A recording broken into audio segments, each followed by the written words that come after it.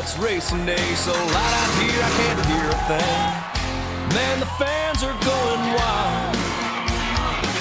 And these drivers came to rock, and no place else but Fox knows how to do it NASCAR style. Boogity, boogity, boogity! Let's go racing, boys! Hey, now, here we go, race day. Don't you be going slow. Keep that pedal down on the floor. Push it till the crowd can't take no more. Be here since the flag came down. Be here to the last lap around. Worked all week, it's time to play. Gonna get a little bit sideways.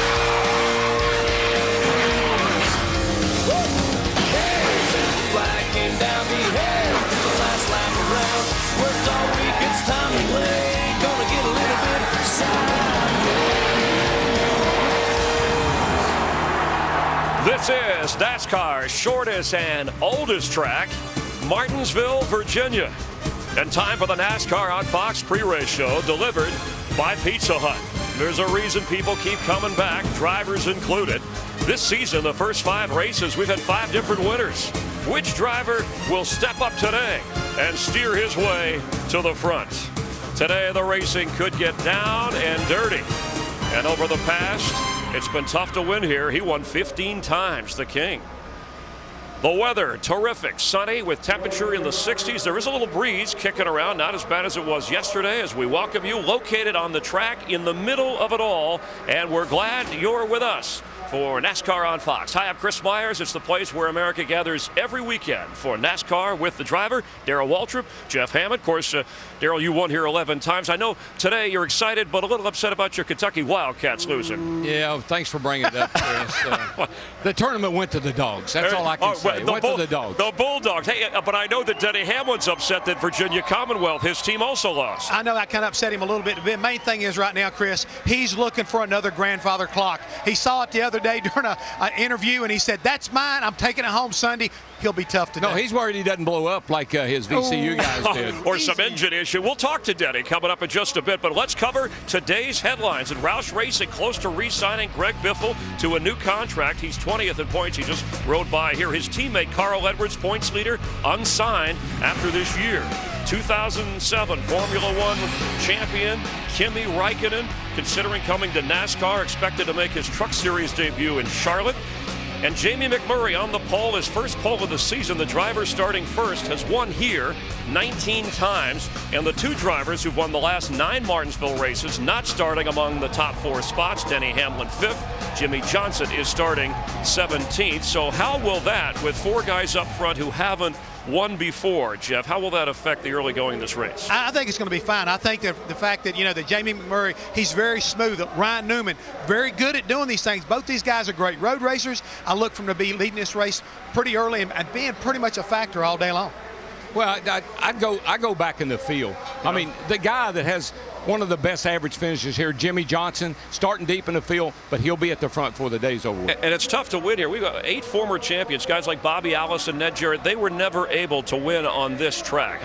Well, this track in Hammond, they have a lot in common. What's that? They both give me a headache. and this joint can give you a headache. Right. I'm telling you, it's a tough little track to get around. So what are the do's and don'ts? Well, the thing is, the don'ts. I mean, it's really a don't racetrack, Chris, because you don't want to overdrive the corners. You don't want to get on the curves. You don't want to wear out the brakes. And the guys who do it the best are the guys that are winning the races, like Jimmy Johnson, Jeff Gordon, and Denny Hamlin. They don't do these things, and they win. I don't listen to Hammond very often. He might be right. There's one of your don't. All right, well, we're in South Central Virginia. In Martinsville, it's a small, quiet, kind of peaceful community of about 14,000 until the green flag drops, and then it's every man for himself. This is short track racing at its finest. It's classic Martinsville. It's going to get crazy. In Martinsville, you got to battle for every inch. Have at it, boys. The gloves are off. This is a place that breeds frustration. I'm a good teammate, and I'm not going to take him running into me. Go get that 48. If he's going to run me like that, he's giving me no choice. Woo! What a run! That was my hero. I just beat there. Might have f***ed him up, but I don't care. He's my teammate. It's going to be some interesting racing going forward. It is on. You got no friends. You're out there to win this race, and you have to do it on your own. Well, you know it's a wild time when teammates are going at it. It brings out some of the best, but what else does it bring out in a driver? Well, I like to watch Jeff Gordon here. He's as smooth as fine wine around this place. He's going to get you a top 10 finish. I don't know if he can win today, but I guarantee you he'll be up there in the hunt. We sold Bristol as the place where the tempers would be. You think this is more so? More so. I really believe that right there, Chris. And I ain't got no stinking teammates, folks. That's the thing is right now, when they drop the green flag today, this place will become the little house of horrors, in my opinion. It's going to be a lot of beating and banging, and it's all going to be because, you know, you got to get to the front. There's only be one way to get there, pushing and shoving. He always told me there was no I in team, so I guess he must know. Ideal weather conditions. It's 500 laps around. Remember, this is just over a half-mile track. Here's what's around the turn. You hear the fans reacting as some drivers being introduced. Well, the closer is what they're calling Kevin Harvick, his new nickname. And DW sat down with Happy Harvick, who has even a better nickname. You'll find out. Martinsville is where Denny Hamlin started that remarkable run last year. We're going to see if he can get into gear. He'll talk with us. And our guys, they're all pumped up for Gas and Go. We're live in Virginia, and we're glad you're with us. NASCAR cruised to Hollywood last week, and things got wild out west. Leading man Kyle Busch stole the show and dominated the day until the final act starred 3 heroes. But in the end, it was the closer who made his move. Here he comes. He's got him. Harvick wins it. The best closer in the business. Awesome job, guys. NASCAR providing, I should say, plenty of comic book material, and we're glad you're watching the NASCAR at Fox pre-race show delivered by Pizza Hut. If you need any further evidence that Kevin Harvick is the closer, 3 of his last 5 wins have come on a last lap pass, and when you race him, it's no day at the beach. In fact, Harvick spent some time at the beach on kind of a mini vacation this week to relax. Said it was nice waking up and not having anything to do, and then afterwards he had to talk to you, Darrell. Well, really and truly, that's why he took the vacation. Had to get a little rest so ODW could put some hard questions to him. Harvick's the best closer in the business. Better not take their eye off Kevin Harvick. You know who's going to win this race? That 29 car. And here comes Harvick. He's got it. It got loose. He's got it. Harvick wins it. 29.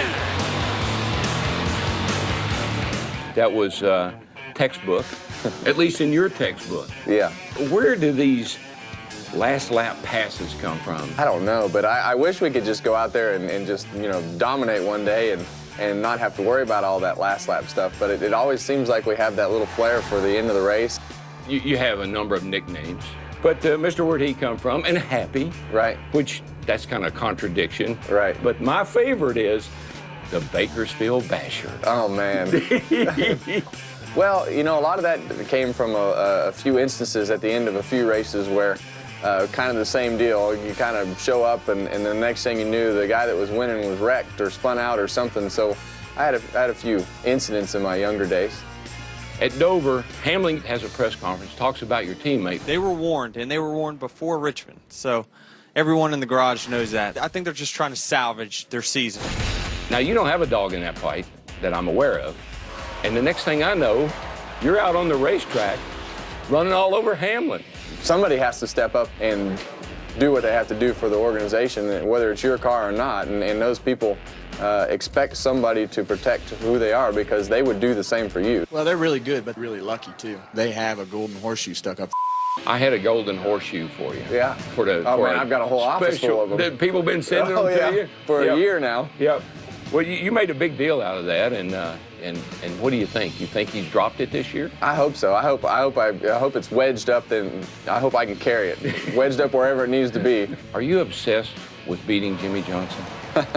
Well, the reason I asked is because your car last week had his name on it. Yeah. You actually changed the code on your phone? Yeah, the code is 4848, just for the fact that, you know, it's just a reminder. Well, so 4848 on your phone, got the man's name on your car last week, and you beat him, but you say, well, I'm not obsessed with him. No, he hardly ever enters my mind. I'm obsessed with what he has. You going to win in here in Martinsville? Do you want me to do the Tide slide? I wish you would. I've been waiting for you to do it. Show me. I don't want to do the Tide slide. You want me to do the Icky Shuffle? Oh, I can't. Come on, man. Let me see you. I'll show you how. Come on. There you go. Look. You get up on this one. So come on. Get up on this one. and get up on this one, and you get up on this one, and then you give them one of these, and then you spike it. All right. I love the guy. To tell you the truth, he is cut out of the Earnhardt mold. But he also exemplifies, I think, what Richard Childress Racing is all about.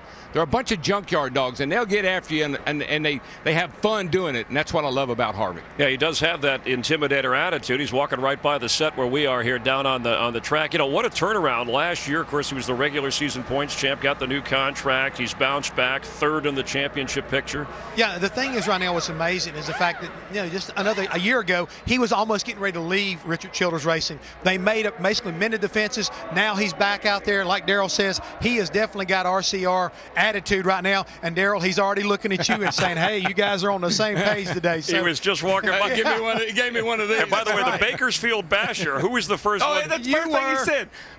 Chris Myers. I wish he hadn't have done that. Well, that's because he kept picking on me. He's picking on everybody. That's who he's obsessed with as announcers. No, but he's the one guy's got that take-it-away attitude from Jimmy Johnson. It could be Kevin Harvick. For more of the interview, go to foxsports.com. And a reminder, next week, we're going to be in Texas, where history will be made with the first night race there at a fast track with even more amazing speeds. And then following Texas, 2 weeks from today, the NASCAR on Fox pre-race show, delivered by Pizza Hut, will be live at Talladega with a special 1-hour edition. Join us to be part of it all, the biggest NASCAR pre-race show at the biggest NASCAR track. Call 1-877-GO-TALLADEGA or log on to TalladagaSuperspeedway.com. NASCAR on Fox pre-race show is delivered by Pizza Hut. Don't wait for the last lap. Order now to get your favorite pizzas at low prices. And live here in Virginia, Ryan Newman on the front row with pole sitter Jamie McMurray. Second in points, he's never won here. Jeff Burton from South Boston, Virginia, led the most laps last fall at this race before finishing 9th. Jeff Burton will start 16th today. Well, time to pick a winner in the Pizza Hut standings. Larry McReynolds is our leader. Jeff Hammond moving up, closing the gap. We have Darrell and the fans and Mike Joyce. So for today's selections, let's start up in the booth with Mike and Larry.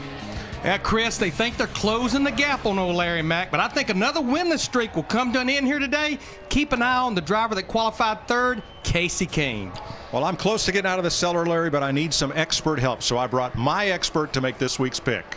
Well, Dad, I'm going to pick Ryan Newman. He was 4th year last year, and he has had 10 top 10 finishes in his last 13 short track races. Back to you, Jeff.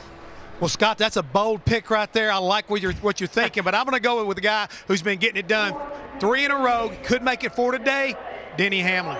I'm going with a guy that has no DNFs here. He has 7 wins, and he has 29 top 10 finishes out of 36 races. Jeff Gordon will be the man today. All right, and also, by the way, Caitlin is here, Mike's daughter, but Scott gets the pick for this week. We'll see how he does. You can log on to foxsports.com/Pizza Hut. Vote for the driver you think will win, and you'll have a chance to win a trip to next year's Daytona 500. Watch for updates during the race and see who won the fan favorite Pizza Hut driver. Well, a favorite here all the time is Virginia native Denny Hamlin.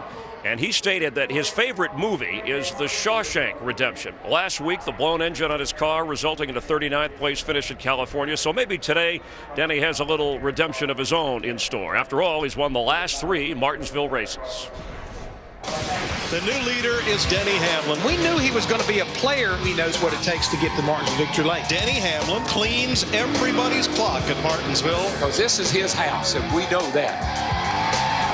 And we welcome the driver of the 11 FedEx car, Denny Hamlin. Denny, thanks for being with us, and describe for us how your style on this short track, why it works so well. Well, I can't tell you too much because all these competitors come back and watch this race, but it's just I think it's conservation of my race car, the brakes and things like that throughout the day. That always seems to help, but really it's just I've been given great race cars every time we come here. I think Mike is a great short track crew chief. I think he knows what he needs to work on when we come here, and I feel like I give him good information, and so we always have a winning car every time we come here. So whether it be the new car, old car, this tire, that tire, it seems we're always towards the front because you know the core group of guys that we have around us. Hey, Denny, it's DW. Look, buddy, I guess our teams are on their way home, huh? Not so good. VCU, Kentucky didn't do too good last night. But have a question for you. You qualified 5th, and that's something you said you needed to work on, improve my qualifying. You did that here. You got over the last 9 races, you got a 2.4 average finish. What could go wrong today?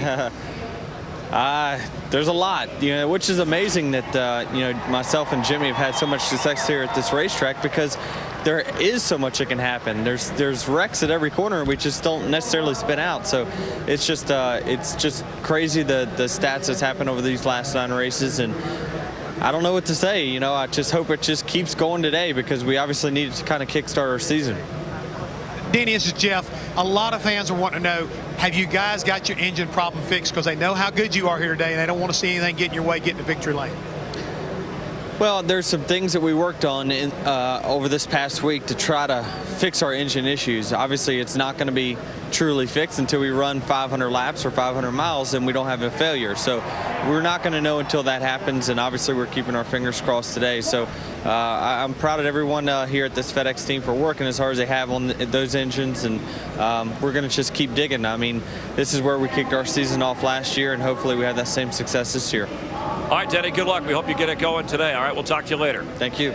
Denny Hamlin with us. Coming up, Gas and Go. But first, check out NASCAR's brand new video game, NASCAR 2011. It went on sale Tuesday, still available. It's their first new game in 3 years.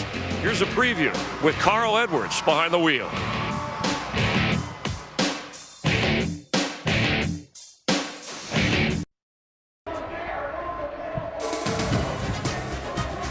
Welcome back to the Fox Pre-Race Show, delivered by Pizza Hut. We're live in Martinsville, and there is 20-year-old Trevor Bayne. Man, is he popular, the winner of the Daytona 500.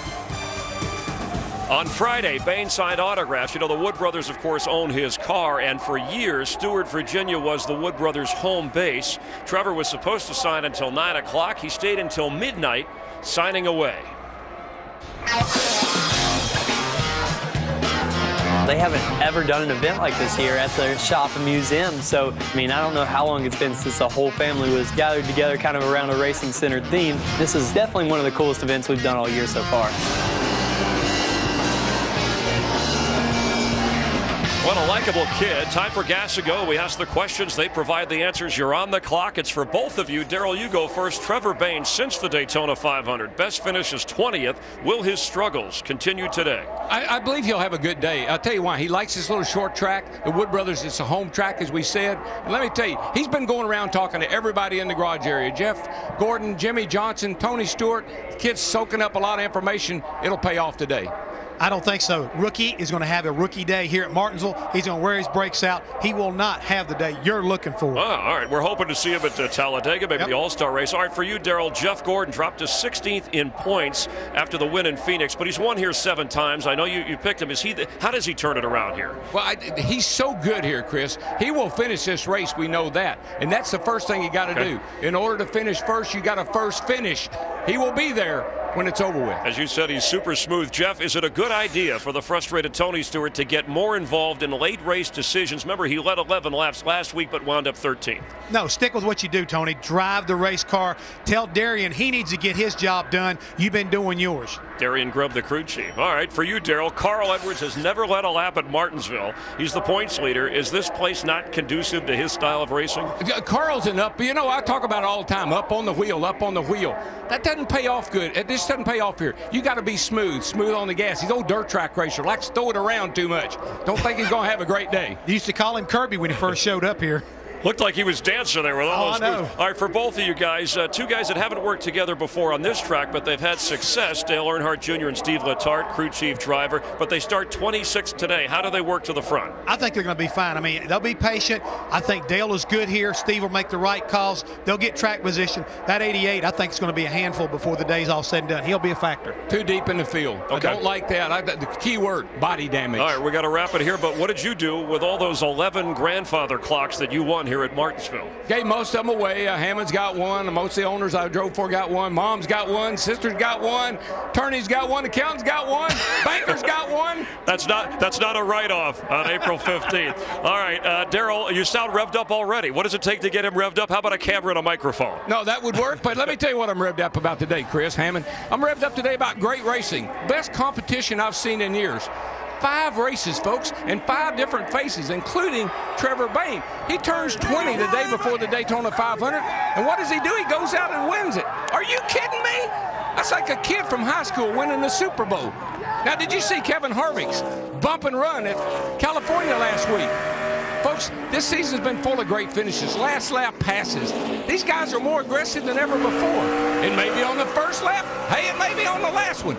But these guys will run over each other to win a race right now. Even the manufacturers are in this fight. Top 4 drivers, all in different makes of cars. 5 different pole winners in 6 races. Folks, we may be at a half-mile racetrack today, but it has over a half a century of history. Someone's going to add to that history today, and that's what I revved up about today. All right, you're heading up to the boogity to the play-by-play booth, and Jeff and I will get ready for them to crank their engines in just a moment. At NASCAR's oldest track, we come to attention for opening ceremonies. Let's head trackside. Ladies and gentlemen, please rise and remove your hats as the Joint Color Guard of local law enforcement agencies presents our nation's colors. Remain standing as chairman of the National Fellowship of Raceway Ministries, David Martin, offers today's invocation. Let's pray. Our Heavenly Father, we thank you today that you're an amazing God, that you are a God of wonders and majesty. You are holy and just. And today we acknowledge that we need you. We need your blessings. We pray your blessing upon the race, that you keep everyone safe. We pray your blessing upon the troops. And Father, we pray that you would bless America, that America would bless you because you are indeed amazing. For it's in Jesus' name we pray. Amen. Ladies and gentlemen, here to perform our national anthem, please welcome Show Dog Universal Recording Artist, Trace Atkins.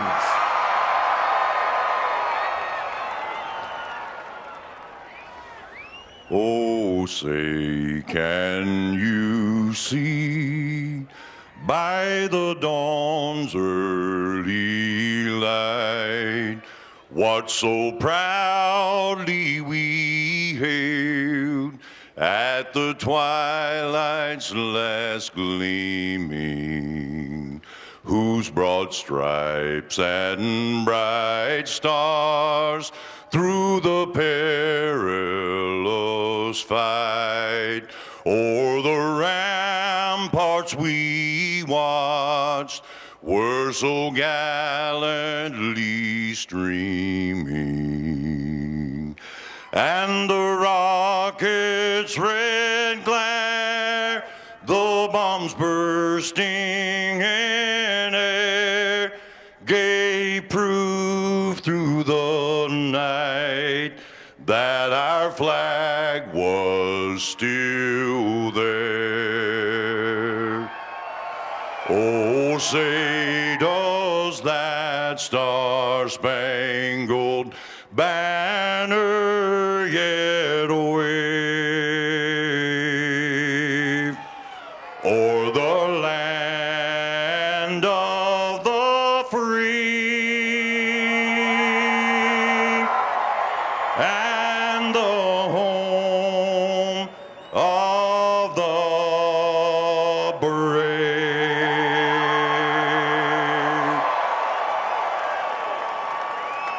Let's hear it. Always a great scene here in Martinsville, Virginia, on a picture-perfect day, and the drivers are ready to go racing short track style. It's NASCAR on Fox. We're glad you're watching the NASCAR on Fox pre-race show, delivered by Pizza Hut, and it's an out-of-this-world experience in Martinsville, Virginia, at the Speedway. And if you were to Google us, that's where we are. We're glad you're with us. You can see the track from above at the border of North Carolina and here in Virginia. If you look closely enough, you can see Jeff Hammond's car being towed. Not really, but let's check in with Jeff. At Martinsville, it's all about the brakes. Here's the package a lot of the teams will be running today. At this point here, the rotor and the pad, 1,700 degrees, transferring a lot of heat, not only through the brakes, but also into the rim area. Right through here is where the bead of the tire is set. This is the bead of the tire. Around this is what keeps the air inside the tire on the rim. Overheat that, what happens? You melt the bead, you lose the tire, you lose the race. Thanks. And Jeff and I will be in the Hollywood Hotel enjoying the race with all of you. And we mentioned the oldest track. They began racing here back in 1949. So when Cup racing began, Harry Truman was president. A gallon of gas cost just 26 cents. And Red Byron won that first race before 6,000 fans.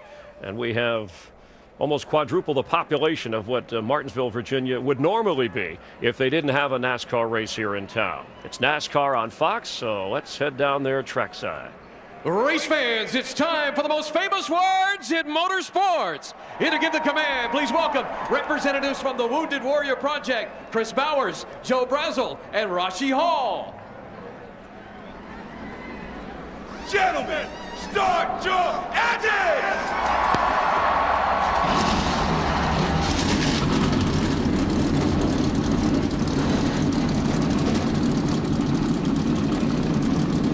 Will Jimmy Johnson get his first win of the season? Can Dale Earnhardt Jr. end his winless streak? The answers are straight ahead. And it's hey now, here we go. Gonna get a little bit sideways.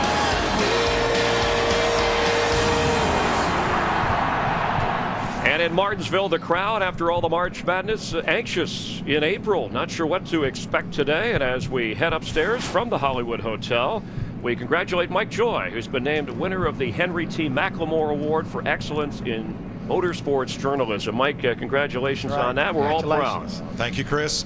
And hi, everybody. I get choked up coming. I love this place. This, if you're a baseball fan, this is Fenway Park. This is Wrigley Field. It's where 60-some years of the ghosts of racing still circulate this half-mile paperclip. You come here, you have the roots of racing, and yet it's as modern as today. And Darrell, I don't think the imperative of what you have to do to win here has changed one bit since they opened the joint in 1947. Well, Mike, if you want, you got to clean your clock today, and the way you do that is you got to be willing to move them hands because this track you got to be aggressive. You got to get them elbows up, and you're going to have to shove people out of your way. The bottom groove's about all we got, and that's the one that's all the passing is going to be done in. Larry, it seems like even though this is NASCAR's smallest track, it's the track where the driver most has to concentrate on managing all of his resources. Yeah, 2 drag strips with a U-turn at each end, 500 laps and 43 hungry hounds wanting to win that clock. You have to manage your brakes. You have to manage your tires. You're going to want tires well before you need fuel. Manage the front fenders. Manage the spotter. More importantly, manage your feelings and emotions, and I promise you, only about half of them will do a good job at that today. Feelings are going to get hurt today? Yes, they will. Oh, boy. This is going to be fun. Let's have a look at the starting lineup for today's race. The NVIDIA Chevrolet of Jamie McMurray starts from the pole, his 8th career pole. Ryan Newman, who, as my son told you earlier, has been so hot here, is on the outside. Casey Kane, Joey Logano line up in row number 2. Denny Hamlin looking for his 4th straight win here with A.J. Allmendinger's best start of the year. Bobby Labonte, best start since 2008 with David Rudiman. Kevin Harvick, last week's winner. Regan Smith, great starting record he's had this year. Kyle Busch, 4th 4 times here. And Mark Martin, a 2-time winner. Brian Vickers and David Reagan, who was fastest in final practice. Clint Boyer and Paul Menard, who's had his best ever finishes at every track we've been to this year. Jimmy Johnson back in row number 9, a 6-time winner here with Martin Truex.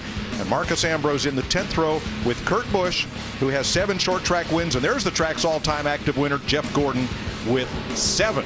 Have a look at the rest of the starting grid. Let's catch up with our pole sitter. Jamie Mack, it's DW. Got a copy, buddy? Yeah, man, that's clear.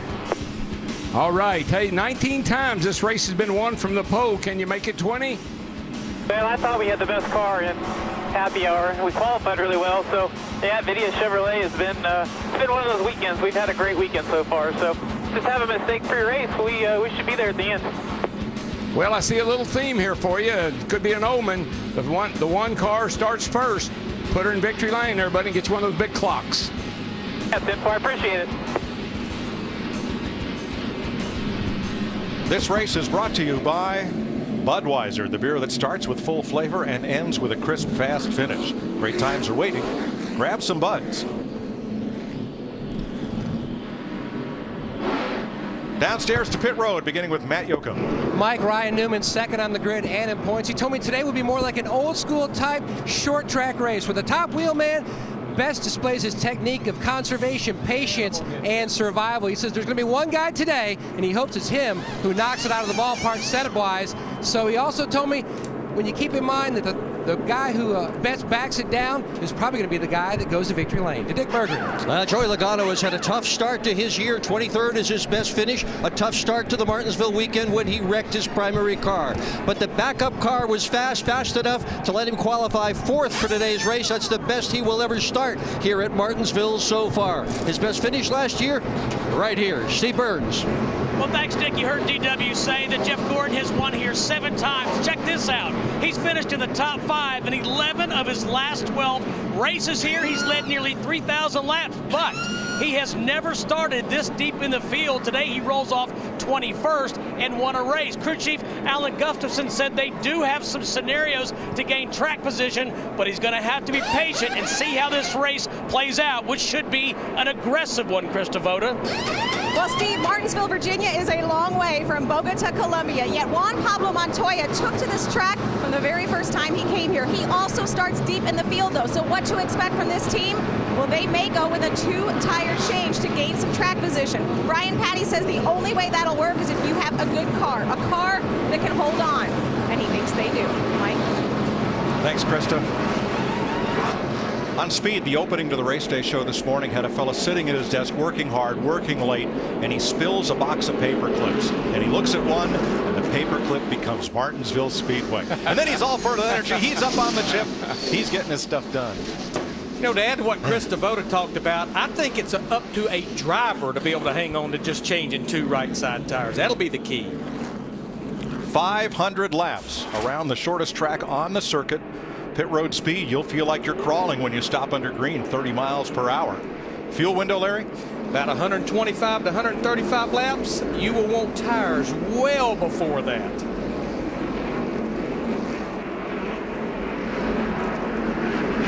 There's a bit of that curbing.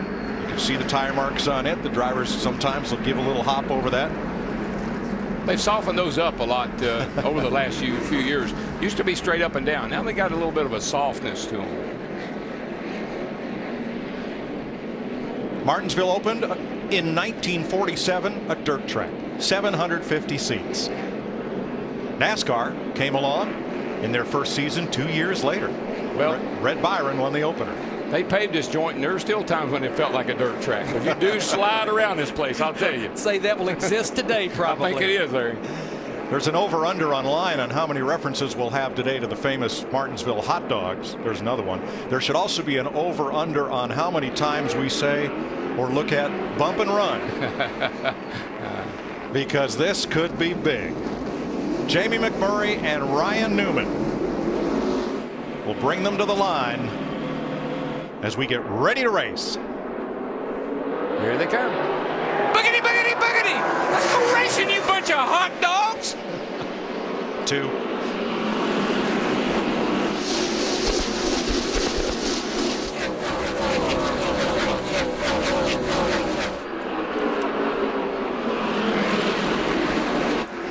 For the 4th time in his Sprint Cup career, Jamie Mack is a leader at Martinsville. The fight is for 2nd. And right now, Mike, if you're going to try to run the outside, you better do it early because we've seen a lot of debris, tire rubber building up in that 2nd groove, making it mighty hard to use.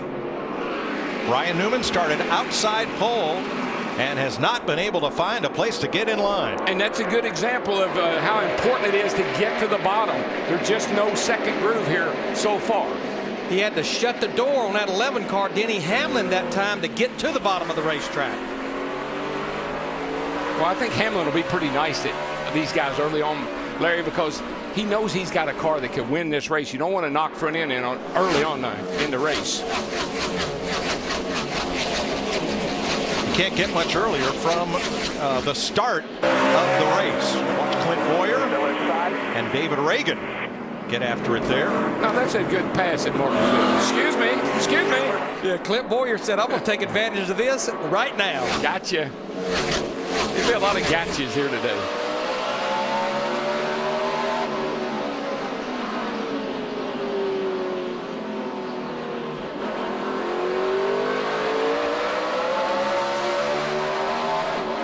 Jeff Gordon 19th, up 2 spots from where he started.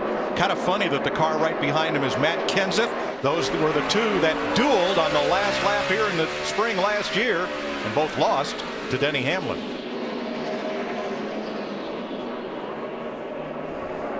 Now we're hearing from NASCAR that Kenseth will be penalized, and he'll get a 30-mile-an-hour pass-through down pit road because he changed lanes on the start before reaching the start-finish line. Yeah, he won't have to stop in his pit box, but Mike, you talked about 30 miles an hour on pit road crawling. Probably going to go a minimum of 2 laps down doing that on the green. And just think back to the Daytona 500. His teammate, David Reagan, did the same thing on the last restart. Drove down in front of Trevor Bayne before he crossed the start-finish line. Probably cost him the Daytona 500. It's not a bad penalty right now early in the race. You can overcome it.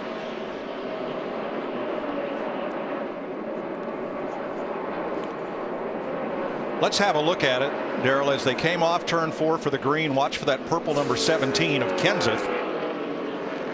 There he is, pointers on him. Right back there. And you saw him just come right over. And again, that's how important these guys felt like it was to get to the inside. He saw an opening. He felt like he had to take advantage of it. Now the starter starts the race when the green flag waves, but you cannot change lanes before the start-finish line. Plus, you see who he cut in front of? His teammate, the 99. I bet they had that made up.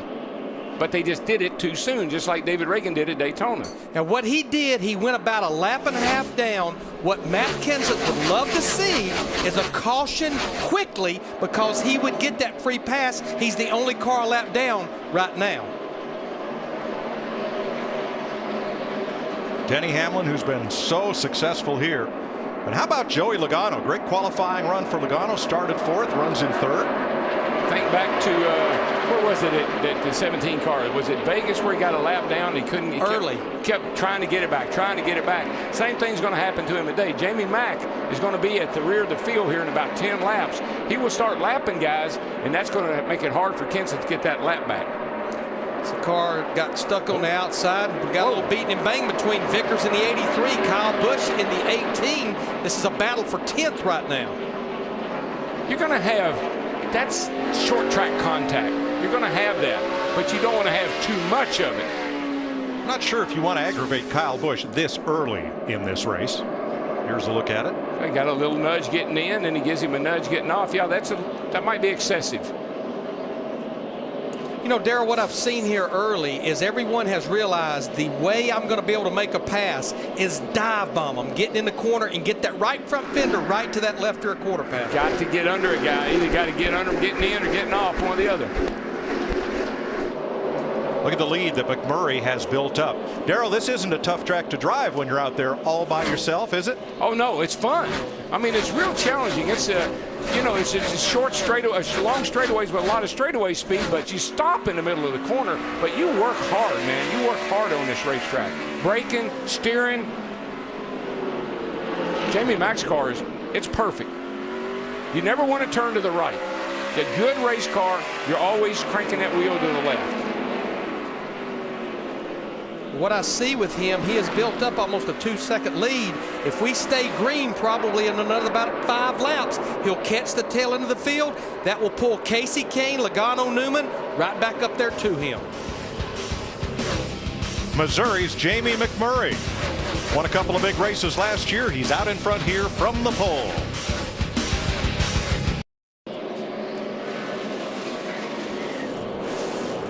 UPS, we love logistics. Here are the UPS logistics of the race. Dude, where's my crew? If you're pitted in one of the corners here, 3 or 4 or 1 and 2, as you're making that turn, you can't see your pit stall. So make sure you know where they are and when to turn in. Get in the right spot. The inside tip. Best advice I can give you, stay on the inside. Don't give up the bottom. They will freight train you. This is my best part. At the end of the day, you don't want your crew calling you Kirby. So you got to stay off of that curb. You got to run down there and buy it, but you don't want to get up on it. It knocks the front end out of line. It can tear up the splitter. Stay off the curb. Don't be Kirby. All green flag racing for the first 26 laps here. Jamie McMurray the leader, Casey Kane second. When we went to break, Joey Logano was third, but he got moved up out of the groove, and before he could find a spot in line, he was 12th.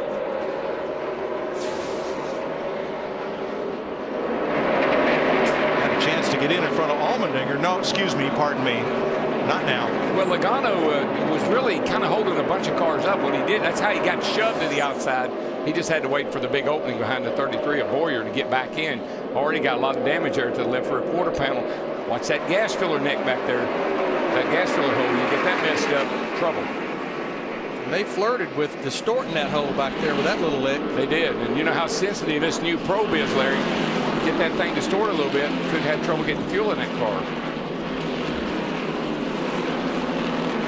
Kevin Harvick expected to be a factor here. Last week's winner. Right now riding pretty deep in the field. Matt? Mike, he started 9th. He's dropped all the way to 25th and just trying to hold on. At one point, his water temperature was climbing, but the car, the biggest positive Friday is forward bite. Today, it's extremely loose on exit, just slipping and sliding. He's just trying to hold on, doesn't really know what to do. Jamie McMurray has been caught. Casey Kane and Ryan Newman. Here goes Kane to the inside, and Newman gives him plenty of room. Or excuse me, McMurray gives him plenty of room. Newman takes advantage, and so does Hamlin. Yeah, Kane brought two friends with him, kicks McMurray in the one all the way back to 4th. Casey Kane takes the lead of this race.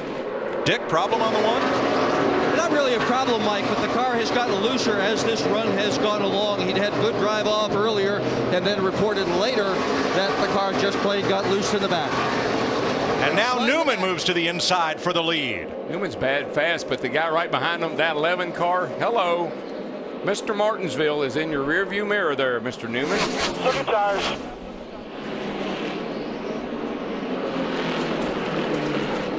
You can see it looks like Denny Hamlin a little bit quicker right through the middle of the corner. This right here is a battle back for about 19th or 20th. Casey Mears in the 13. We're riding with Dale Jr. in the 88 car.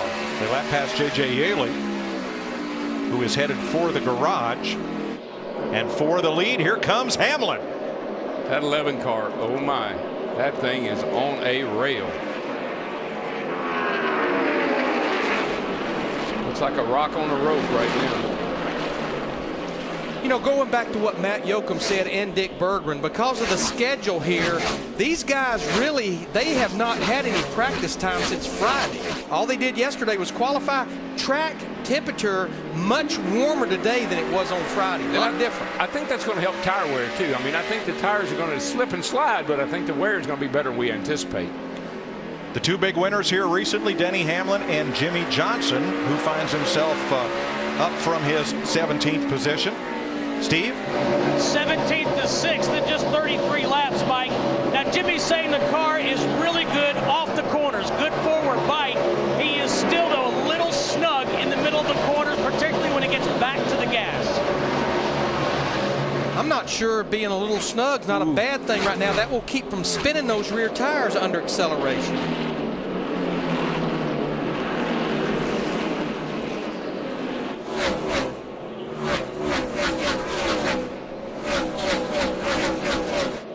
Marcus Ambrose and Carl Edwards back there behind David Reagan and Jeff Gordon. Here's how Reagan moved up on Ambrose a couple laps ago. Yeah, you know, right there where the 9 came down, that's not, I mean, you got to get down in there. You know, you got to cut your car down at some point. You can't just ride around on the outside here. You'll get shoved up in that really bad loose stuff. I think Marcos just was trying to get to as close to the 6 as he could. 6 drives in a little hard down low, you make contact. And it ended up costing Ambrose 3 spots. Oh, he hit the curb. Kirby, he just hit the curb, Kirby. And that's normally what happens. It's not the guy that hits the curb that's the victim. It's the guy on the outside of him. I like it. So now Ambrose trying to hold off Edwards and Montoya. Carl Edwards has said on many an occasion, sarcastically, this is my favorite racetrack.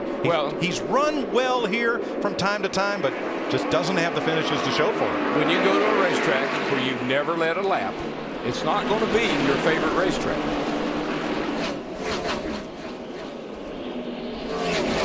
Carl came in here as the points leader in the Sprint Cup Series. He's led 108 laps this season, and as Darrell pointed out, has never led a lap here in competition. When you think about those top 10s, 2 of those second place, including in the Daytona 500 behind Trevor Bayne. Pat? And Carl Edwards telling Bob Osborne that his race car, the front is just absolutely stuck. The problem is the back just starts a slow drifting slide. He just can't catch it. He has to wait up for it. Thanks, Matt. 4th place race. Here comes Kyle. To the inside of Jamie Mack. Kyle Busch moves up to 4th. He started 11th. But 05 time, we're riding him here with him. Jimmy Johnson in that 48 car. He is continuing to move up through the field. Remember, Jimmy has not won a race since September of last year at Dover. Well, he and Hamlin has a 2.4 over the last 9 races. The races that he and Hamlin have won, Hamlin has a 2.4 average finish, and Jimmy Johnson has a 2.8 average finish in those last 9 races that those 2 guys have shared. That's amazing. 9 races. That's true. A 2-something. 4 different leaders. McMurray, Newman, Kane, and Hamlin, who is 1 car length in front of Ryan Newman after 45 green flag laps. Can anything slow down Denny Hamlin? Find out only on NASCAR on Fox. NASCAR Sprint Cup Racing on Fox is sponsored by Sprint, proud sponsor of the NASCAR Sprint Cup Series. By Dodge, Dodge, never neutral. And by McDonald's, I'm loving it. We're under caution for the first time today at lap 50. David Gilliland cut down a right front tire in turn number 4. Could not get around and onto pit road. And that's brought out the caution. So now everybody will regroup and have a chance to get to pit road. And Michael McDowell will get the free pass on this first caution of the day. Remember, Matt Kenseth still mired 1 lap down after serving a pass-through penalty. The pits will be open this time, Krista. Rowdy Busch feeling anything but rowdy. He's feeling really good right now, Mike, because he said his car is just a little bit loose in and off. It started tight, and he said, I like it. I need to keep that tightness. Give it back to me. It's turning well in the center. Steve? Well, Krista, Jimmy Johnson's getting ready to head down pit road. He said that his car is a little free on entry, a little more free on exit. Matt Yoakum. Denny Hamlin really impressed with how his car rolls. Just carries so much speed to the center of the corner. His biggest issue, though, he needs a little bit of help on exit. They're going to make 2 adjustments to fix that. Dick? Jamie McMurray's crew has just reminded him, watch your tack. Make sure you're not speeding on pit road. He got nailed for speeding here last year, both in the spring and the fall. They have to tighten the car up. The back end of McMurray's car is going out from under him in the corners. Remember, they pit all the way around turns 1 and 2 here. McMurray has the last and arguably the best pit stall. He gets to choose that because he was the fastest qualifier, but you see he's not going to nearly be the first one out. 2, 4, 6 off for McMurray with Jimmy Johnson leading the way. The real winner was that 48 car of Jimmy Johnson. Great pit stop, got out good.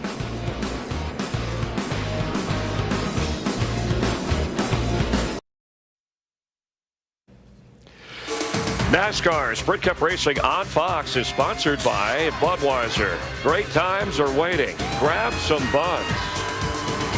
Love that scoreboard. The 2 men up there would change those numbers by hand every 10 laps to update you on the positions. And that scoreboard was in place until they built the big grandstand that stands now at the entrance of turn number 3. Coming off pit road last time, let's watch the dance between Jimmy Johnson and Ryan Newman in the 39 coming out from his stall. I don't touch. I almost do, but this is the fun part right here. You got me? Nope. I got you. I got you, babe. I got you, babe. Well, you don't want to be caught speeding, as Brian Vickers was. Too fast exiting for Vickers. Here's how close they were at the line. Each driver watching his tack. And at the exit, Johnson is the leader, so he gets lane choice on the restart. Two things happen to you here. The commitment line on the back straightaway. It's hard to define where you really can and can't be when you get ready to make a fake into the pit. The other part is the yellow line out over here off of turn 2 when you pit exit. It's outside. You're all the way out of the pits, almost out in the racetrack. See how far out it is?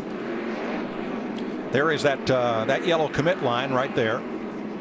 And the last pit stall is right about there. Now, Robbie Gordon had a commitment line violation. Let's show you the commitment line. And there it is. You have to commit and have your wheel tires on that line if you are pitting. Gordon has his left sides on the line, car number 7, and then changes his mind. And the reason he changed his mind, he wanted to stay out and lead a lap to get that 1 point for leading a lap. And Matt Yoakum, I think Carl Edwards, our points leader, may have an issue. Multi-issues for Edwards. Larry Mack is one issue on the racetrack, no rear grip. They made some adjustments to fix that, but there's an even bigger concern with the 99. This would be a great spot to lose power steering, huh? Yeah, you'll have a tough day of it, buddy, but that's why you lift all those weights. Yeah. All right. Oh, boy.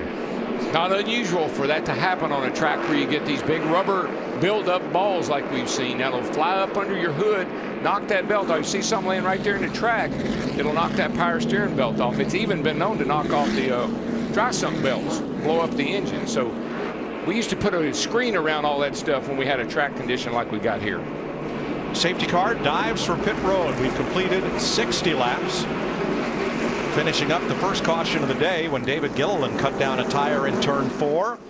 And here we go with Jimmy Johnson choosing the inside lane. And Ryan Newman on the outside, as he was at the initial start of the race. Newman packs it in there, but Johnson's got the preferred line. Who's going to win the drag race down the backstretch?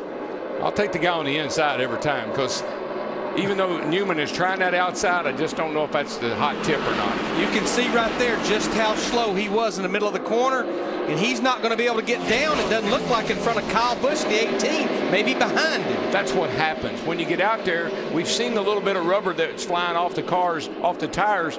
You pick a little bit of that up on your tires, and the car won't cut and it won't accelerate. Hamlin trying Newman on the inside, and he's got clearance. And Newman may go all the way back to last, because you get hung out there, you get freight train, just like Daytona. Well, remember, on a restart, the only driver that has the choice, inside or outside, is the race leader. One of our UPS logistics, the inside is the hot ticket. Well, here's what's going to happen. He's going to get frustrated. He's going to try to cut down in front of someone. There could be an issue with that. First time this year, not counting Daytona, the super speedway, that a leader has chosen the inside on the restart, I believe. I think you're right, Mike. Oh, there is absolutely no question that the inside at this racetrack this week, with the conditions the way they are, is the hot tip. That's where you got to be. Let's check in how your Pizza Hut fan favorite is doing right now based on your votes. Jeff Gordon in the 24. The all-time winningest active driver at Martinsville with 7 victories. He's in 11th place after starting 21st. The most amazing thing to me about Jeff Gordon, I didn't realize this till I picked him for today's race, no DNFs. Wow. Out of 36 starts. 36 races here, no DNFs. Man's led almost 3,000 laps at this half-mile racetrack. Jeff Gordon.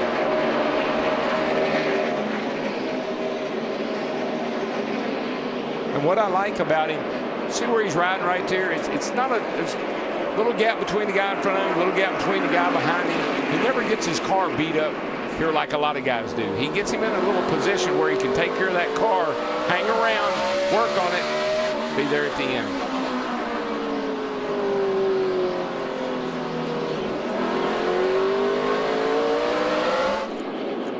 Let's have a look at Greg Biffle in 15th. Krista, he's gained 18 positions since the start of this race. Yeah, Mike, and I know it's early, but this is huge for Greg Biffle. He says when he comes to this place, it can be a fun track,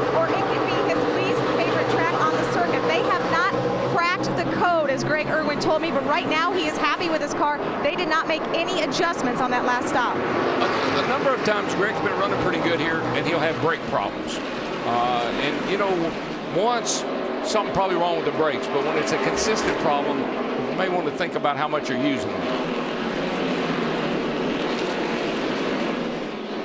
You know, one driver said this week that from start to finish of this 500-lap race, it's the hardest race you'll run all year long, mainly managing your car and managing yourself. Well, it's like we saw early there in when the 83 car was slamming into the side of the 18. I see that aggravates the 18. And what happens when you get aggravated here? Maybe the next time somebody else will run into you, somebody that you hadn't seen all day. Pretty soon you just say, I got to run into somebody because I'm getting tired of people pushing me around. You know what's ironic about our top three right now? Johnson, Kyle Busch, and Denny Hamlin. The last 15 short track races, that's the guys that's won all 15 of them. Now, Kyle Busch has never won at Martinsville, though.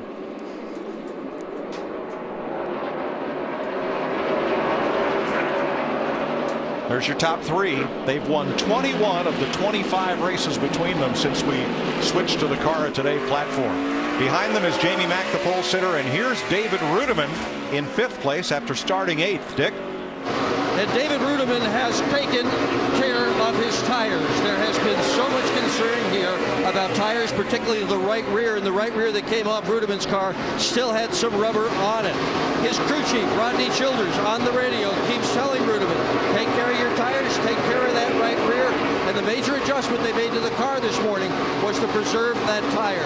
That will pay dividends as this race wears on. Thanks, Dick. Here's the battle to be the first car one lap down. Kurt Busch in the 22 was in that position on the restart. Matt Kenseth just took it away. Should we have a caution, that will pretty much erase Kenseth's penalty. He'll get his lap back. Yeah, having that penalty early certainly gives you a lot of time to work on getting it back, and he's doing a good job of putting himself in a position to get that lap back. For the lead, Kyle Busch was leading yesterday's Camping World Truck Series race with 2 laps to go. Johnny Sauter got under his left rear corner, gave Kyle the bump and run, and the only rubber that the track took all day was from Sauter's celebratory burnout on the way to victory lane. Kyle was disappointed, but explained you'll see a lot of that here today. Kyle's got a little bit better car, and he just makes a pass right there. I think Jimmy may have seen that he was a little quicker, gave him some room on the inside. Nice move. New leader Kyle Busch, 6th different leader in the Goody's Fast Relief 500 on Fox. NASCAR Sprint Cup Racing on Fox is sponsored by Warner Brothers Pictures Arthur in theaters April 8th. By the Home Depot, more saving, more doing. That's the power of the Home Depot. And by AT&T, rethink possible. Kyle Busch leads. Denny Hamlin trying to close on Jimmy Johnson.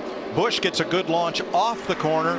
Johnson beats him back into the corner to keep the gap down to 2 car lengths. Clint Boyer's moved up to 6th in front of Casey Kane. Otherwise, the top 5 the way it was when we went to break. Yeah, I mean, you got McMurray running 4th, and David Rudiman in the 00 car has moved into 5th spot there and doing a nice job of closing down on these front 4. So then Boyer 6th, Kane 7th, and Newman slotted in line in 8th after restarting 2nd. Sponsifiers back for 2011. This year the winning designer gets a personal visit from their favorite driver. Go online for all new ways to create, customize, and share your designs.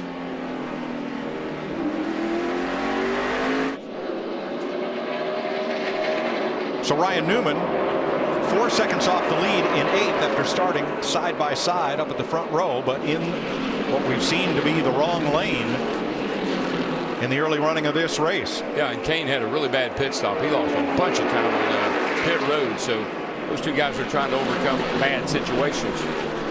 You know, looking at Ryan Newman in the 39, I think we certainly should give him some credit for this year. He has 3 top 5s, 4 top 10s. Came in here 2nd in the points, the best start he has had to a season since his rookie year back in 2002.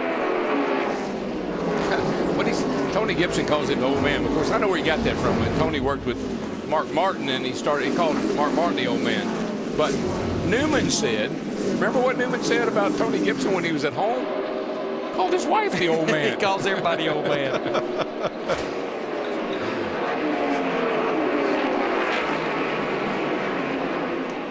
Ex-USAC racer. He's got a great sense of humor, and he's got a terrific car collection too, Ryan Newman. So Newman quietly up to second in the points, and Bobby Labonte trying to make some noise here at Martinsville. He's off in the quiet one, but he started 7th, had a good qualifying lap, and runs in the top 10. And I think he runs this race a lot like what Darrell was talking about, Jeff Gordon. Takes care of that race car. He won here back in April of 2002. He's a guy that will be here at the end of the day as long as that race car will allow him to. And I like his crew chief, Frankie Kerr. They seem to, Frankie's had good race cars. When Marcos Ambrose drove this car, there were times when they had as good a car as anybody on the racetrack. Put the experience of Bobby Labonte with a guy like that in a car like this, you'll get some pretty good results. Steve? Well, Mike Larry was talking about Jeff Gordon being patient. He just uttered these words. The car is getting better, but I got to tell you, these guys in front of us, they're going way too hard, too early. Well, I think a lot of drivers that I talk to, they are banking on a number of cautions. And I think that's one reason they're going hard early. They're not banking on the fact that we'll have long green runs. Well, and the other thing, too, Larry, is these guys have said all week, these tires seem to fall off a lot. The grip seems to go away. So you've got to go hard when you've got good rubber on the car and then hang on to it until you can hit 4 tires. It's been much cooler and much windier the previous 2 days. All the practice was Friday. All these drivers did yesterday was run their 2 laps of qualifying. Well, let's get an update on tire wear through that first 50 laps of green flag racing. Dick? Well, everybody has been watching the racetrack, Mike, to see if the track would rubber up, if the white concrete would turn black, because that would let the tires last a lot longer. So far, that hasn't happened, and so far we've seen significant tire wear here. It's a little inspection hole in the right rear, and in most of the tires I looked at, you couldn't see them. Dick, fall off is an issue for everyone in my section, but wear hasn't been, except for Martin Truex Jr. His right front had about an 1.5-inch band all the way down to the cords on the right front, and it was intermittent spots on the right rear. They've made some changes. It's the car much better now, not pushing. Thanks, fellas. We on 1/5 distance. It'll be 100 to 500 laps next time around. Kyle Busch leading Jimmy Johnson by half a second.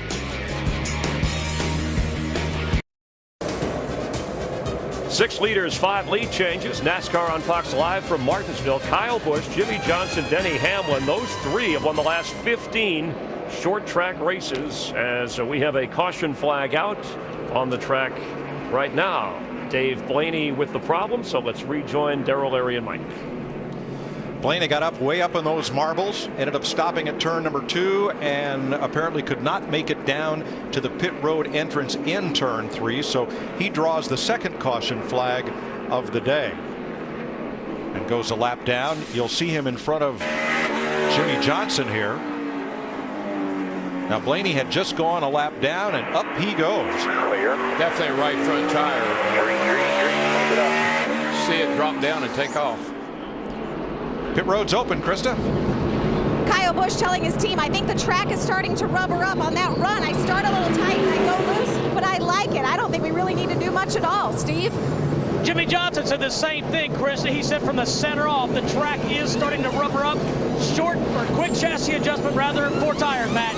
The pit crew a tick slow on the previous stop. Mike Ford rooting them on. They're going to reverse a track bar adjustment they made on that first stop because the car has gone to the reverse side. Now it's loose, Dick. Jamie McMurray has just arrived. He had been running in the 4th position. They're going to make a minor chassis adjustment on this car. And as you learned in the last pit stop, he's got the best pit stall in the place. He'll have nobody blocking him in as the 48 Johnson goes by, Kyle Busch, and several others. Well, that 48 team, I'm watching right here in front of us. They are killing it in the pits. Even though they don't have a premium pit spot, they've got an opening behind them and in front of them because of lap down cars.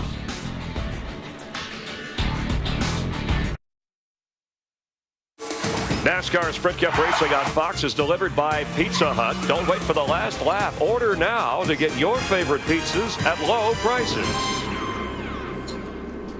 Welcome back to Martinsville Speedway.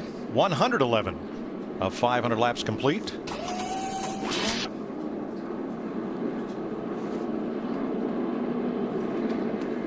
We're under caution for the second time, this one for Dave Blaney, who lost a right front tire at turn 1. Couldn't get down to the inside. Now, because Blaney had just been lapped by Kyle Busch when the caution came out, he would have been the free pass car, but there will be no free pass because Blaney brought up the caution. See right here, that was the difference in Jimmy Johnson gaining that spot over Kyle Busch's crew.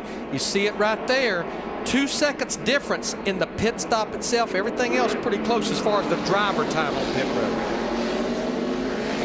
Here's today's Ford F-150 EcoBoost track facts.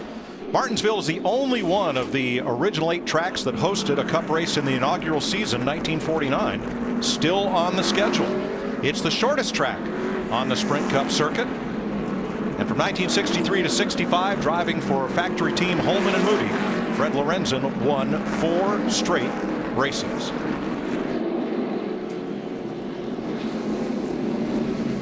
Let's have a little listen to Dale Earnhardt Jr.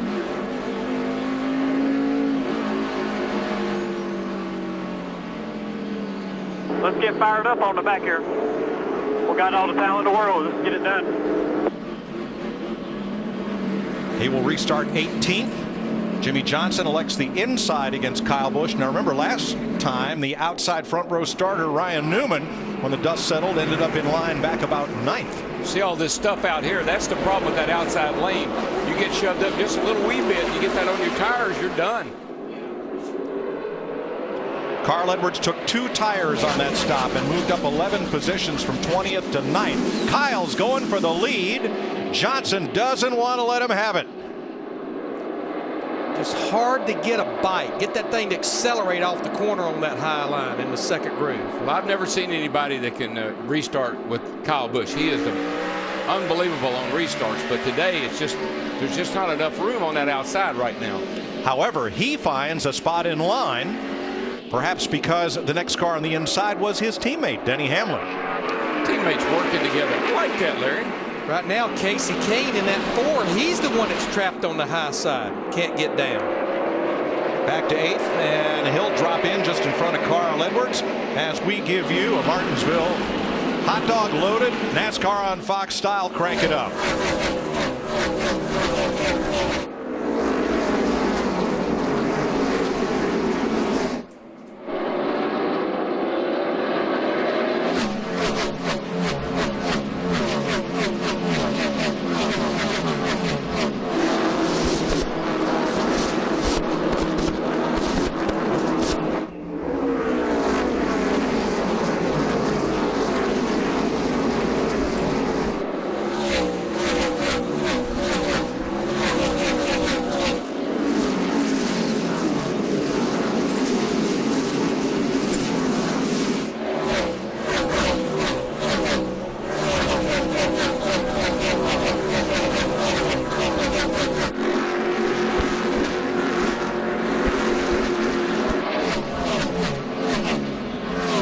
Denny Hamlin moved up past Kyle Busch for second, and while that door was open, Clint Boyer stormed through it in the 33 to third.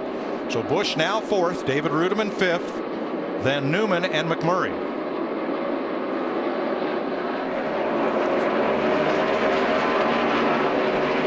After a bit of a gap, Carl Edwards leads a pack of a dozen or so. Well, he did until Montoya got underneath.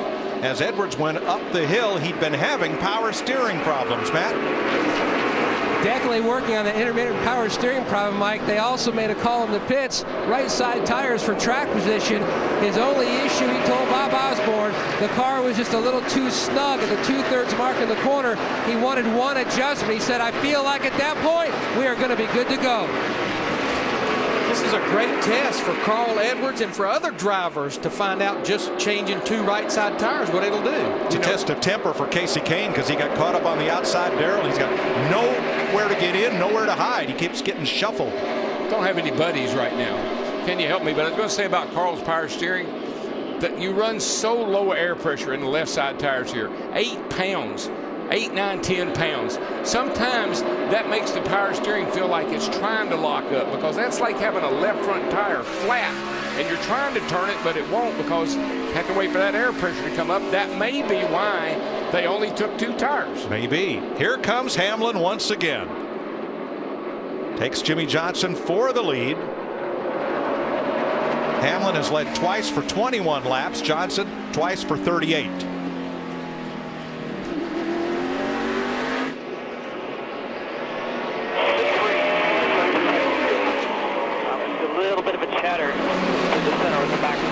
Turn 1, Marcus Ambrose hard in the wall.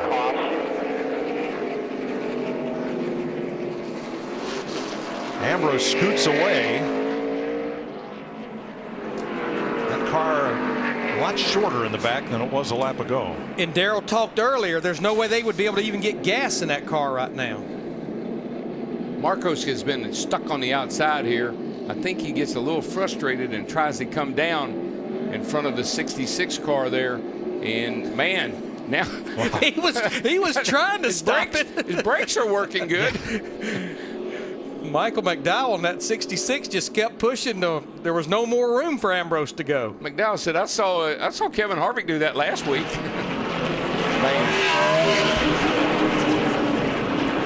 what a ride! You know, Darrell, putting that rear spoiler up in the wind like that, who knows? Might help. It'll be good until you run out of gas.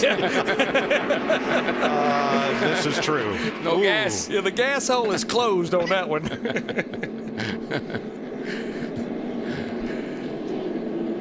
Don't think we'll see much action on pit road. These guys, they've only been back racing about 11 laps. May see some at the back of the pack, but I don't think you'll see the leaders.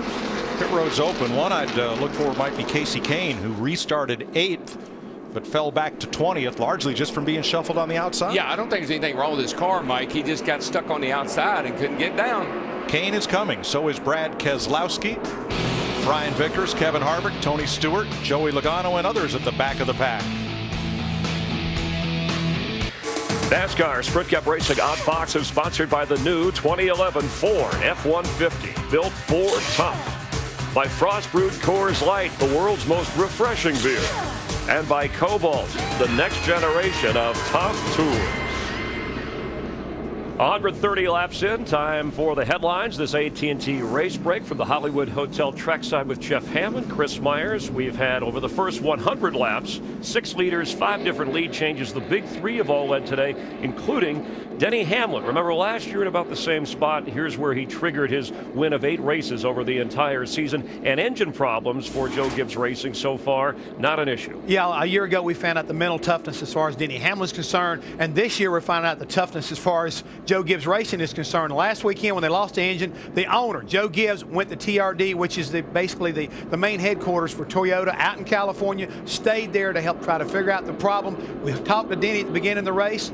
He told us he thought they had it took care of, and right now, Chris, he's looking pretty good as far as they're looking solid as far as handling. But that car is really running up off the corners. Carl Edwards had some power steering problems in the top 10, certainly trying to work his way up. But what about the pit stops we just recently saw? What will that dictate? I think it's going to dictate a lot of track position. Right now, track position is so key. As we take a look at Denny Hamlin, he really is in the catbird's position right now on the inside, getting ready to restart this thing. Edwards up to 9th. Kevin Harvick is 22nd. Check in on the AT&T Fastest Pit Crew Award. Text the car number you think will average the least amount of time to 2345667.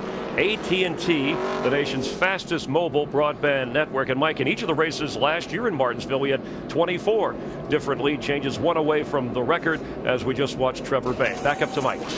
Thanks, Chris. Ready for the restart. Trevor Bain takes the home team car, the Wood Brothers car, from nearby Stewart, Virginia, into the garage area.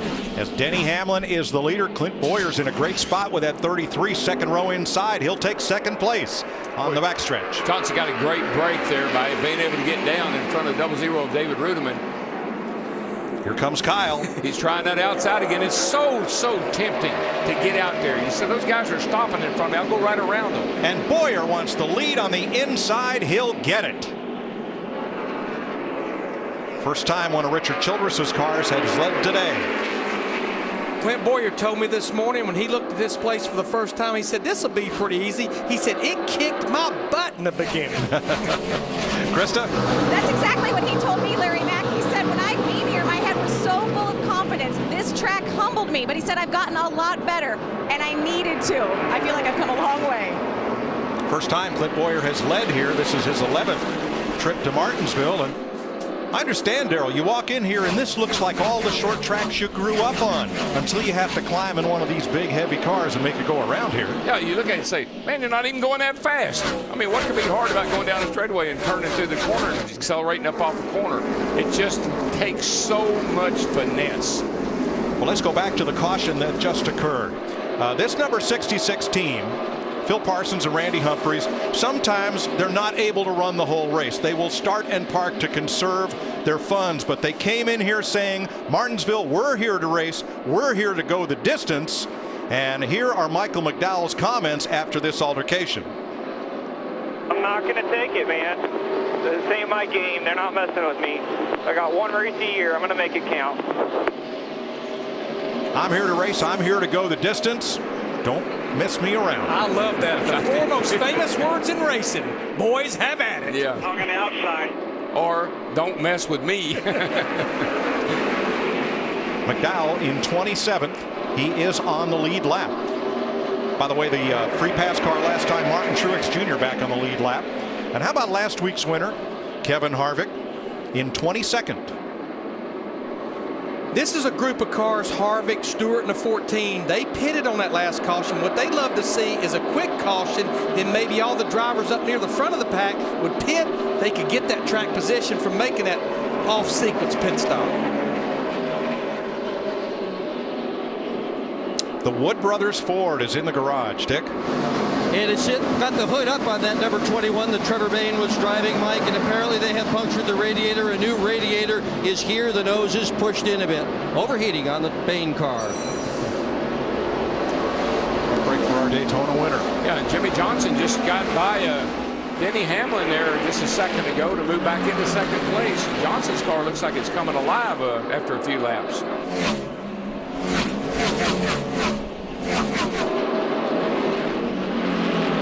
Logging laps, 141 of them complete.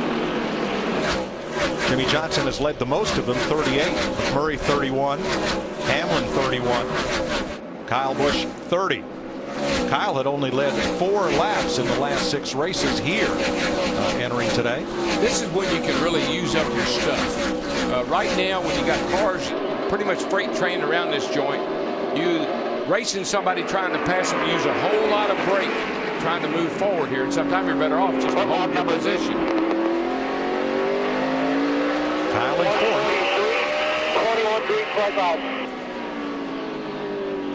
21.35. He's about 1.8 seconds off the lead. And you turn the wheel a lot here. I mean, you're going to see probably 30 degrees of crank on the wheel here, but you don't want it. I always emphasize this. You don't want to see that steering wheel go to the right. You want to crank her around to the left right there. Nice and steady. He's not fighting with the wheel. Smooth down the straightaway at 140 miles an hour into a sharp hairpin turn. Darrell, what I do like that I'm seeing with Kyle Busch in this 18 car, as you mentioned, it's steady movement. It's not herky-jerky type movement on the steering wheel.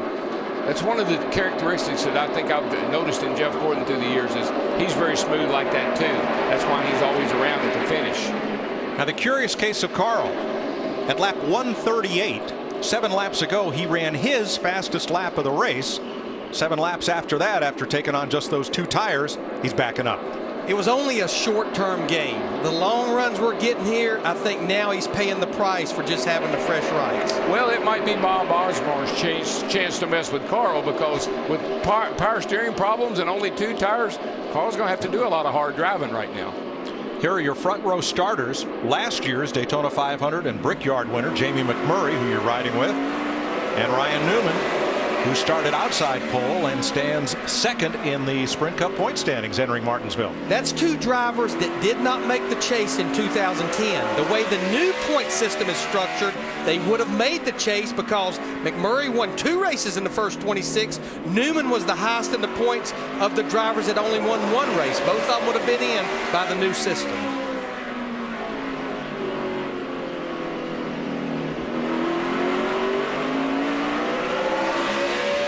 You hear that engine. That's sort of a rhythm you get into. That's a part of that thing we talk about, getting in a rhythm. Every time that engine gets to a certain peak, a certain sound, you know it's time to roll out the throttle and ease down in the corner. There are 4 cars 1 lap down looking for a free pass. Paul Menard, Matt Kenseth, Kurt Busch, and Marcus Ambrose. Clint Boyer, your leader. Don't ask Clint if he's feeling lucky. He makes his own luck on NASCAR on Fox. 158 laps complete at Martinsville. Let's take an inside look at what's happening now in the NASCAR Sprint Cup Series. From Sprint and HTC Evo 4G, Denny Hamlin currently 4th. He has the fastest lap of the race. And the biggest mover is Jeff Burton from 32nd up to 11th. Fuel your inner NASCAR fan with live in-car audio and real-time stats on NASCAR Sprint Cup Mobile and the new HTC Evo 4G from sprint.com/speed. Krista? Mike, we've been talking about how difficult this track is, deceiving. Well, Jeff Burton, I love what he told me this weekend. He said there are a lot of people who hate Martinsville, but that's why I like it. This track is hard. We're the best. It's supposed to be hard, guys. I don't think there's anything easy about this little half-mile racetrack in any regards.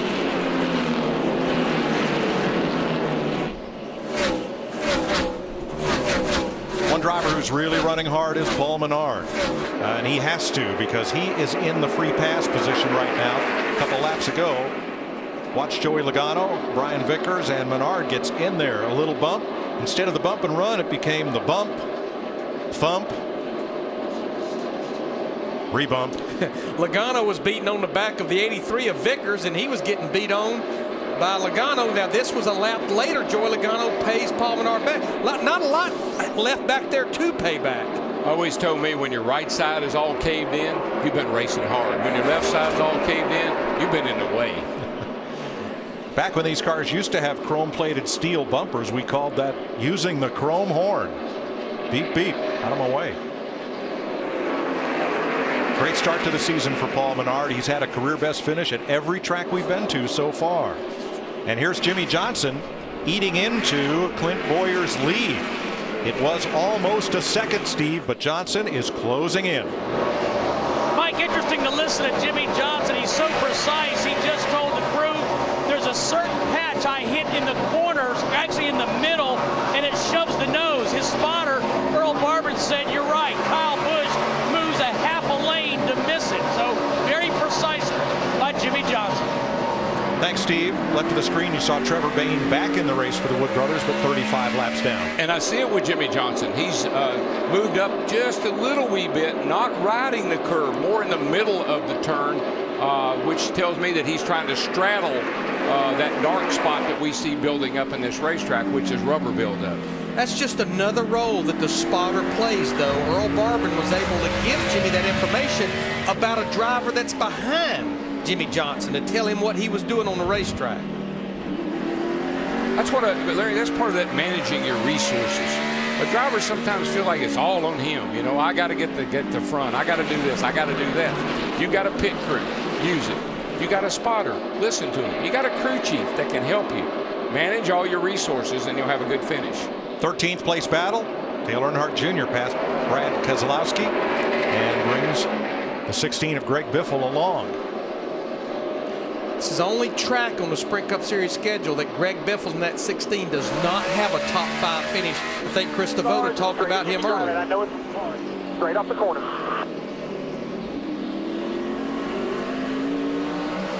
That leaves Keselowski That looks real good, dude. That's a real good line there. to deal with Bobby Labonte back in 15th place. 28 lead lap cars.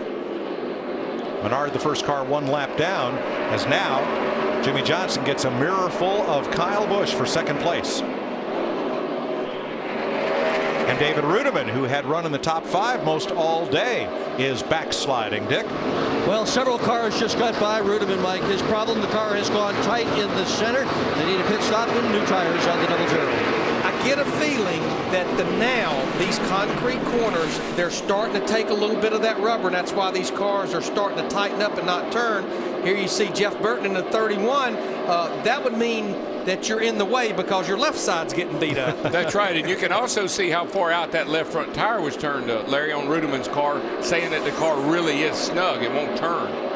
Had a lot of angle on that left front tire sticking out. Long way to go, just nice and smooth. Second place to Kyle Busch. Jimmy Johnson had dropped a full second behind Clint Boyer to where Busch was able to take advantage. One lapped car between Kyle and the leader.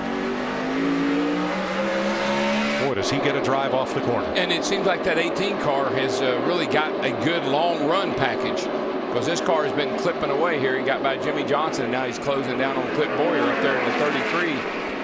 Good car. Good long run car. Oh, got a car up the hill, I saw. And it is the 36 of Dave Blaney once again. It's going to be hard to limp all the way around to the pitch from there.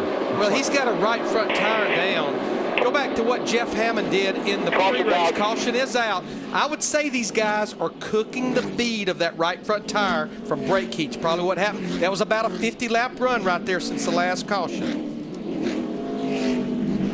And because Blaney stopped on track to draw the caution, he has drawn the ire of NASCAR officials that will result in a 2-lap penalty, essentially costing Blaney what he would have lost if he'd come around and come to pit road under green. And that's customary. That's what they do, and I've seen it more here and more on short tracks, because you could keep going and maybe not bring out a caution. But here, Darrell, it might have been the smart call on Blaney's part, rather than to risk trying to go around and get beat and banged up and maybe cause a bigger wreck trying to get to pit road. Who knows? Jeff Hammond. And Mike, we've been trying to keep up on this bead situation, and that 36 along with the 34 report from Goodyear, they have been melting the beads on these two race cars, and they've been cautioning a lot of the other teams, take care of your brakes, otherwise you're going to have the same kind of problem. It's very rarely we see a driver that's at the front of the pack with a good handling race car cook the beat of a tire. It's normally someone that's back there struggling. If your car handles good, you don't use near as much brake, and you won't have this kind of an issue.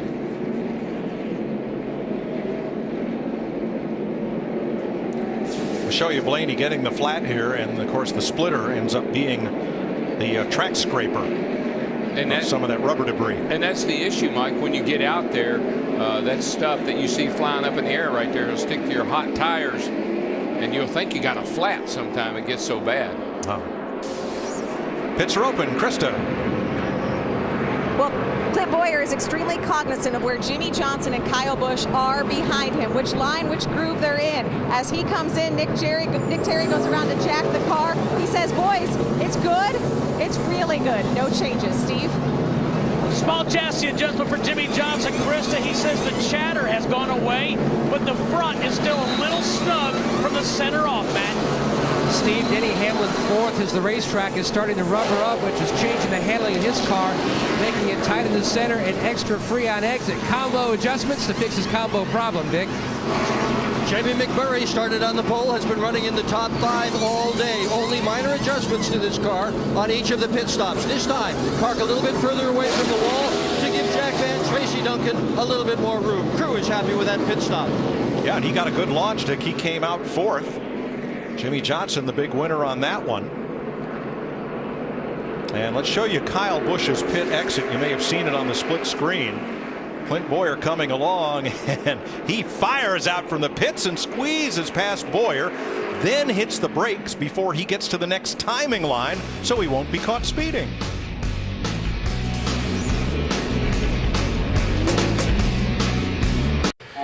NASCAR and Sprint Cup Racing on Fox is sponsored by Sprint, proud sponsor of the NASCAR Sprint Cup Series.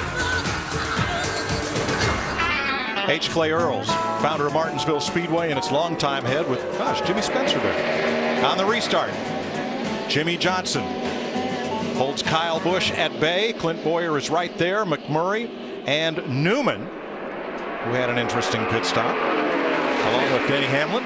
Boyer's got a fast car. He is accelerating up out the corner better than anybody I've seen. He got messed up a little bit on that restart there, but he's got a fast car.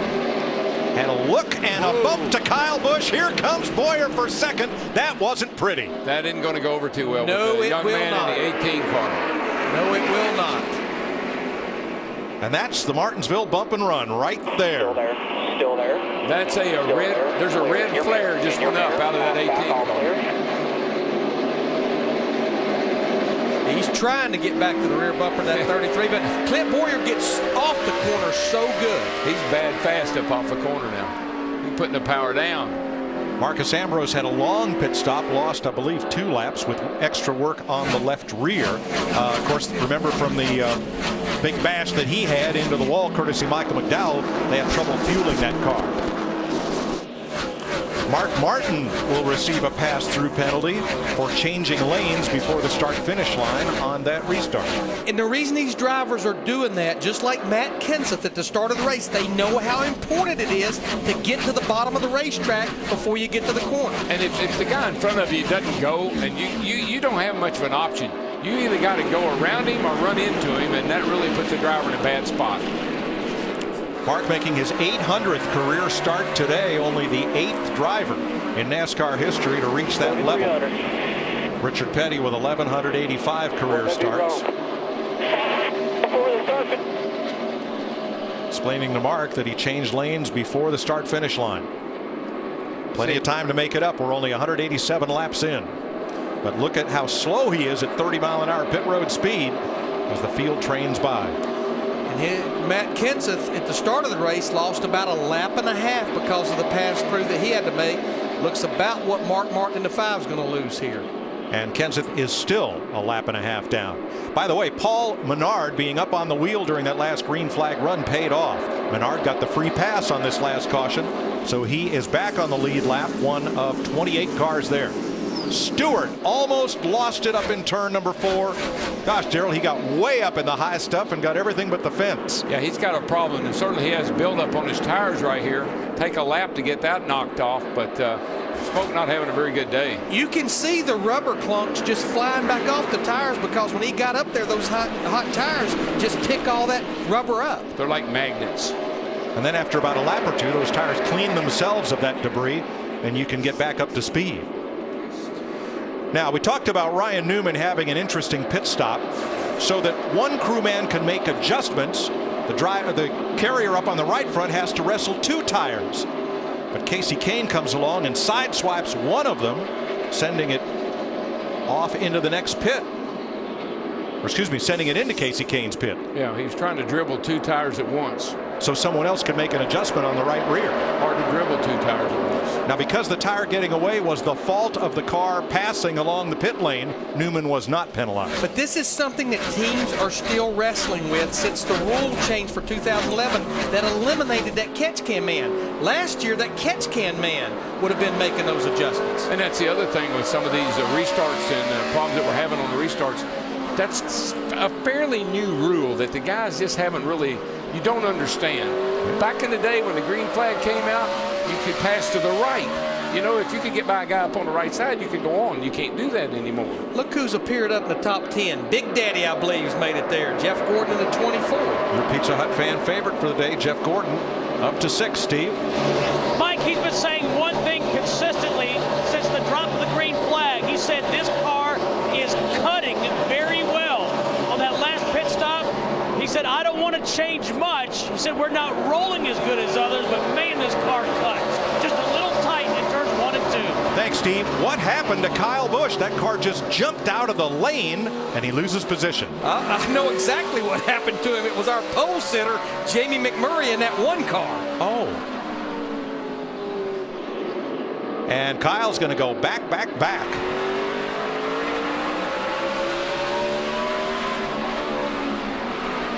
David Reagan wants to stay tight to the rear bumper of Jeff Gordon and not let Kyle in. Can't do it. Right. Now here's what happened to move Kyle Busch. Watch the 1 of McMurray. Caught him right in that left rear, sends him up the racetrack. There goes Denny Hamlin in the 11, Jeff Gordon in the 24. That's when that spotter says, he's looking, he's there. He's looking, he's there. Just a teeny bit late.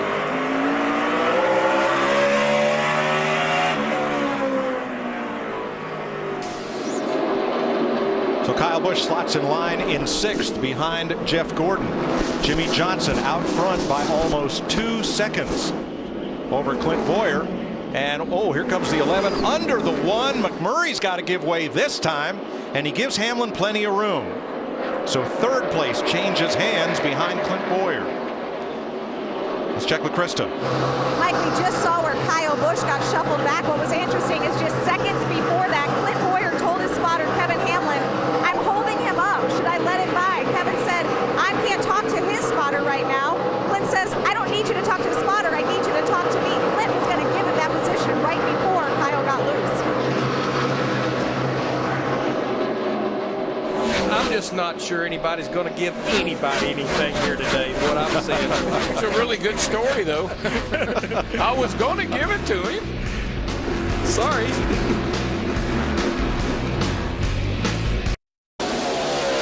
Under caution at Martinsville, Clint Boyer leads everybody off pit road. As you see, the first 3 took 2 tires, including Dale Jr. and Montoya.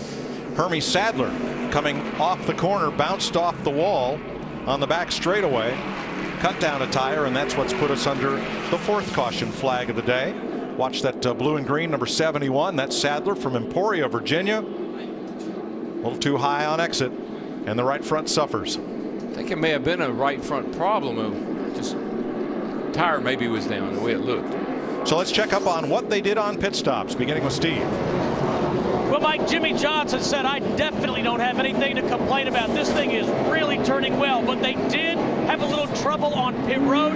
They were slow getting off pit road, trouble on the left rear. Jimmy Johnson came on the radio and said, I need you guys. Come on, be consistent. Chad Kennell said, shake it off, boys. Let's go. Krista?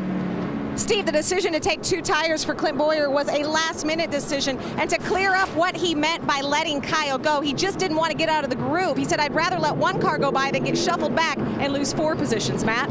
Krista, you can continue to hear the confidence in Denny Hamlin's voice, making big progress. They continued with the same adjustment, track bars last time. The car's still tight, but it's getting much better, Dick Bergeron. A minor adjustment for Jamie McMurray's car, executed by rear carrier Adam Mosier. The car has been very, very good all day. Another tiny adjustment on a good pit stop. Thanks, Dick. We're at 40% race distance, just past the 200 lap mark. Clint Boyer the leader. Dale Earnhardt Jr. in 2nd. Remember, Junior's new crew chief Steve Letarte got the first of his 10 Sprint Cup wins right here with Jeff Gordon on his 6th ever race as a Cup crew chief. Let's take an inside look at what's happening now in the NASCAR Sprint Cup Series. Brought to you by Sprint and HTC Evo 4G.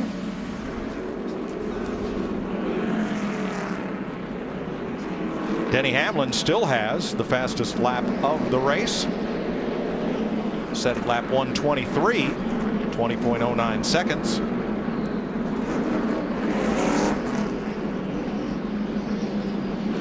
And the most laps led, that's Jimmy Johnson, 64, just ahead of this caution. Fuel your inner NASCAR fan with live in-car audio and real-time stats on NASCAR Sprint Cup Mobile and the new HTC Evo 4G at sprint.com/speed. 3 cars took the wave around: Mark Martin, Kenny Schrader, and the 37 of Tony Raines. Yeah, it's a gamble, but it's only they got to get back on the lead lap, so got to try something. Yeah, Mark got that lap down by that penalty for changing lanes on that last restart. Only 23 laps on his tires. I think it's a great move. Boy, Montoya stuck it in there. Junior did not get such a great restart. It's going to be Boyer, Montoya, and Kyle Busch versus Earnhardt into 3. Now, Montoya started this race in 27th. Remember, Chris Devoda told us before the green flag, his crew chief, Brian Patty, had on his brain trying just 2 right side tires in the race. They tried it right there with only 23 laps on their tires. Darrell Jeff Gordon, the track's all-time winner, has fought his way up to the top 5, where he's side by side with Denny Hamlin. Yeah, he's just methodically been doing it. I've been watching him, and he's good in the pits. Car's been good on the racetrack. Jeff's doing an outstanding job of driving today. And here comes Newman inside of Denny Hamlin, who is the man caught to the outside, surrendering 6th place now. Ooh, boy, Hamlin cut down in front of McMurray. That was almost disastrous. Well, what had happened, it slowed up McMurray, and I thought David Reagan in the 6 was going to get in the back of McMurray in the 1 car. He cut Hamlin a break there, I got to tell you. Still just 3 cars out of this race, and they were all 3 gone within the first 40 laps. J.J. Yaley, Mike Skinner, and Joe Nemechek all behind the wall. A couple of cars more than 10 laps down. Gilliland and Bain on the lead lap now. 30 cars with those 3 wave arounds. And when you see a car coming down, closing down on you, looking to the inside, you've got to make a quick decision. Do I cut him off or do I let him go? Normally you would probably give him a little bit of room, but with the track being so dirty up out of the groove, you almost got to cut him off and take a chance. Back at 16th, here comes Vickers, that silver car you'll see on the outside, trying to make it work. We haven't seen many passes to the outside today, and Regan Smith holds him off. Here comes Biffle on the bottom. Greg Biffle in that 16 car started back in the 33rd spot. He just keeps fighting and clawing his way, trying to get up near the front. Kevin Harvick, you're riding with him. He's been right around 20th to 25th most all day. Now he's up to 18th. You saw Biffle bounce off the corner. Here comes Harvick. Yeah, Harvick's he's had trouble with the car not handling good for him, but they keep working on it. He's inching back toward the front.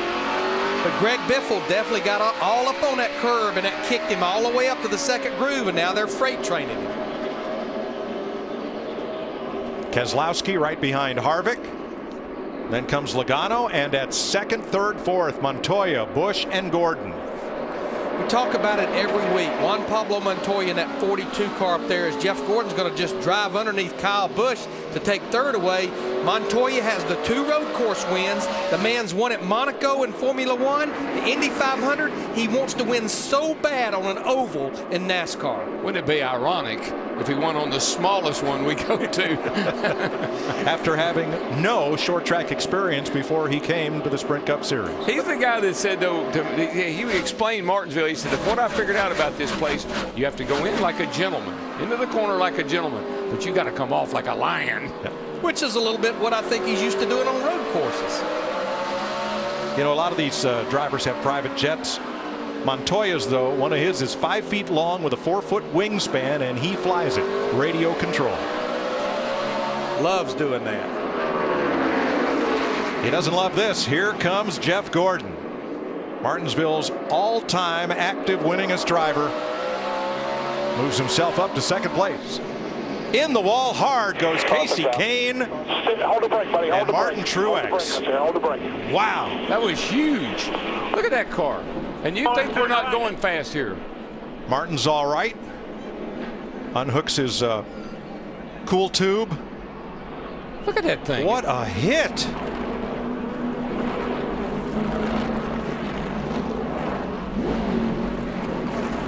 And Casey Kane is moving around in his car. Martin went over to check on him. Darrell, that might be the hardest hit I've ever seen at this small a racetrack. I tell you, that was amazing. Look at that race car. It is demolished. You think they're not going fast here? Watch this.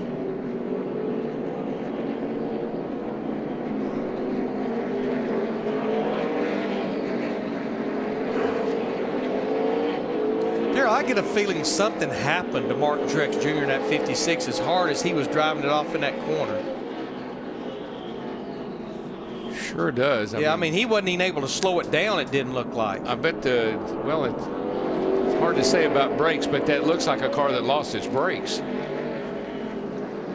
Let's jump in Napa Toyota. Yeah, he never even slowed down. We're in it, guys. We're in it. Hold the brake, buddy. Hold the brake. Hold the brake right there. Hold the brake. Boy, look at him. It's knocked a breath.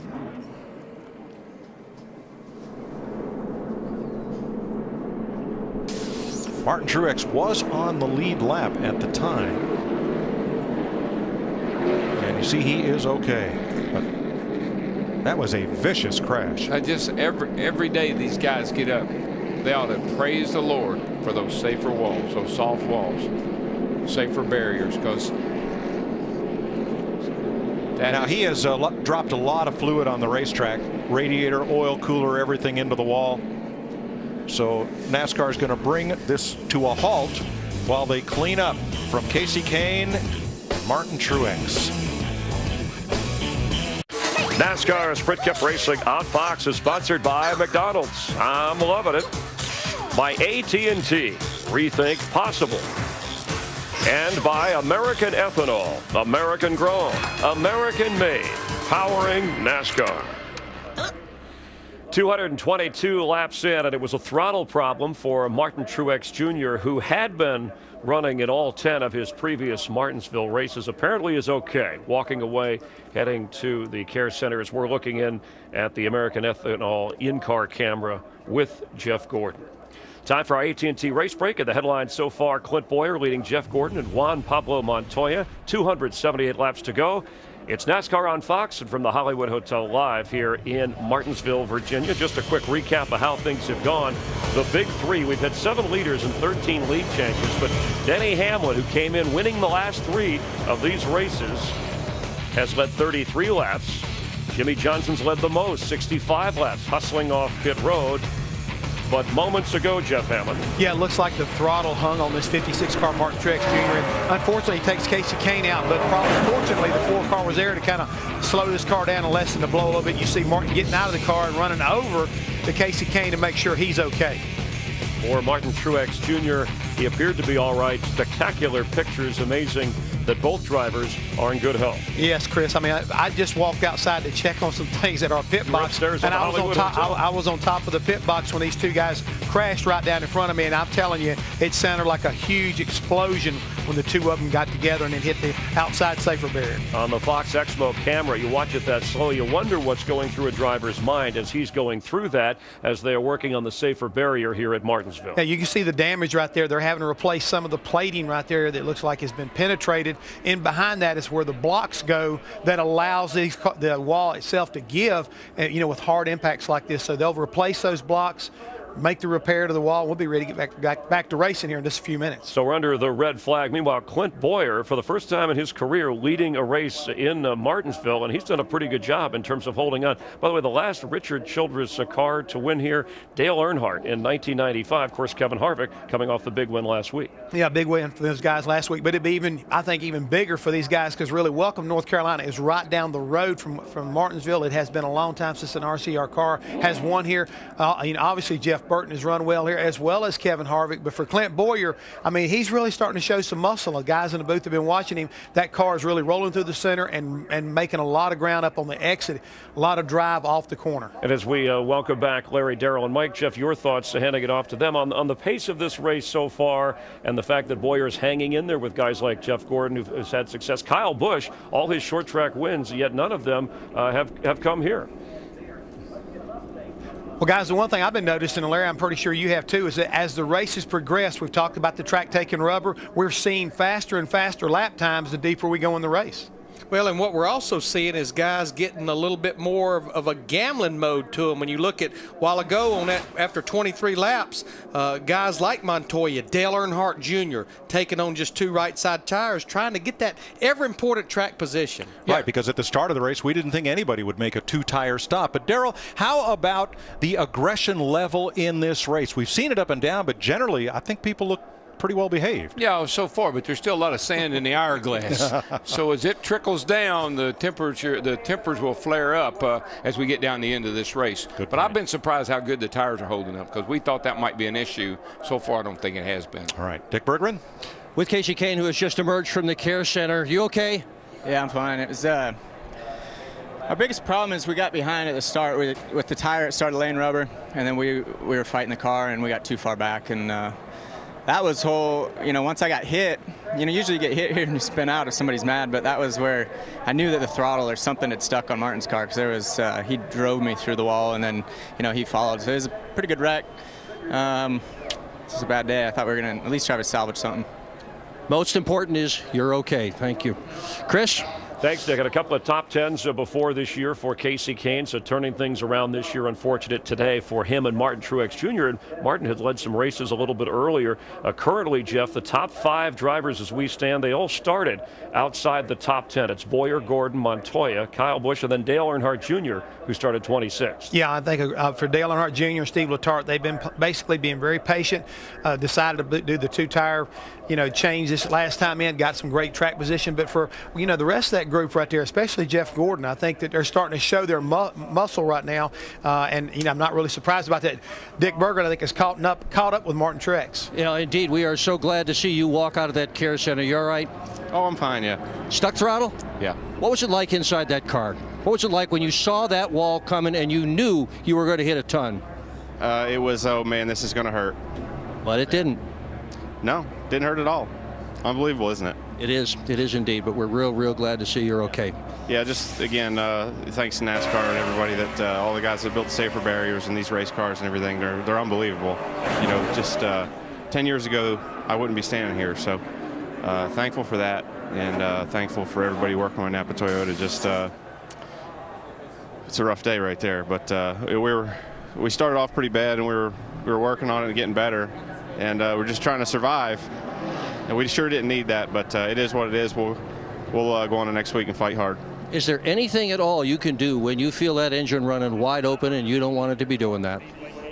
No, unfortunately, there's not. I mean, you lock the brakes out, but there's nothing to do. As bad as unfortunate as it was that Casey was involved, he really helped slow my car down when I hit him, so it was probably a blessing. But hate that we took him out.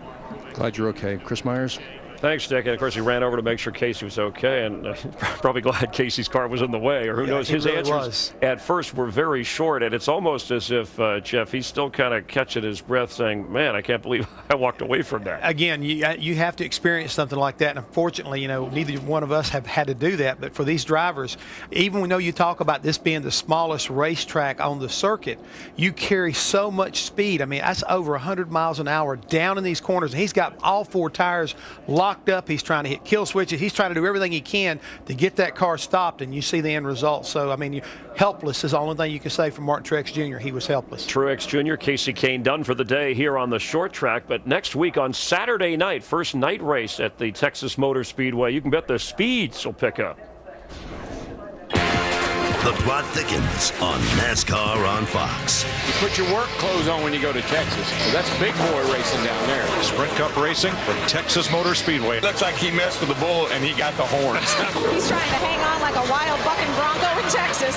Stay tuned to NASCAR on Fox. Hope you join us Saturday night. Remember Saturday baseball on Fox during the day. Denny Hamlin has swept Texas last year. He's hoping to pull it out here, currently 7th under the red flag after the wreck. And worth taking another look, especially when you can hear from the drivers and have them talk about what happened and how they walk away. I mean, so much fire right there. You see the impact of what's going on there. The immediate flames? The immediate flames is probably broke something in the carburetor. I mean, he's got the thing running wide open, but he probably broke the fuel log off and has now sprayed, the Sunoco E15 fuel all over this race car with the hot headers, and that's what, caught fire.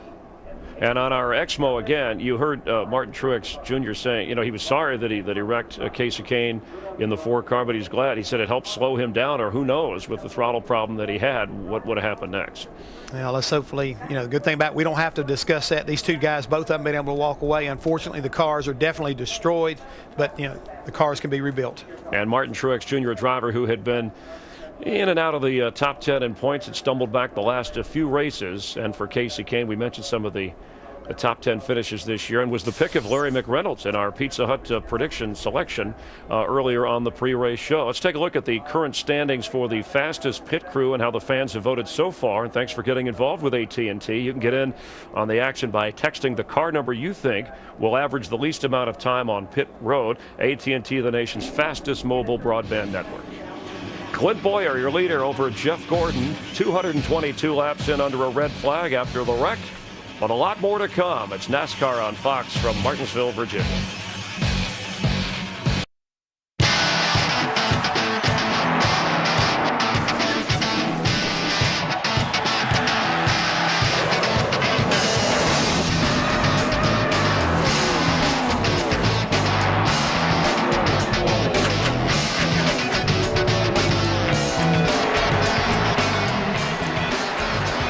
Since 1947, Martinsville Speedway has been one of the greatest places anywhere in the country to see a race.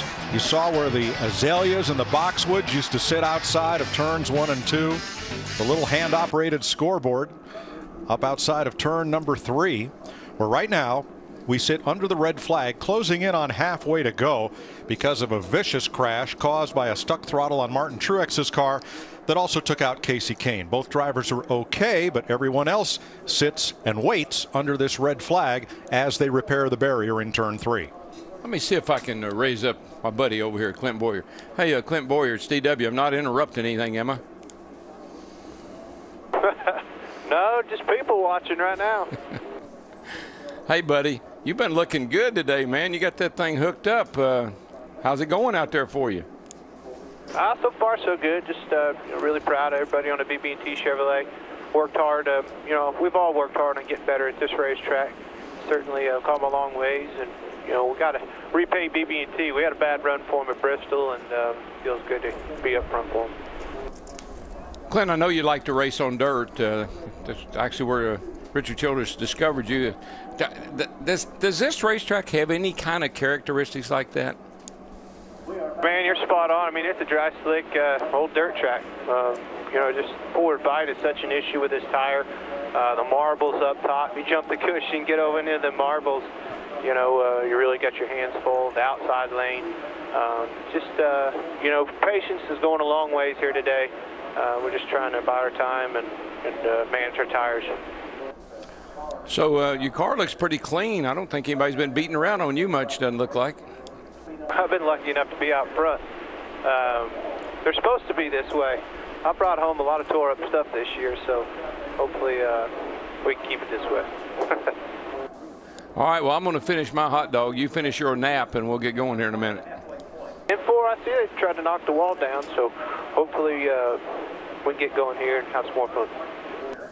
10-4, buddy. Thank you. Well, the track sweep up and cleanup is complete up in turn number 3. However, the safer barrier got quite a bit of damage there when Martin Truex went into it full tilt, so they're still doing a little bit of welding work there. Now the concession stands do a booming business here. Where else in racing can you get a hot dog for $2 loaded with slaw and chili, and it's that good? So good that at the infield concession stand, the crews put slash marks up on the header of the roof there to mark who's eaten the most. They have real contests here for who can down the most Martinsville hot dogs. Back to Clint Boyer, Darrell mentioned the fact that he's a dirt racer from Kansas. That's where he got his start. But how he got noticed by Richard Childress, he got an opportunity to go to Nashville Super Speedway and run an ARCA race. Sat there and ran in the top 2 or 3. Richard happened to be over there for an NNS race that weekend. Really, Clint caught the eye of Richard. A couple of weeks later, Richard told his secretary, Sandra, see if you can get me Clint Boyer on the phone. I'd like to talk to him. Clint thought it was someone pulling a joke on him and almost would not take the phone call. He said, you guys quit messing with me. I've got work to do. But it truly was Richard Childress trying to talk to him about coming over and driving at Richard Childress Racing. Before racing full-time, Clint Boyer worked in a body shop. He was a body man. So his hobby, as there's Richard Childress, Boyer's hobby is restoring old cars, and he builds what we call rat rods, which are high-tech cars that look like they've been sitting in the chicken coop for the last 30 years. You got to work hard to make one look like that and run as well as his do. And he's got a car, and I believe he told me he got it from Jan Gabriel. Remember we were talking about him? Yeah. It's a 50 Mercury, and it's all tricked out, and it's got flames. It's got flamethrowers that come out the tailpipes. Wow. And he rides around in that every once in a while and cooks some radiators, I guess, every once in a while. Jan Gabriel, the great public address announcer and read commercials with that, created that Sunday. I can't do it, but gosh, he did it better than anybody. Let's listen to what some of our NASCAR Sprint Cup Series drivers have to say about racing the shortest, one of the toughest tracks on this circuit. How can I stay as calm as possible with a lot of the things that go on that you can't control, some that you can control, but you still can't get frustrated, or things get a lot worse a lot quicker than that. Martinsville has been a big challenge, to say the least, for me. We've had some really good runs. I think third's the best I've finished here, but man, it's been a tough place at times too. The only time I get frustrated is when I get a run on somebody and they keep chopping my nose off getting into the corner, which then it's time to give them the chrome horn. Ryan Newman there, who started outside pole, currently runs in 6th. Jimmy Johnson after that pit stop, now is 9th in the running order. Clint Boyer, your leader, Jeff Gordon, Juan Montoya. And the driver who yesterday in the truck race led 64 laps, got bumped out of the lead with a lap and a half to go yesterday, finished second, and that's Rowdy Bush. Hey, Kyle Busch, it's DW. Got a copy there, buddy? Yeah, man, what's going on right here? Yeah, it looks like you are. You've been getting pushed around a little bit, but you've been handling it well. How's the temperature in the car today? It's not bad. You know, you're right. We've been getting beat up a little bit on the left rear quarter panel there, but you know, it's just a matter of getting run over, I guess. You know, we're in line behind somebody, kind of going slow. I can't quite get it turned to get underneath somebody in front of me. So that's where my problem is. It's not me that's holding up the line. It's everybody in front of. It's the guy in front of me. So I just kind of get rooted out of the way, and you'll have that, I guess. But it's Martinsville, so the Pedigree Camry's fine. It's fast when we can get by ourselves. If we can get out front, run our own line, it's just having a little problem trying to get through traffic. Yeah, I've seen you move up and try that outside a couple of times. It just doesn't seem to work at all. Is there any grip out there that you can use? Not really. I mean, when you get into a run, you kind of move up a little bit, enter a little high, try to get the car turned through the center, and then come off low. So we've been trying to do that a little bit to build some speed down the straightaway. It seems to be working, but you've got to get single filed out, and you got to have room to do it, because somebody will put their nose on the inside of you if you don't have room behind you, to kind of move around a little bit and maneuver the car. It's just too tight up around the outside. You're going a longer way around, and it's actually tighter up there than it is down on the bottom of the racetrack, surprisingly. So you just kind of have to play it out, and whatever your car will do, you try to do. Roger, you've pretty much been around all the cars there that you've raced with everybody that's around you there. Who do you think's got the best car right now? I mean, right now, I think the 24 seems good. The 33, a couple pit stops ago, they seem to have gotten their car really good, so they're fast. The 11 and the 48, they're fast too. It's just a matter of just getting through traffic. They're kind of stuck back there right now, and everybody's feeding off the bottom of the racetrack. I remember when we dropped the green flag, we were 15 deep, all running around the bottom of the racetrack, just kind of bumper carring each other a little bit. So that's just what it's like until you kind of get some wear on the tires and get some separation between the better handling cars and the ill handling cars. Well, buddy, nice talking to you, but I'm gonna have to take a break here. I got a couple of hot dogs I thought I'd eat. You want somebody to bring you a hot dog? No, I still have a couple hours before I can use the restroom, so I'll wait on that. All right, my man. Good luck to you, and thanks for talking to us. All right, have fun, boys. Thanks. Kyle Busch running in 4th place under a red flag as they work on the wall in turn 3. Hey, next Saturday is a big day and night on Fox Sports. Baseball's best rivalry renewed here on a Saturday afternoon. To his right. That ball was smoked. How about that? What a great play by Gonzalez. What a shot. Diving play. Welcome to the show. Yankees, Sox, Phillies, Braves. Wow. And then next Saturday night, NASCAR on Fox in the Lone Star State, Texas Motor Speedway. Big Saturday on Fox next Saturday. Daryl, who you want to talk to? Well, we're dialing in Dale Jr. here right now. We got to get him on the, got to get his number up here. How we doing over here, buddy? Got him? His owner, Rick Hendrick, got his first of 195 career wins here. April '84. Hendrick Motorsports then was called All-Star Racing, and Jeff Bodine in the then number 5 car picked up the first win for this man, who's now gone on to win 194 more. Hey, Dale Jr., it's DW. Got a copy there, buddy? Yep. Hey, man, you're running pretty good today. You're not too bad a shape here right now. How's things going for you out there today? Well, thanks. They're going pretty good.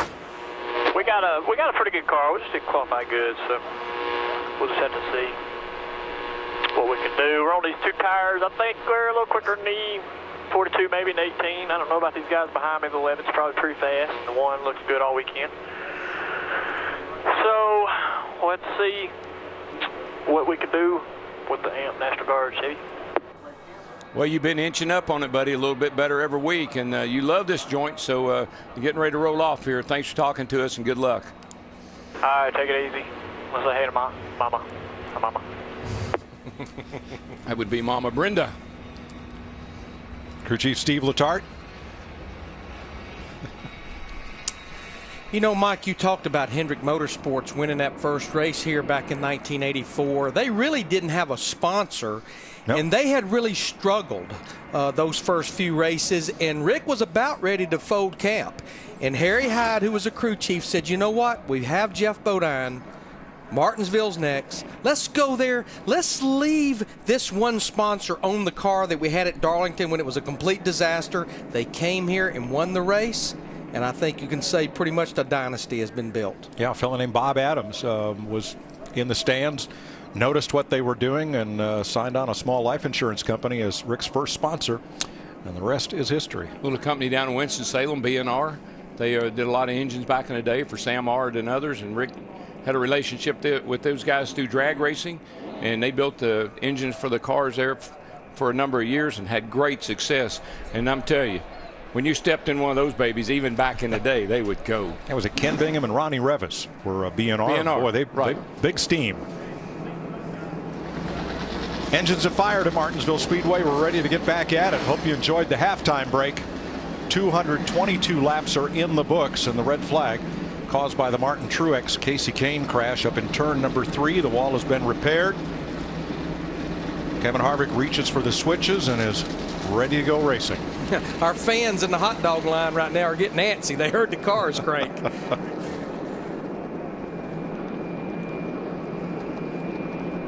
The only place outside Martinsville Speedway I've seen hot dogs like that is a little hot dog stand just adjacent to Winston-Salem Airport. It's called Pullum's, and it's been there for over 100 years. A fellow named Mark Flint runs it now, and it's a favorite of the France family and all the NASCAR officials next door. DW. Yeah, buddy. Got a little break here. Now the question is, I've seen this happen before. Rotors get warped sitting there cooling off. Sometimes you don't have a problem, then all of a sudden you have a problem when we get ready to roll off. So this may be good for some, could be bad for others. Yeah, you're right, Jeff. I mean, there's a lot of heat in those brake rotors, and I have seen them do that. But I think the more important thing is we're almost to halfway here. A little halfway break. Driver kind of gets a chance to rest up a little bit, think about what he's got, what he wants to do. I think that's the more important thing. Diagnose your car, dissect the car, and get that information to the crew chief. Make the car better in the second half of the race. Ken Schrader gets a push start. That is allowed after a red flag.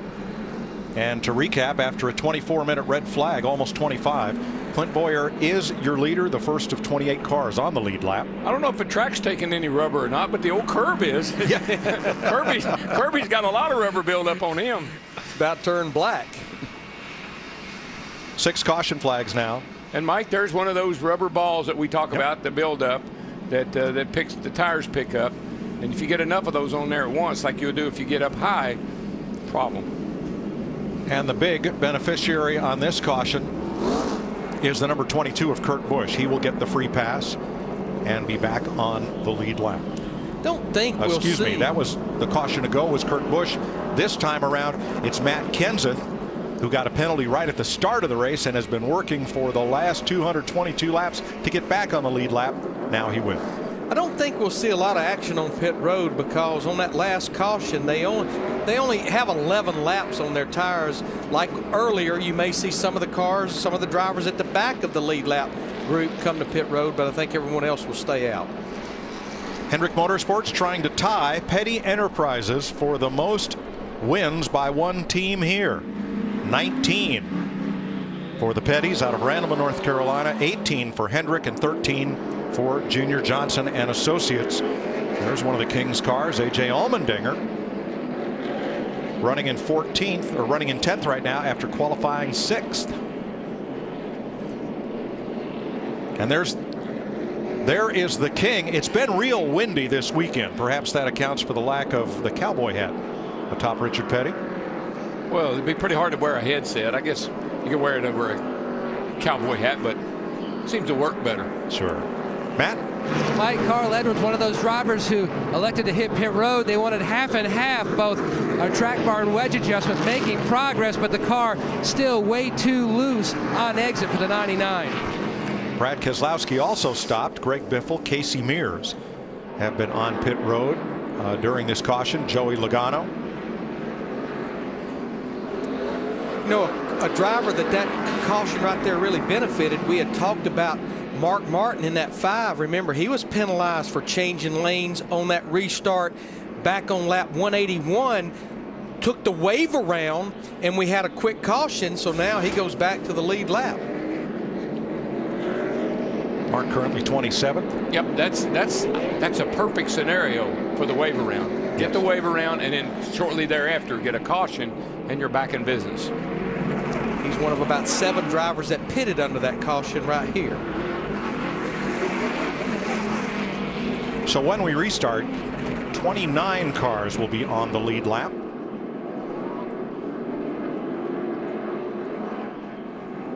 And those who stopped also include A.J. Allmendinger, Tony Stewart, Casey Mears, you saw Carl Edwards, Matt Kenseth, Tony Raines, Kenny Schrader, and Landon Castle were all on pit road during this caution.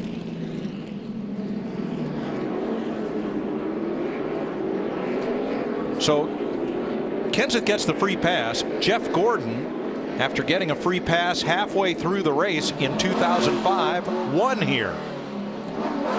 Steve? And Mike, you can expect Jeff Gordon to be really aggressive on this restart for Chief Alan Gustafson, saying, hey, let's go up there and get us a bonus point for leading a lap. So to check back in and see how your Pizza Hut fan favorite driver is doing, Jeff Gordon started the day in 21st. He is now up to 2nd. 7 poles, 7 wins here. And we listened in on Clint Boyer. Watch that 42 dive bomb. I mean, just, be ready for it. Be looking for that all day, the rest of the day. Yeah, we're going to have to protect the bottom on the starts here as best you can. 10-4. Montoya will start 2nd row inside. He has been seen to be especially up on the wheel on these restarts. You know, back to what Steve Burns talked about, Jeff Gordon being aggressive on the restart. I know that's one thing that he put a lot of thought into, studied a lot of DVDs of past races, because he felt like one thing that hurt him last year was not getting a lot on restarts, losing a lot of ground. Made the commitment to be more aggressive this year at the drop of a green flag on a restart. About a 25-minute red flag for cleanup and repair of the turn 3 wall. We're going to get back to green next time by, completing lap 229 as Martin Truex's car gets shoved into the hauler along with that of Casey Kane. Truex will likely finish about 40th today. One thing I think you got to be aware of here, if you're the 33, you heard him say don't let the 42 dive bomb me. If he does, Jeff Gordon's going to be alongside the 33. We could have a big mess on our hands here on this restart. Pace cars in. Boyer, Gordon, Montoya, Kyle Busch, then Earnhardt, Newman, getting ready for the restart. Green flag, we're racing again.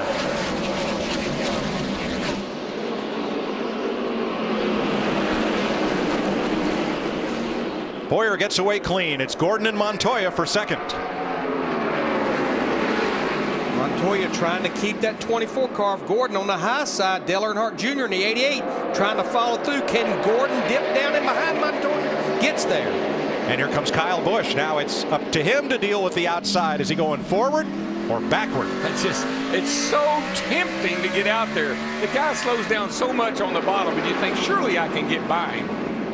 Denny Hamlin. Whoa, Kurt Busch hits the curb, and the 22 just drives Bobby Labonte in the 47 in the wall. Here's a bunch of other cars spinning out and wrecking right behind him. Just drove it in. Sorry. Logano spins off the bumper of Robbie Gordon. All right, we got a little right front damage. We're going to have to pit and at least pull the front out here. Dave Blaney spins around as a lot of them stop to try to avoid this.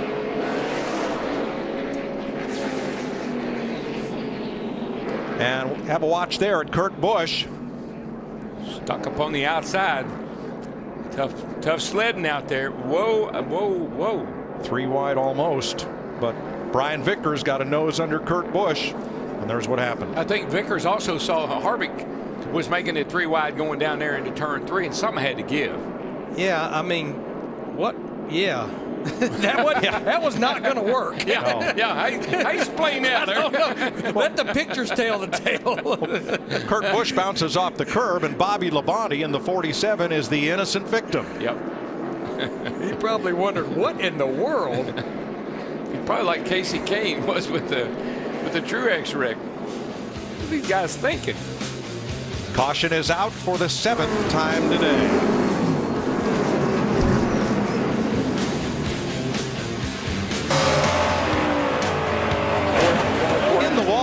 Goes Casey Kane. Hold the brake, buddy. Hold the brake. Hold the brake. Okay, hold the brake. Wow, that was huge. You all right, bud? Yeah. I think it looked like the 56 lost his brakes or something. Something happened there. What do we got, Cole?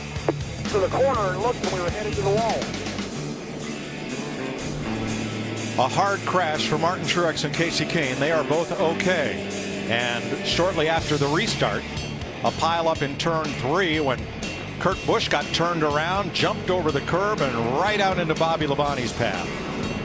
So trying to repair Labonte's car, Ken Schrader is the free pass car on this, the 7th caution of the day. And we're still almost to halfway. Here's another look at what happened up in turn number 3.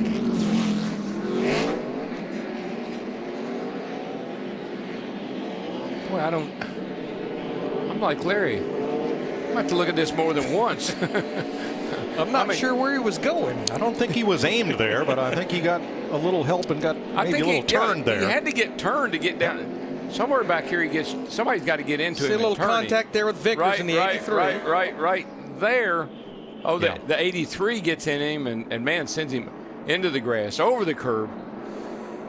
I don't think Harvick was helping matters in the 29 by making it 3 wide. Getting a little ugly back there. 28 lead lap cars for the restart. We're back under green. Montoya outside of Boyer. Jeff Gordon inside the second row. Kyle Busch outside. Dale Jr. and Denny Hamlin. Then Ryan Newman and Jimmy Johnson. Montoya does the crossover down the back straightaway. Gets right up on the rear bumper of Boyer in that 33. Boyer was a little bit worried about Montoya being a little aggressive on this restart. This time Montoya comes to the inside to hold back Jeff Gordon, who had a great run off turn 4. Yeah, he won't be able to hold him back this time. Jeff Gordon's got a pretty nice run here. Close the door. Newman got into Hamlin just a bit, and that shoved Jimmy Johnson way up the racetrack. It was kind of coincidence contact, but Johnson became the victim. And he slides. Trouble turn 1. No caution. Keep coming. Keep coming. Menard and McDowell and Casey Mears. Cautions out. Did I ever tell you how cautions create more cautions? So first, let's show you what happened to Jimmy Johnson. This was before the caution came out. This the 8th yellow of the day. Ryan Newman, that red spoiler on the bottom, tips the 11, gets up into the 48, up into the marbles. And of course, Jimmy now has got all that rubber on his tires, and he's just fighting to not lose any more spots. Then down here at turn 1. Oh, the 22 gets the 2 gets Keselowski gets into Menard. The 2 gets into him. Turns Menard around. Comes McDowell. Casey Mears. Jamie Max. Stay low. The first one. Stay in it. Stay low. Keep taking outside 48, outside, and clear. All clear.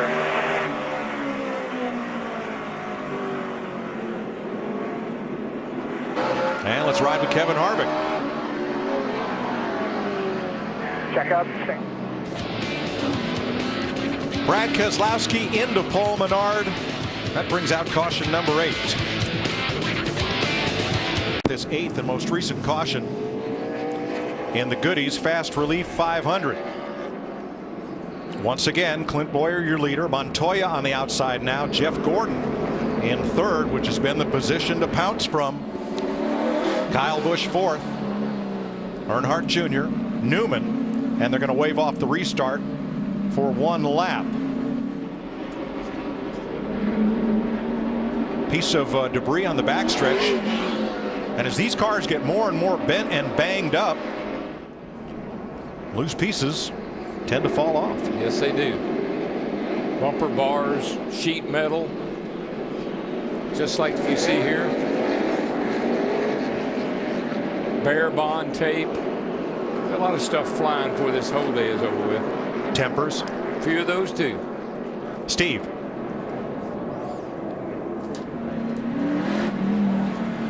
Well, Mike, also want to point out Jimmy Johnson said his water temps are up to about 260 degrees after he made contact with one of Jamie McMurray on their next stop. They're going to pull some tape off the grill. All right, let's see if we can get to halfway. It is 3 laps away.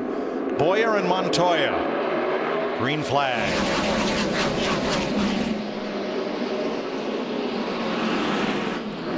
Gordon is right there.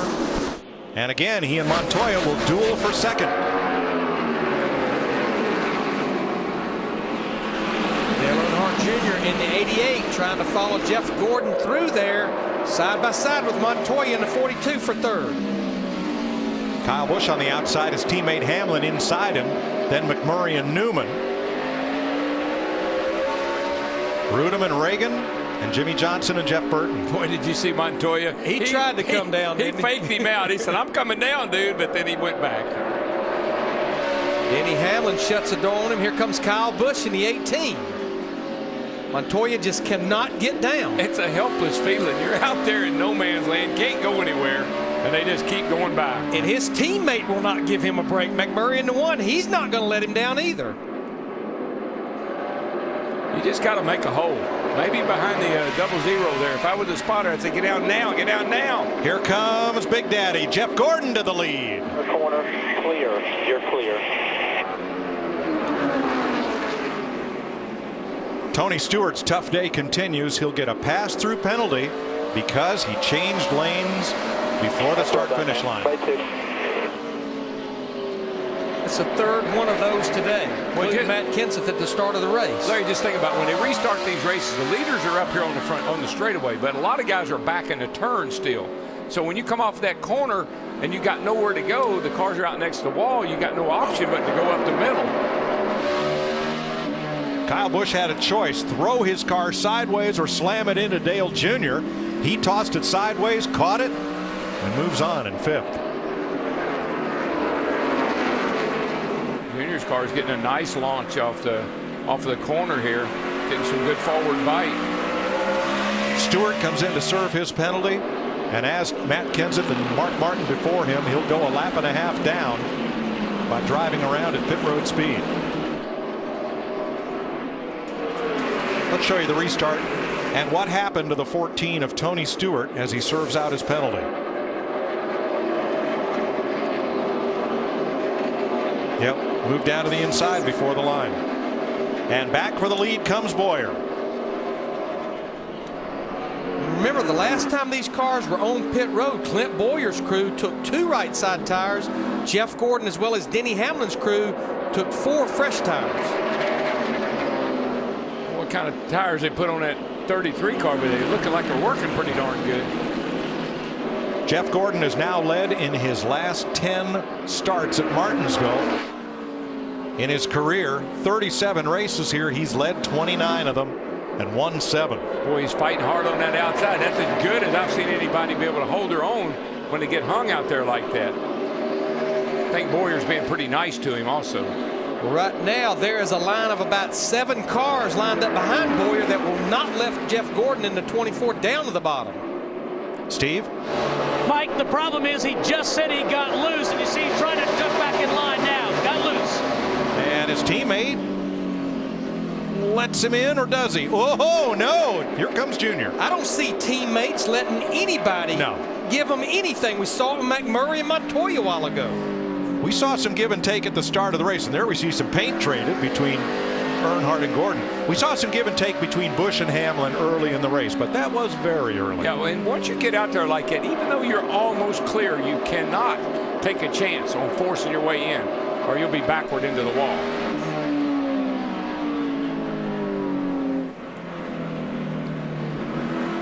One lap ago, Montoya in the 42, Biffle inside in the 3M car. Oh, and Montoya just came right across him. And that's what you got to do, and that's what Montoya knows. If I'm going to get down, I'm going to have to run over somebody. For the lead, Hamlin back to the front. Boyer tried to do the crossover, but Hamlin shuts the door. A lot of room here, a lot of time. We're past halfway, nice and easy. Halfway is sort of a magic number here. Once you get to halfway, you just feel like you can be a little more aggressive if everything's going good. A lot of smoke from the back of Paul Menard. Remember, he was in the wall a while ago to bring a caution, and they're going to bring him to pit road. Coming at you. Open. Get to the rear, 3. Right rear fender damage in on the tire for Menard. He's had such a banner season so far in these first 5 races. 5th place race. Jamie McMurray, the pole sitter, inside of Jeff Gordon.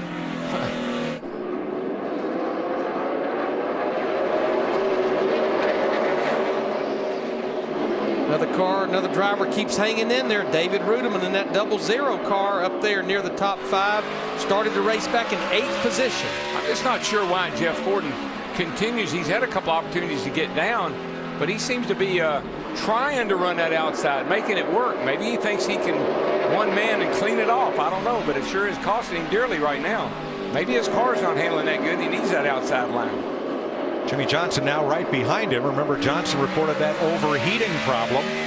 He has been unable to advance in this green flag run from about 8th, 9th place.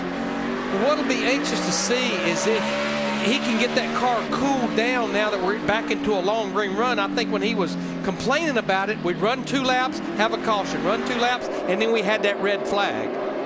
You know, as I watch this 24 car, Larry, I believe he's loose in, and he just can't drive it down to the bottom. He's off, gets off pretty well, but he's a little too loose in, and that's what's got him trapped up there on the outside and didn't want to take a chance on cutting in front of somebody. What are they saying, Steve? Well, Daryl, he said he was loose about 8 or 9 laps ago, right after the restart, and then the urgency in his voice 2 laps ago, he said, now I'm bad loose. Yeah, it's what it looks like he's almost backing it into the corner. And that makes you real vulnerable. If you're that loose getting in, somebody taps you, you're going to go around. We took a hard look at Jimmy Johnson's grill, and other than a few little pieces of rubber debris, nothing blocking the airflow to the radiator on his car. Kyle Busch and Dale Jr. 3rd and 4th. Mike, when you run so close together here the way we do, all the heat off the car in front of you, your temps are going to be up. Let's see if we can see if Jeff Gordon's having to crank this thing to the right getting in the corner or not. Should be a good indicator if he's loose. Pretty neutral here down the straightaway. See how neutral the wheel is getting into the corner. He can't turn it. He needs to whack it to the left, and he can't. Like we saw with Kyle Busch's steering wheel earlier. Yeah. The difference is Gordon's about 38, almost 40 degrees of wheel in the car. Kyle Busch was able to run through the corner with just 30 degrees of steering wheel input. Okay, so that tells you that Jeff Gordon is loose in and tight off. Fix the loose in, that'll help to tight off. It's just watching that steering wheel angle, though, you just can't get down there and turn it down into the bottom like you'd like to. He's having to be real gentle with it.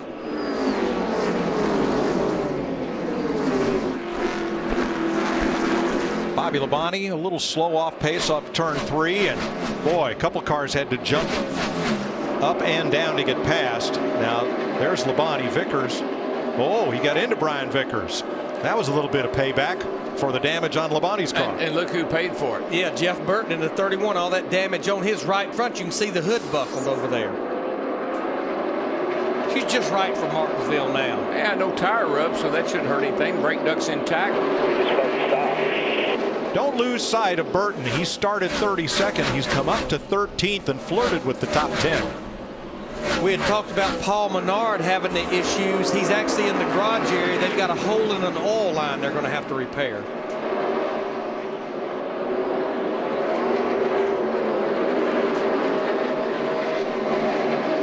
Ninth place, Jimmy Johnson, Ryan Newman. Newman's car just not working like it was in the first 100 laps of this race. It's almost like a yo-yo. You know, you go up to the front, you get in the wrong line, you go to the back. Go up to the front, get the wrong line, go to the back. Newman to the inside. He's got clearance and makes the pass on Jimmy Johnson. Matt?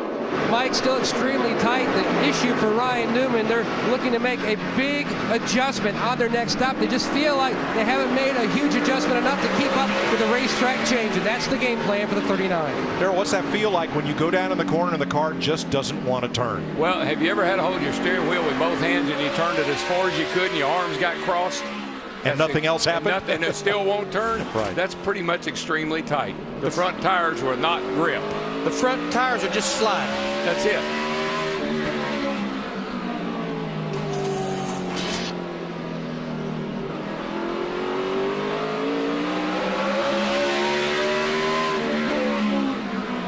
We just keep ramping it up here these next few weeks. We're at the smallest racetrack here this week, Texas next week, and Talladega in 2 weeks. And don't forget that Texas race is Saturday night under the lights. That'll be fun. Everything's all right on Saturday night. And I guarantee you, Eddie Gossage, he'll have something special going on. Always. Look at the right side of Allmendinger's car. You can hardly read the King's number 43, much less the sponsor decals. He's been racing. Been racing hard, buddy.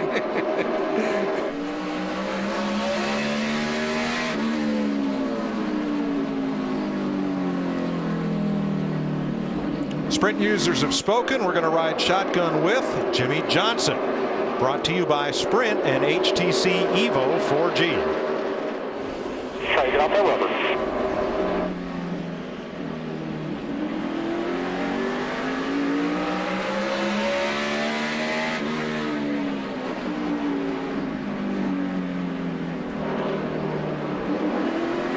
Looking inside. Clear.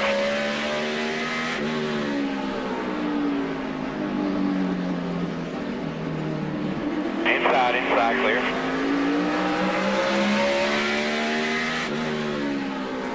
Fuel your inner NASCAR fan with live in-car audio and real-time stats on NASCAR Sprint Cup Mobile and the new HTC Evo 4G, only from Sprint at sprint.com/speed. Jeff Gordon's car is really loose. Jimmy Johnson's car is really tight. It won't turn through the middle of the corner, and that's opening up the door for some of these other cars. But you know what Jimmy Johnson will do? He won't panic. You heard him not. He's not saying anything on the radio. He's not screaming at Chad.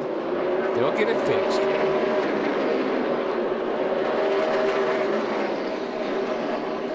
Matt Kenseth in that 17 car working his way back. He's up to the 16th position. Got that penalty at the drop of the green flag for changing lanes. Spent over 200 laps trying to get back on the lead lap. Battle for 10th, upper left. Allmendinger takes it. All I can say is it's a good thing Ricky Smith has a good spotter, because that 2 car was going to go down underneath him whether he liked it or not. Keselowski up for 17th, and at the bottom of your screen the leaders were. And Jeff Burton gets a little space inside Brian Vickers. 12th place here. Burton has improved his finish over the previous race every race this year. He was 15th in California. See if he can pull off a top 15 here.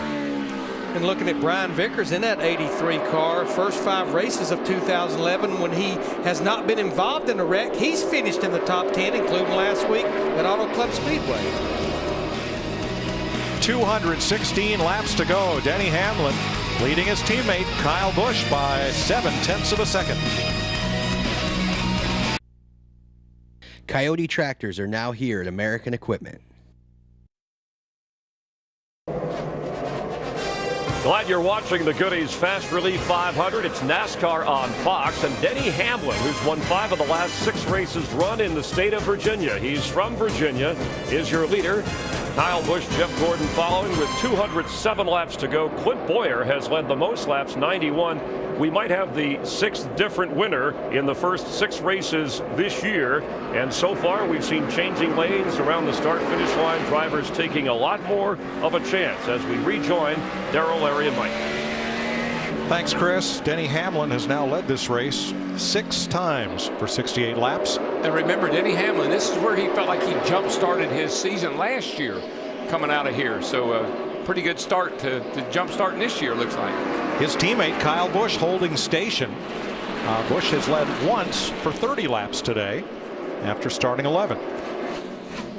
Joe Gibbs Racing finished 1-2 here last year Hamlin leading Joey Logano to the line. Third place, Jeff Gordon. Steve? Well, Mike, it wasn't that long ago Jeff Gordon said his car was real loose, but the longer he runs, the better it gets. He just told Alan Gustafson, just need to tighten me up a little bit now. Car's getting better. Krista? Well, after all those restarts, Clint Boyer was concerned because his car was getting free. That is what has happened to him to make him slide back in the pack a little bit too free, Mike. Slow car turn 3 up near the wall, and it's Michael McDowell who had been running on the lead lap in 25th position. Looks like a right rear tire maybe down on that car. We stay green. A lot of damage on Casey Mears as he's slow in the back straightaway. Both of those drivers were still on the lead lap. Mears are right front. And McDowell still up on the outside at turn 2. Mears makes it to pit road. And McDowell, if he can turn that car to the left, and he does, we will stay green. Yeah, McDowell can get a tire and get going again. Casey Mears, on the other hand, he's going to need a whole new body. Stand in front of me. You can see right there the back end just pops out. It definitely looked like he had a tire going down. Definitely right rear, yeah. Banged it pretty good. Yeah, it's the right rear that's down on that car. Yeah. So we continue under green, and let's pick up with Jamie McMurray at 5th place. McMurray, you're riding along with him. He was our pole sitter. Led 31 laps at the start of the race, currently 5th. Making his 300th career start here this weekend. Best finish so far in 2011, 18th at Daytona. Could improve on that today. My man David Rudeman, he's sitting there in 6th spot. And you know, Larry, even from the get-go of this race, he's been running up here in that top 5 or 6 all day long, and the car looks in good shape, not all beaten up yet, so he's doing a good job. Ryan Newman, the outside pole sitter, top 10 finish in 10 of his last 13 short track races. Newman holding tough in 7th, and then AJ. Dick? Well, Digger's had a pretty good day for himself, Mike. Car's a little bit loose coming off the corners, a little bit tight in the center. The loose off is what they tried to fix before the drop of the green flag today. Matt. Dick, Dale Earnhardt Jr. got hung on the outside, lost 4 spots, now back to 9. Looking impressive on those 2 tires. He says after about 40 laps, his car has little fall off compared to the competition. They just need long green flag runs from here to the finish. David Reagan in the number 6 was fastest in Friday practice, but yesterday qualified 14th. He runs in the 10th spot. Steve? Crew Chief Chad Canals just asked spotter Earl Barber. He says, look at the 24 car and tell me where he's running because his times are picking up. Earl's feedback is, or was, the 24 cars entering the corners higher than Jimmy and hugging the curb coming off the turns. Let's go to Jeff Hammond. Thanks, Steve. And the thing is, right now we're looking at Carl Edwards, our point leader. He's had mechanical woes ever since he started way back at 23rd at the drop of the green flag. He's finally got this car working, and under the encouragement of his crew chief, Bob Osborne, they've made the right adjustments and got the 99 car at least going forward and making some progress. Carl is 13th, just ahead of him on Paulo Montoya. Started 27th, didn't have a great qualifying run, but he has been up in the top 15 most all day and took a couple of restarts from up on or right next to the front row. He is 12th.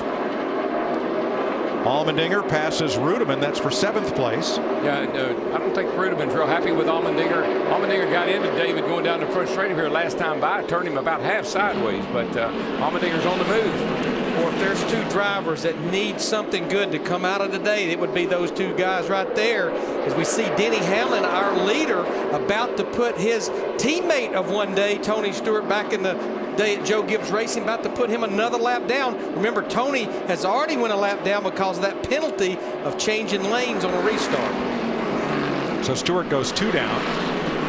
Casey Mears back on track after damage, and let's pick up the running order at 14th place with Matt Kenseth.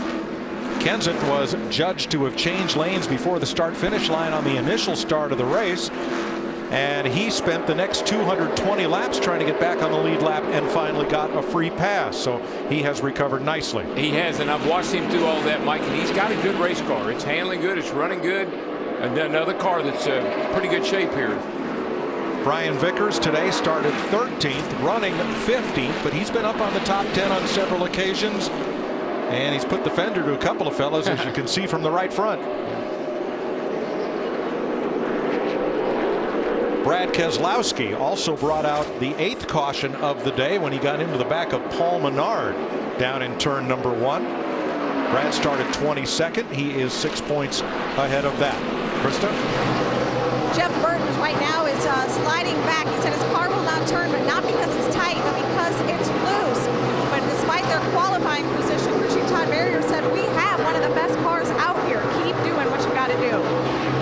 How about Regan Smith, Darrell? What an improvement for that whole team and for Regan over past seasons. You know, they got a fine last week from NASCAR, $25,000, Pete Rondo, for a piece of weight that wasn't secured properly. But this team has been on a tear. Their qualifying has been exceptionally good. Their racing is getting better. Mark Martin, they're racing with Joey Logano. Mark started 12th, and he also had to serve a penalty and recover from it, back on the lead lap in 19th. A.J. Allmendinger in his 43 car, he just keeps picking them up and laying them down as he drives by Jamie McMurray. That moves him up into the 6th position. You know, Joey Logano in that 20 car we saw just a minute ago, they have had a fast race car or race cars here all weekend. This is a backup car after a practice crash, but he got behind earlier in the race. Remember, he finished 2nd here a year ago to his teammate Denny Hamlin. Been getting pushed around a lot. I mean, he's gotten knocked around all afternoon, but it looks like he's doing all right. Here's a Hamlin on pit road. Well, this will make folks wake up and take notice because with all the success Hamlin's had here. Matt, problem? Nope, scheduled pit stop, Mike, except for a small hiccup on the first stop. Denny Hamlin's guys, they have performed flawlessly going over the wall. Hamlin says his car still on the tight side. It's been consistently tight throughout much of the race. Heath Cherry, the tire carrier, going to make a track bar adjustment, trying to free this race car up. Solid stop so far. Boy, I tell you, this is when I really, as a driver, get nervous. First fast car on pit lane, praying. Just praying there are no cautions. Yeah, they wanted to cycle through green flag pit stops. All of the leaders were on pit road back at lap 204. This is about 110 laps. Felt like they could maybe go a little further than these. Yeah, I thought about 125 or 30, but that's pretty early. But now that Hamlin's been in, Larry, if you're crewing one of these top 5 cars, do you want to come early so you're not losing any time on the watch to him? At Martinsville, I do not want to pit until I have to have fuel because you know you're just lurking with a caution about to come out anytime. As long as cars are moving on the racetrack, Mike, there's a pretty good chance there'll be a caution, and I don't want to see what I mean right here. Yeah, it's almost now. I don't want to be out there with 4 fresh tires 2 laps down.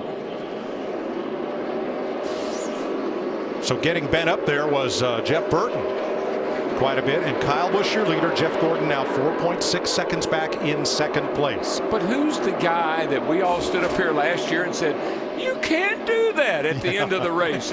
Came and got 4 tires, and we thought he'd made the biggest mistake ever. Mike Ford, and it worked out. Tick-tock, grandfather clock.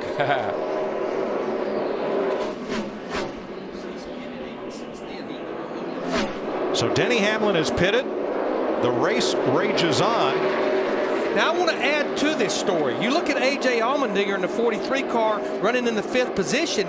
He was on pit road at lap 224, so he can even go a lot further as we see Denny Hamlin's teammate Kyle Busch in the 18 hit pit road. And that's why he's passing a lot of these cars too, because his tires are a little bit better. Krista.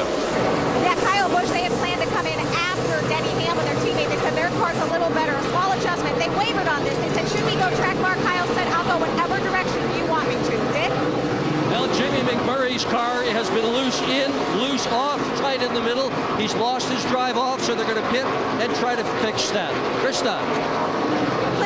The plan for Clint Boyer was to come in after the 18 of Kyle Busch, so they didn't get boxed in. They are 1 pit stop closer to turn 1. Clint is in right now, and he said, I need to be tightened up just a bit. They plan to do that with a track bar adjustment. Also, remember, he was one of the cars on 2 tires, so you can bet it'll be a 4-tire change. Mike? Car in the wall, turn 4. It is Brad Keselowski.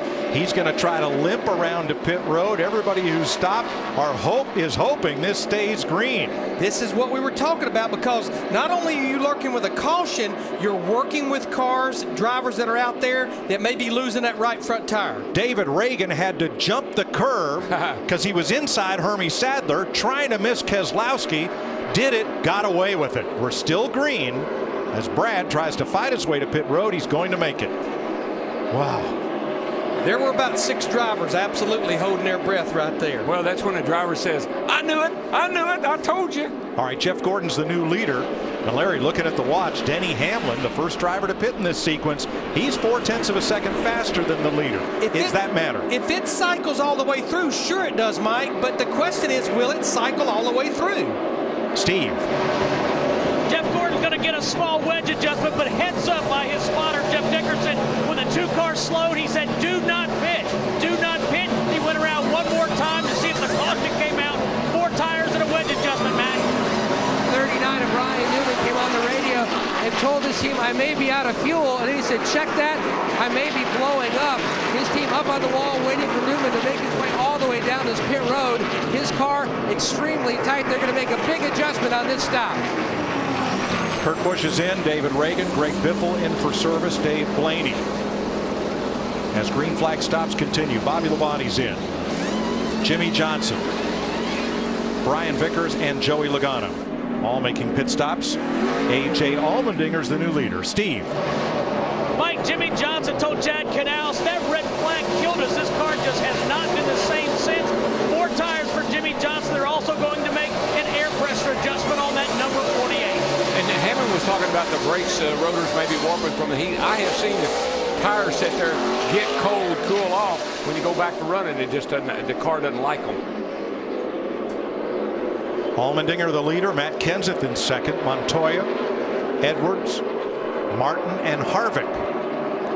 And then Robbie Gordon. Those are the drivers who have not pitted on the lead lap, along with Ken Schrader. Fuel-wise, Allmendinger in the 43 should be able to go another 15 to 20 laps easily.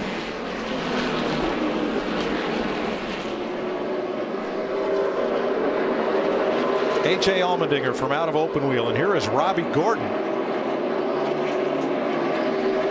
And back to Matt on Ryan Newman. Mike, you can hear his engine in his pit box. Ryan Newman's car sounded sick. The last time by, he keyed the mic and said, it is blowing up. He's going to try to hold on as long as he can. It's our guy that comes in here second in the points. Matt Kenseth to pit road, along with Juan Pablo Montoya, as Robbie Gordon finishes up and Jeff Burton leaves.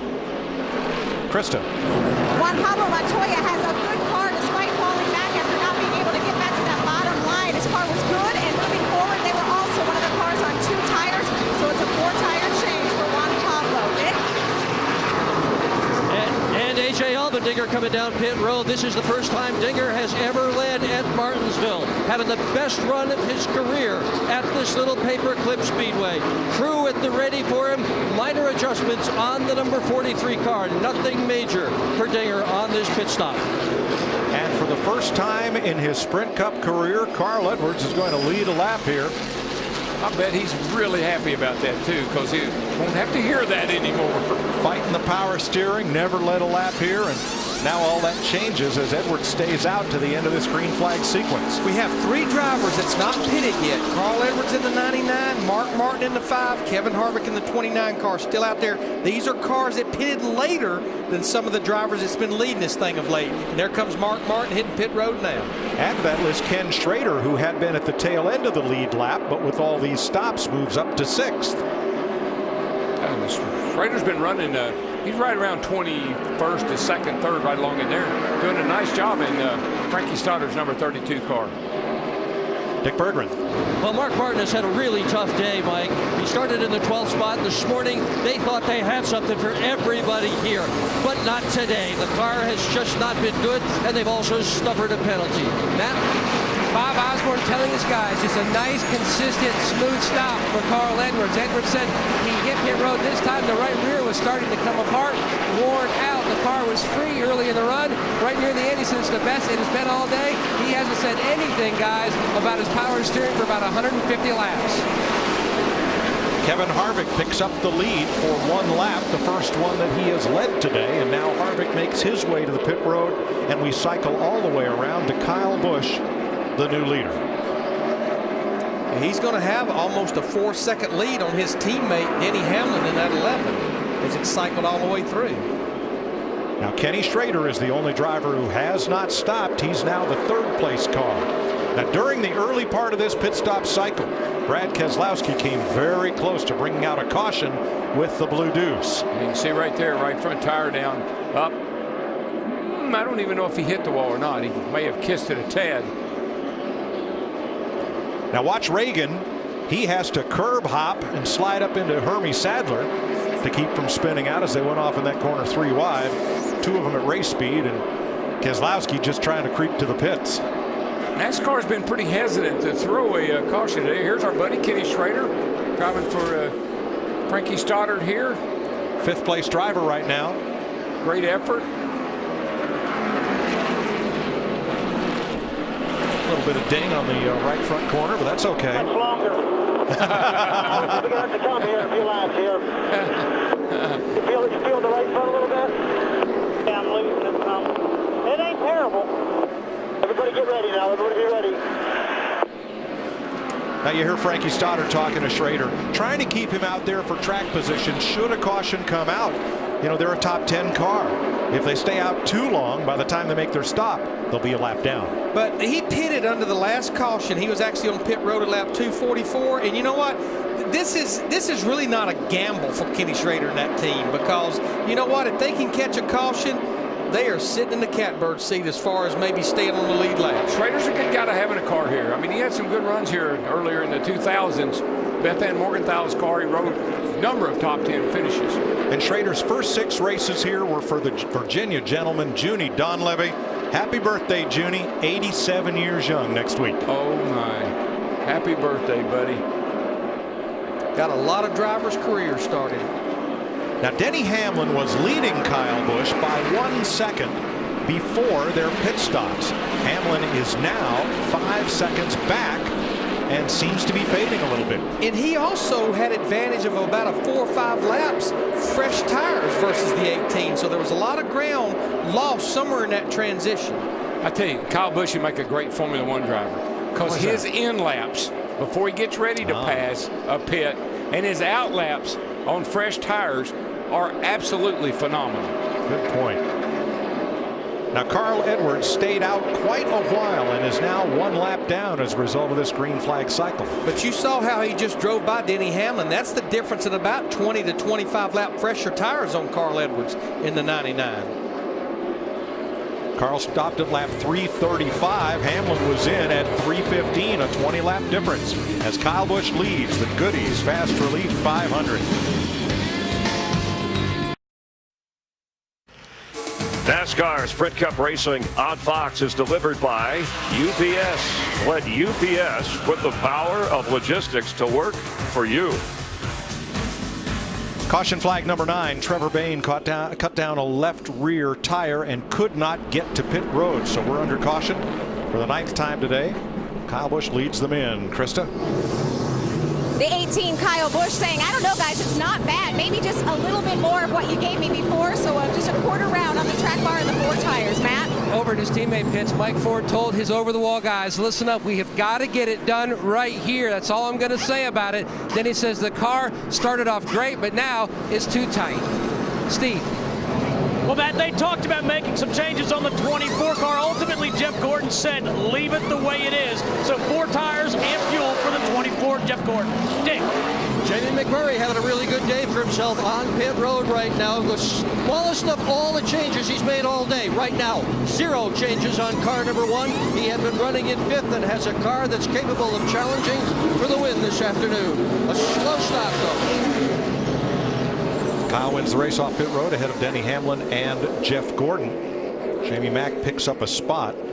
And a quick update on Jeff Burton, who made 2 pit stops under green. The first one, he was on pit road, thought the caution was going to come out for Keselowski and drove past his pit. Then he still had to come back in and make his stop.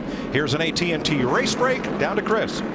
All right, thanks, Mike. And through the early portion of the race, it was Hamlin and Jimmy Johnson. But over the last stretch, Clint Boyer led the most laps. And right now at 91 laps led, that is the most so far. Lap 221, things changed. Truex with a stuck throttle into Casey Kane. Both drivers okay. Both drivers out of the race, and that's an onboard look of what the experience was like. We've had a red flag as they repaired the safer barrier, about a 25-minute delay, and then Kurt Busch getting into Bobby Labonte. He was running, Kurt Busch was 15th place at the time, and since it's been a little Kyle Busch and Denny Hamlin, as we have now 146 laps to go. Yeah, right now you're seeing the one car, Jamie McMurray, who was running in the 4th position. He's got to make another pit back to the pit road because they left a lug nut loose here on the left-hand side. Watch the official right there. He lets the crew know ahead of time. Right there, he said, oh, there it is. They knew they had trouble. You could see the reaction of some of the crew members.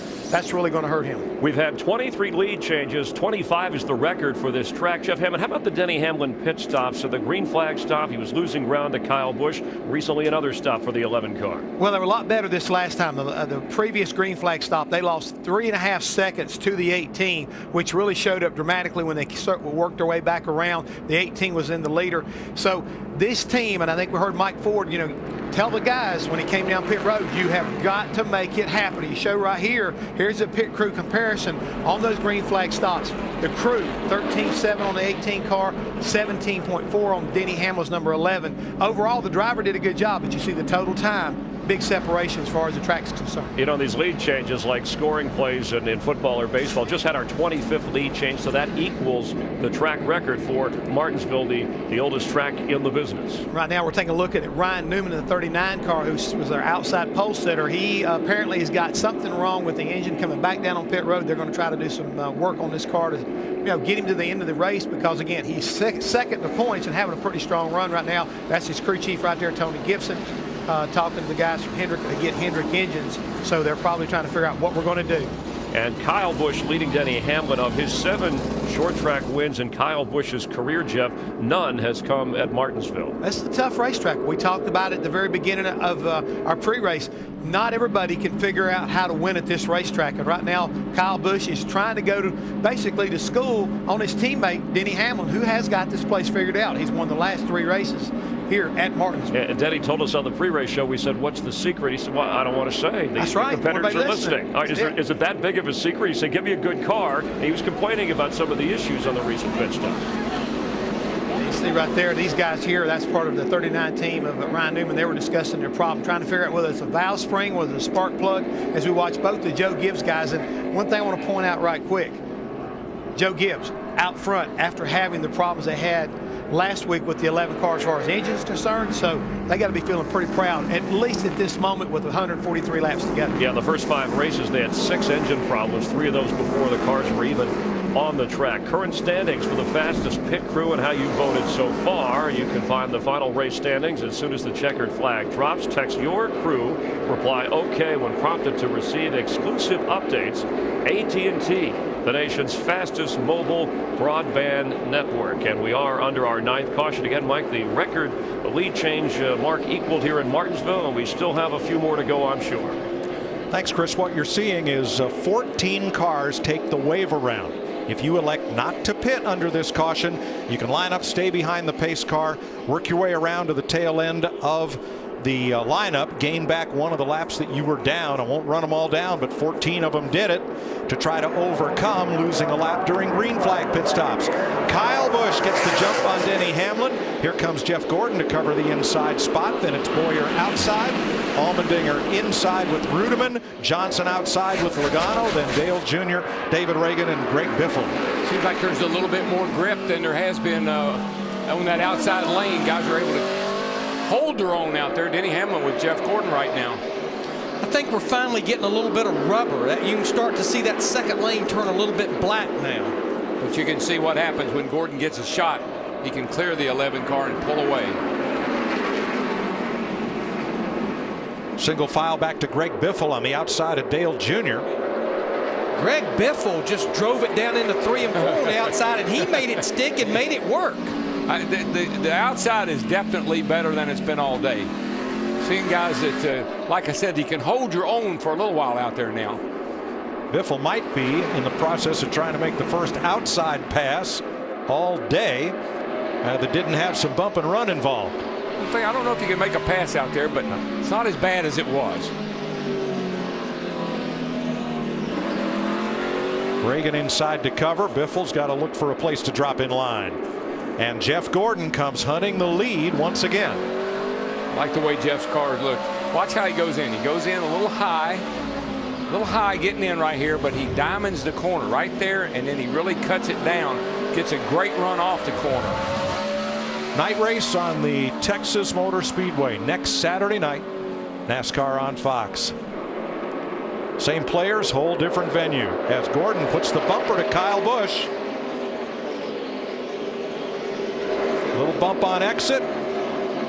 Gordon's there. I think he'll make the pass here. Yeah, he'll win this battle getting down into turn 3. Just enough position to get that bottom line. Even door, corner, clear. All clear. Denny Hamlin was third, but unable to gain advantage. The way that 24 looks right now, he may say goodbye. One on throttle. He might check out on these guys for a while. No driver in this field has won more Martinsville races than Jeff Gordon. He's got 7 of those grandfather clocks to wind. You know, he just drove by Kyle Busch. Last year, Jeff Gordon said that one time they were teammates at Hendrick Motorsports. He said Kyle Busch is the most talented driver in the Sprint Cup Series. I think that's why he was so excited when he beat him at Phoenix back in February. That was a good time to pay Kyle that compliment. Yes, it was.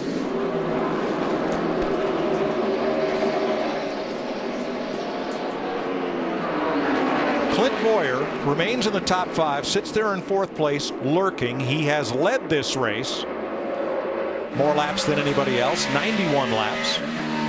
Right there ahead of Jimmy Johnson. Just stays right there in position. Boyer reminds me of, he's like a throwback driver. You know, back in Earnhardt and Cale Yarborough and those kind of blue collar guys that really just kind of guys you like. Guys who live to race. Yeah. Up front, let's have a look at Jeff Gordon's day so far. He started 21st. He was second fastest in practice, didn't qualify well, but kept climbing the ladder and now leads this race at lap 369. Looks like right now Kyle Busch in the 18, he's trying to make a run in the middle of the corner, but Jeff Gordon just gets off the corner. 39 car just playing. Got to let her tire down. Come on, go on if you can. There's the leader. Tough break for the outside pole sitter. Stuart Haas is having a tough day, Larry. Now they've had engine trouble. I hope he's running and just looking for a place to. Here he comes. Yeah, he was going down. This has been flat for about. He came off turn 2 with it flat, went all the way down the back before he gets down here.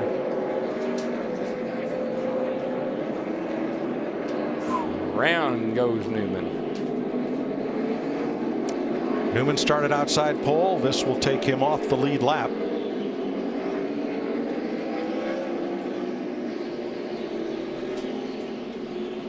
But Mike, with this restart being only 11 laps ago, all those cars that took that wave around certainly paid dividends for them. Dale Jr. is the first of the cars to pit, along with Jamie McMurray, Matt Kenseth, Montoya, Edwards, Smith, Newman, of course, with the flat tire. Kurt Busch, Harvick, and Mark Martin are all on pit road. Everyone else on the lead lap stays out. Matt? Mike, the call from Steve Letarte is going 4 tires on this stop. That way they're good to go to the end.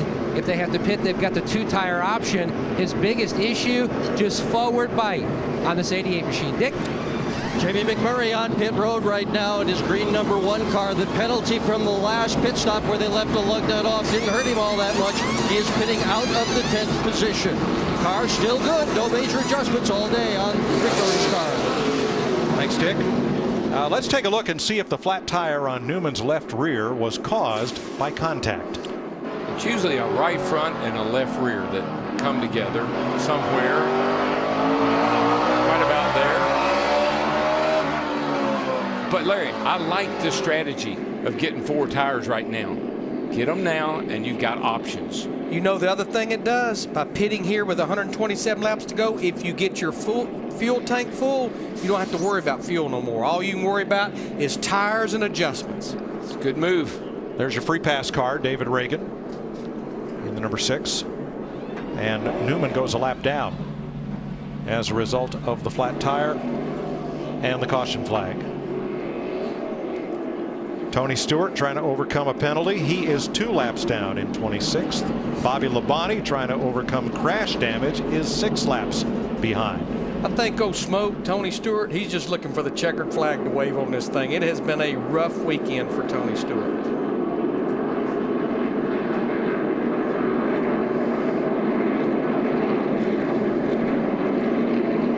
Jeff Gordon, your race leader.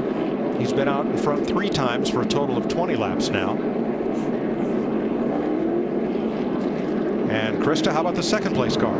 Well, Kyle Busch is being very descriptive on the radio right now with his crew chief, Dave Rogers. Dave Rogers actually telling him, you break down Bristol better than any driver out here, and that place is a lot faster. What can I do for you? And Kyle's saying, well, I'm afraid I'm the best car in the center, but if we keep changing it, I'm just going to get too loose. I just don't know how to make speed. Well, it's a dilemma. If you speed your car up, you may abuse your tires. And I think it's a balancing act right now with these tires and how would you like your car to be. I think a little snug car is a little bit easier on the tires than one that's burning that right rear out.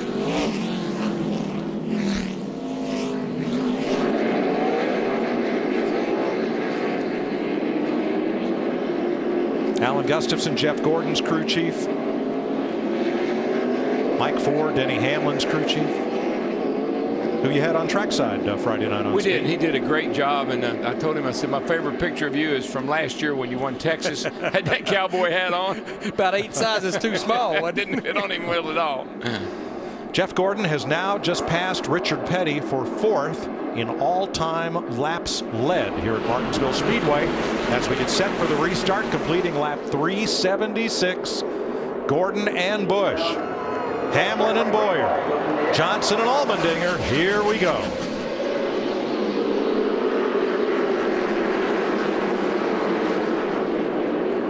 The top 8 drivers stayed out. Dale Earnhardt Jr. in the 88, 4 fresh tires back in 9th. And now only 18 cars on the lead lap.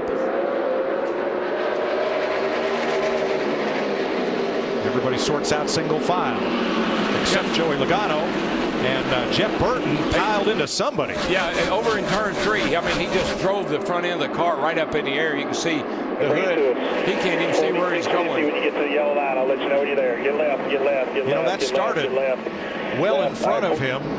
Kurt Busch and somebody got together, and the ripple effect just accordioned all the way back through the field.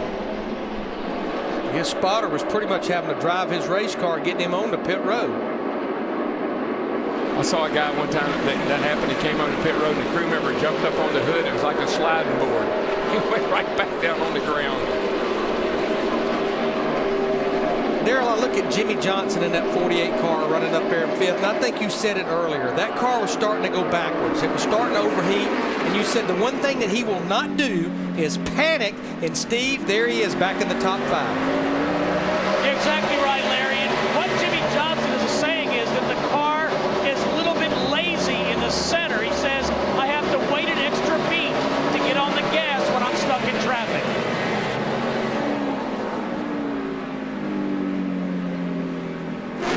Just doesn't have that grip right there in the middle of the corner like he'd like to have it right now. And that waiting costs you a lot of time.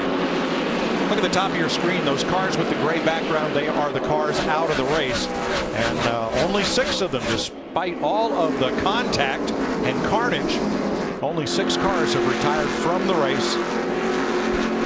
37 running. 18 of those on the lead lap, led by Jeff Gordon. Boy, Jeff Burton in the 31 came back out on the racetrack almost right in the middle of those leaders and actually bobbled them up for a second back there about Joey Logano in the 20, Dale Earnhardt Jr. in the 88. Well, Larry, there's just nowhere to get out. You just can't get out of the way. When you're trying to get out of the way, you're down in the groove. I wish you'd look at the parts and pieces hanging off that thing. It sort of looks like it got run over by a caterpillar.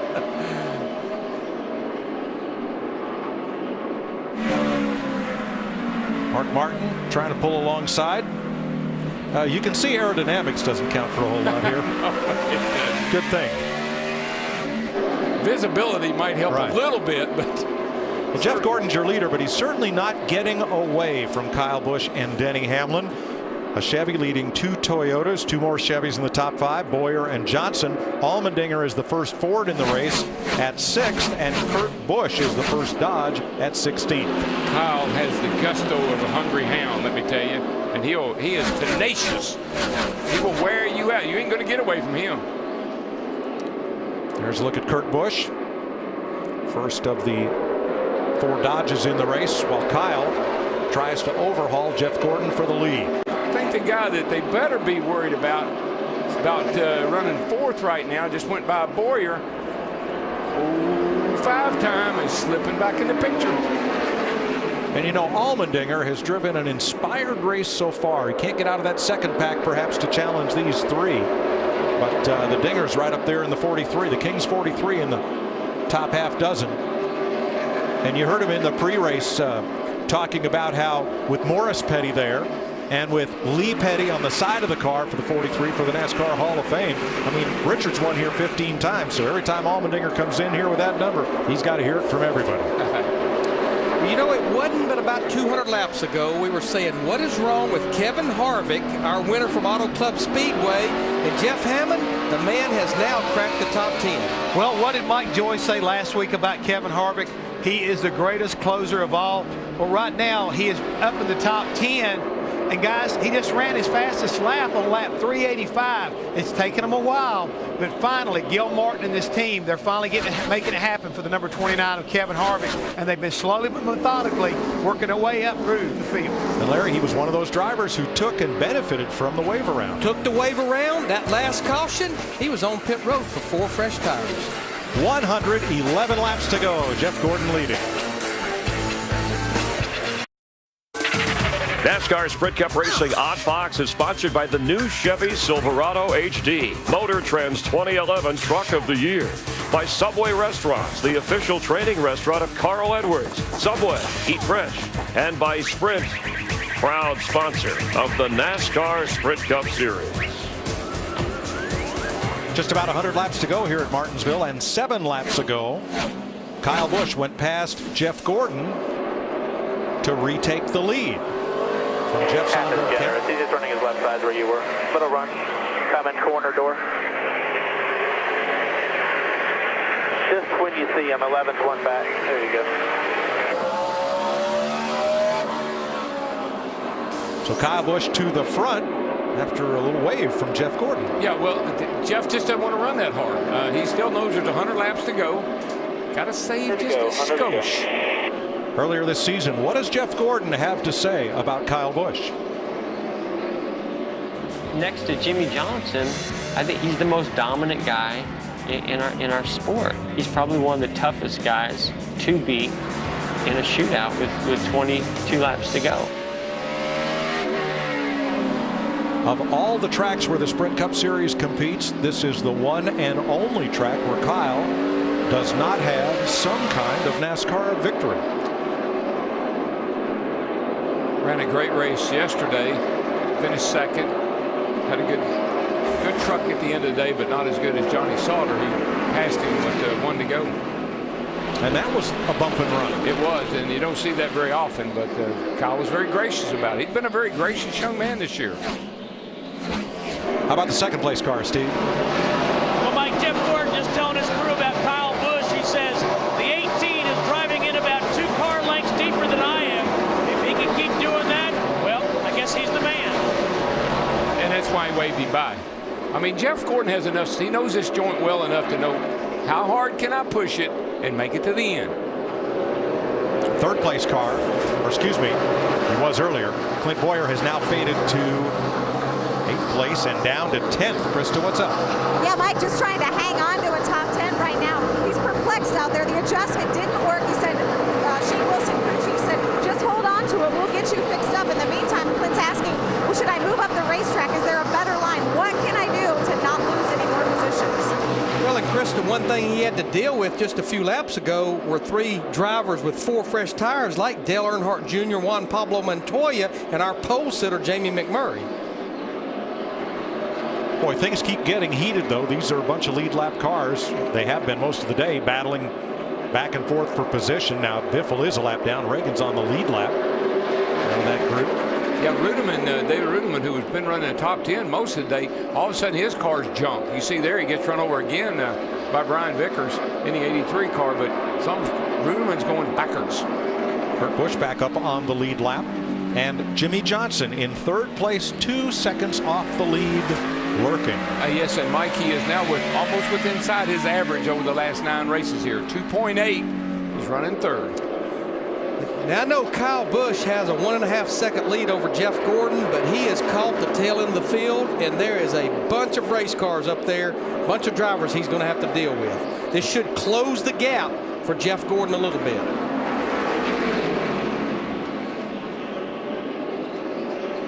See if this pile of traffic gives Gordon a chance to reel him in. Jeff Gordon's has 15 Sprint Cup short track wins, the last of which came right here in the fall of 2005. 91 laps to go on the short track that thinks it's a super speedway, Martinsville, Virginia.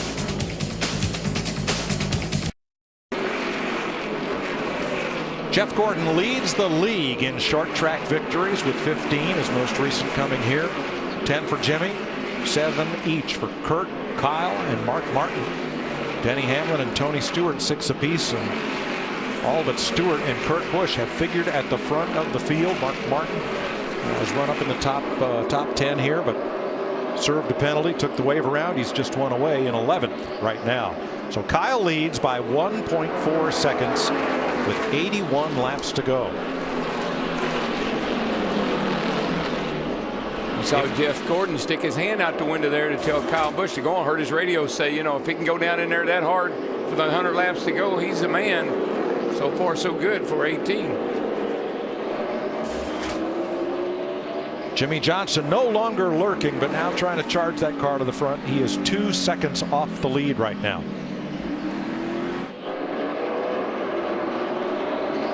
And Denny Hamlin, first half of the race, he was a contender, but since then, a slow pit stop put him a little back in the running order, and he's not recovered. And Kevin Harvick in that 29 car right there running in the 5th position with 80 laps to go, 79 laps to go right now. This is the first car that could go the distance without stopping of those top 5. Just real quickly on the 11 car, I think he's just looking for a solid finish. I don't like to hear that, and I don't like to say that, but I think he's trying to get out of that hole he dug for himself. A.J. Allmendinger's looking for all of it. He has been the fastest Ford all weekend here. Currently runs in 6th. Dale Earnhardt Jr. in that 88, same boat as Kevin Harvick in the 29. He was on pit road that last caution lap 372. Should we stay green, he's another car that could go to the end. Jamie McMurray, our pole sitter, has run at the front today. Had a pit road penalty for a missing lug nut not long ago. That pushed him back in the order a bit. He's rebounded to 8th. Right behind him, Matt Kenseth, who overcame a lane changing penalty at the very start of the race, even though it took him till almost halfway to get back on the lead lap. He's done well since. He is 9th. Krista? At the start of this race, Mike, I said Juan Pablo Montoya would be in the mix, but here's the thing. He was in the mix last year before their brakes went away. Crew Chief Brian Patty said, we gave him as much braking as we possibly could. These brakes could stop the locomotive. If we have brakes at the end of this race, we will be a factor. Boy, you're talking about a eventful day. Mark Martin in that 5 car right there sitting in 11th position. He's taken the wave around twice. He had a penalty on a restart back on lap 181 for jumping out of line. He's another car that could go the distance should we stay green. Yeah, and then got here Clint Boyer. Man, just think how good. When we talked to Boyer when they stopped the race, he was leading the thing. And now he's back here in 12th place, struggling. Yeah, he was large and in charge, but needs a change. 73 laps to go. Joey Logano second here a year ago and currently runs in 13th place after starting 4th. I got to tell you, Joey Logano, what's that old saying about got hit more times than Joe Lewis? He has been beat all over. Every time somebody gets around him, they ram into him. I think the back of his car tells the tale. I think it does. Kurt Busch, 14th. Spent about half the day off the lead lap. Resource management. Kurt got a free pass, got back on the lead lap, and has run better since, up in 14th. Matt? Mike, the headway they gained earlier on that handling of that number 99 for Carl Edwards has now reversed itself. It's now extremely tight right before he gets back in the gas. And then he told Bob Osborne that he messed himself up earlier. He hit the curb, bounced off that, and 2 cars got by. He currently is in 15th. Dave Blaney limping to pit road, almost causing a caution. He's been involved in a couple. Yeah, again. Looks like another right front tire. But he will get to pit road this time. Here it is on the front straightaway. Yep, up out of turn 4. This would be about the 3rd right front to go down for Dave Blaney. And look how close on Clint Boyer in that 33. Close call on the front stretch. These teams spend thousands of dollars on air boxes to cool their brakes. Now, I'm just not real sure Tommy Baldwin spent thousands of dollars on air boxes to cool his brakes coming here. So that could be some of the bead issues there. Sure, he has the best he can get, but these guys spend hours in the wind tunnel sometime working with the boxes that cool the air to the brakes. Regan Smith's been a lead lap car just about all day. Currently runs in 16th. David Reagan on the last caution flag got back on the lead lap to 17th. And in a driver that's almost a lot like Clint Boyer in the 33, we talked about him the entire first 3/5 of this race. David Ruderman, who started this race up in the 8th position, he has faded to almost going a lap down the last car on the lead lap. Brad Keselowski in the free pass position, 1 lap down, then Greg Biffle. Now Allmendinger up in 6th, as here's 2nd place. Jimmy Johnson inside of Jeff Gordon, and 5-time rolls through to take over 2nd. Another one of those, Jeff Gordon just kind of eased up a little bit and told Jimmy to go ahead. Maybe he can get up there and challenge Kyle Busch as he heads into turn 3. 66 laps to go. What about the 6th place car, A.J. Allmendinger? Dick? Allmendinger has just told his crew the motor is going south, Mike. What a day he has had. Qualified 6th. He's been in the top 10 almost this entire part of this race with 65 laps to go, sitting there running 6th. And here with 65 laps to go, engine going a little bit sour. There you see owner Richard Petty on top of the hauler.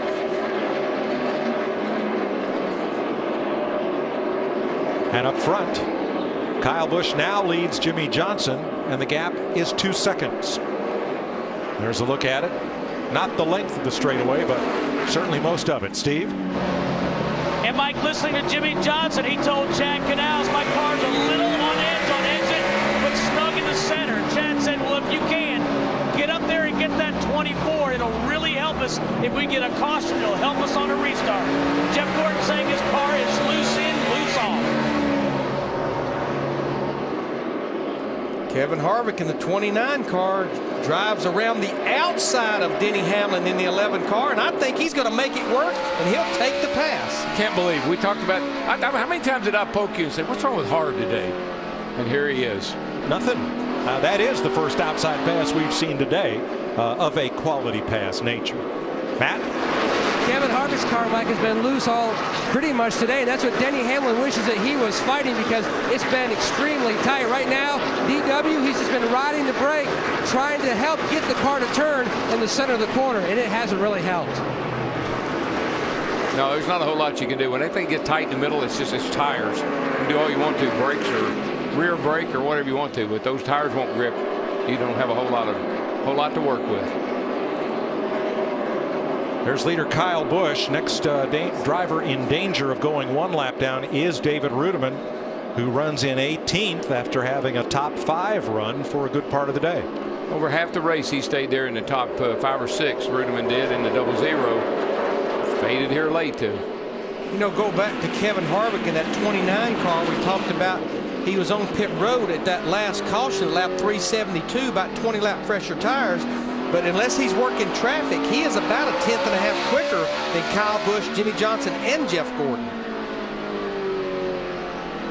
The only problem with that, Larry, is the 5 seconds he has to make up with 59 laps to go. Well, if it stays green, I think I know how he's going to make it up, because we feel like he will not have to come to pit road. Has enough fuel to go to the end.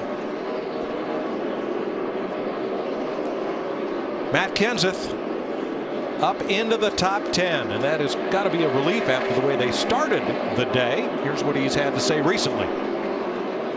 3 laps there to go here. Somebody tell me something. 66 laps to go.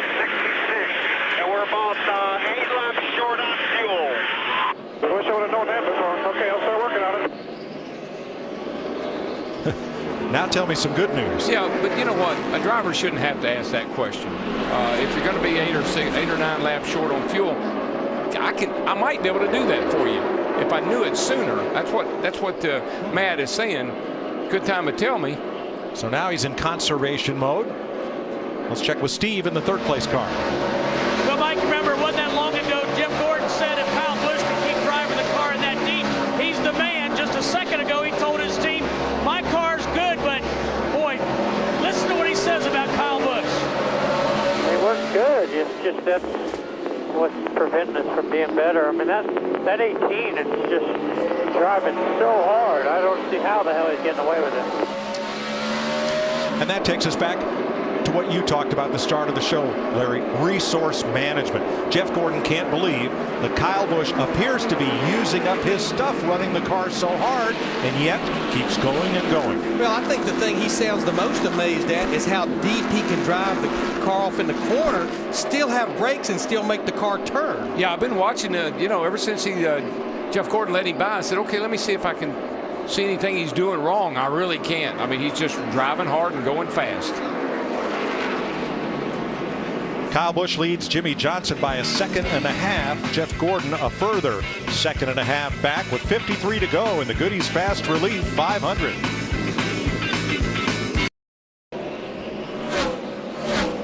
Kyle Busch has just put Carl Edwards 1 lap down, so Kyle's the first of 16 lead lap cars with 45 laps to go in Martinsville. That Joe Gibbs Toyota running first, and another one in fifth, Denny Hamlin. They bracket the Chevys of Jimmy Johnson, Kevin Harvick, and Jeff Gordon. Watch Kevin Harvick. As a lap ago, he went to work on Jeff Gordon. Now that's Rudiman up on the outside, making it a little close. And here's the fifth place car, Denny Hamlin, who was the first to stop under the last green flag stops. Now he's on pit road for the last stop of the day. Matt? Mike, the biggest thing Denny Hamlin wants is Mike Ford to fix his race car, free it up. It's just been consistently tight for about the last 300 laps. They're going to make a chassis adjustment, wrench in the back window, trying to get Mr. Martinsville back on track.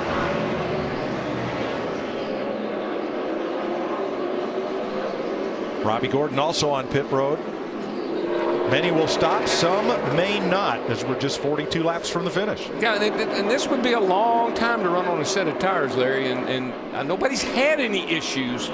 Be a lot of laps on a set of tires. But remember, we made a green flag stop earlier in the race. I feel like it will not be that long until Kyle Busch in the 18, Jimmy Johnson in the 48 will be on pit road. We're quite sure they cannot make it to the end on fuel. The guy will be watching. We've talked about him and talked about him here of late. Kevin Harvick in that 29 car, we feel like they can make it. Hamlin lost just 1 lap on the pit exchange. Now, the last time he was the first to stop, he came back on track and was running almost 0.5 seconds a lap faster than the leader.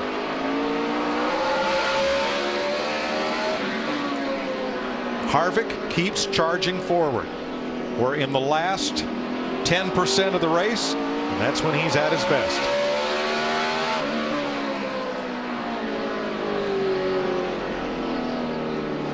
Kurt Busch and Casey Mears come to pit lane.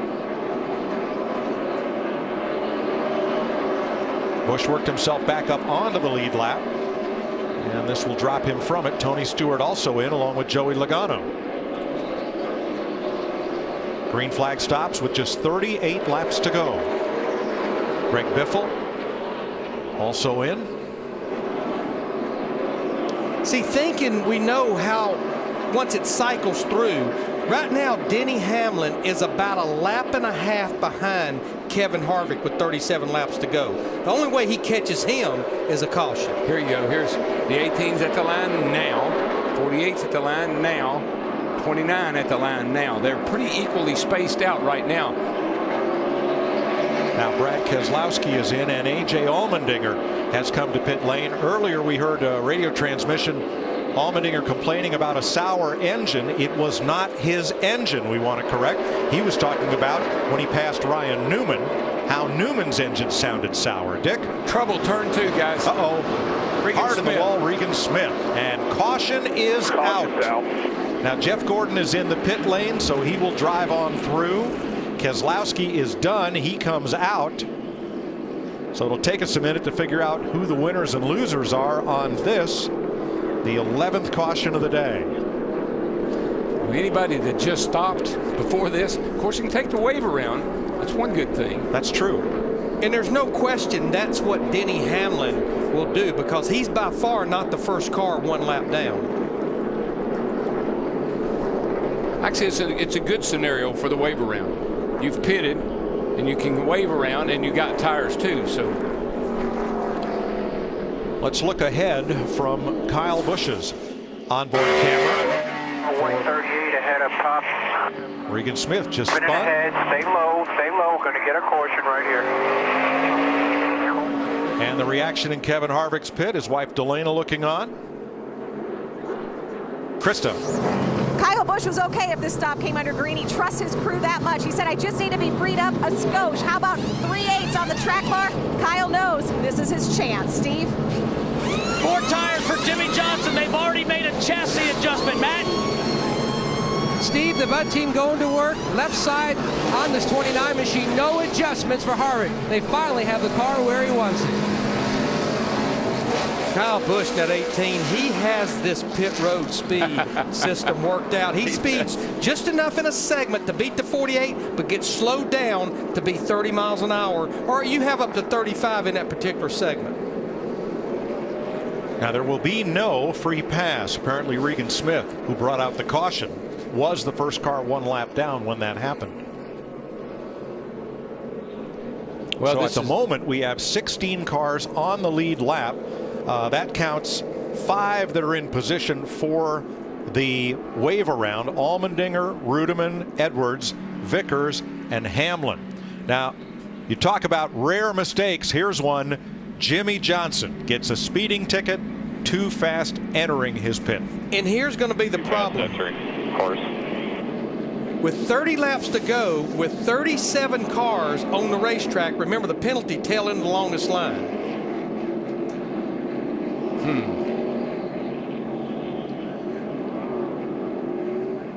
Kyle Busch just ahead of him. We're not sure in what segment of pit road. I believe it might have been right there. It was too fast entering, all right. His pit box. Yeah, that was it. Jimmy Johnson trying to extend a string of 17 races here that he has finished in the top 10. Chris Myers, it's been an eventful day in Martinsville as usual. All right, Mike, let's recap. 11 leaders, 28 lead changes, and action got heated here on lap 221 when it was Truex and Kane in this wreck caused by a stuck throttle. Both drivers okay, but out of the race. Kurt Busch sliding into Bobby Labonte. Kurt was running 15th at the time, not a factor today. Ryan Newman came in second in points, started second, but has a tire problem here. And Jeff Burton, who led the most laps the last time they ran here, with some problems showing the damage, the wear and tear the drivers have gone through. And this is the way it looks. Kyle Busch has led the most laps. Jeff Hammond, not only are cars beat up, but the nerves are frayed at this point. Oh, right now, everything's getting worn out. The brakes are getting worn out. The bodies are getting worn out. The attitudes, the temper, everything is just really kind of ramping up. The only guy out there right now thinks he's kind of having fun has got to be our leader. And the other guy we were looking at a minute ago, that was Kevin Harvick. All of a sudden, he is on the scene looking to try to make a move. And how about Matt Kenseth, who went a lap down 5th? That leaderboard of Kyle Busch, Jimmy Johnson, Kevin Harvick, and Dale Earnhardt Jr. Harvick trying to win back-to-back for the first time since September of 2006, Mike, with just 30 laps to go. Thanks, Chris. 12 cars took the wave around. Those were the cars that had just made green flag pit stops prior to this caution. And Jimmy Johnson, the penalty he has to serve is starting at the tail end of the longest line. So we should have 14 lead lap cars when we restart. Yeah, we were just debating that, you know, whether all those wave around cars, that if you have to go behind them too. Right now, he's about the middle of the pack, and we're going to get a green flag.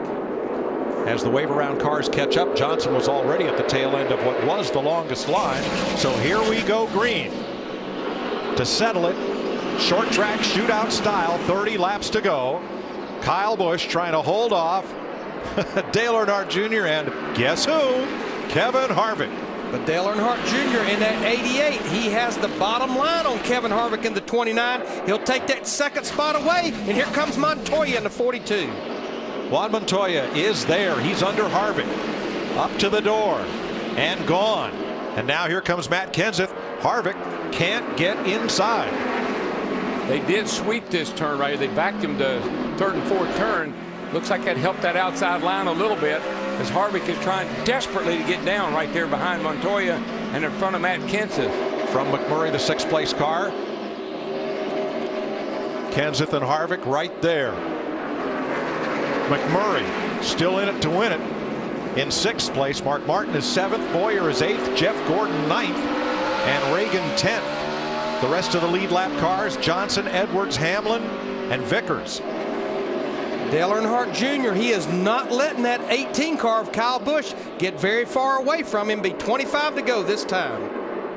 Earnhardt has not led today, but don't let that worry you. Last week, Harvick led only 1 lap, the last lap.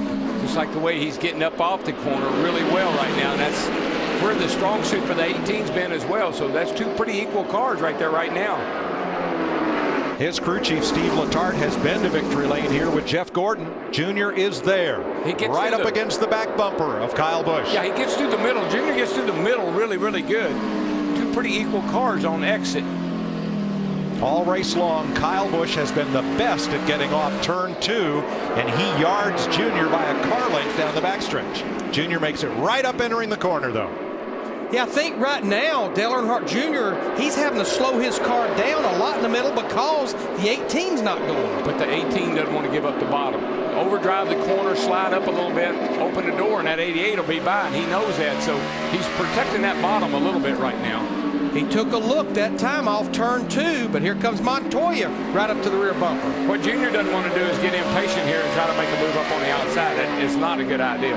Well, these 2 drivers have a short track history late in the race.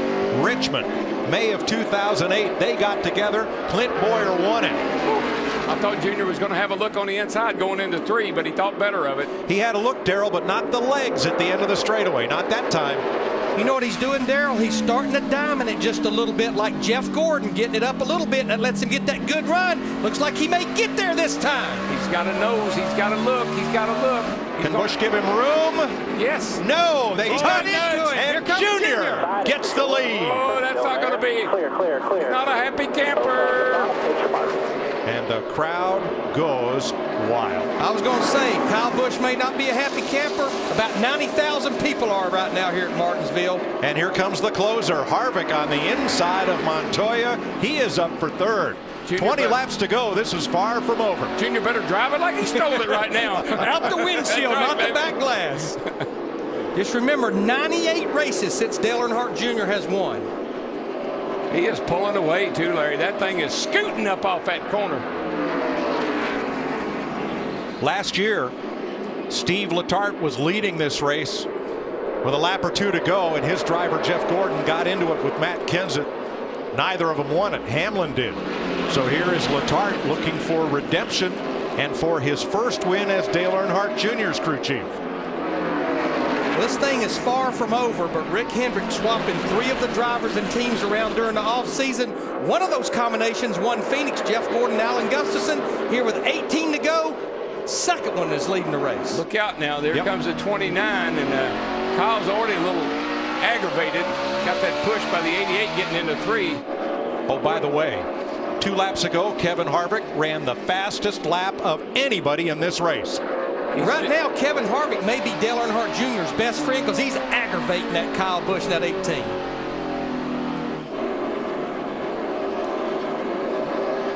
Boy, it's just a fine line getting off of the corner here. If you get it right, you really go. If you don't, you lose a lot of time. Here's what's going to be another fine line. With 15 laps to go, I think they're going to catch some of these lap cars at the back of the field. Darrell, this is good as it gets. 4 drivers fighting for the win on a Sunday afternoon, and Harvick has a look inside Kyle Busch exiting 2. I'm going to tell you right now, my hot dog is churning. Old Harv is taking a hard look. He's got a nose. He's got to run. He's going to stick it in there. And he's got the room.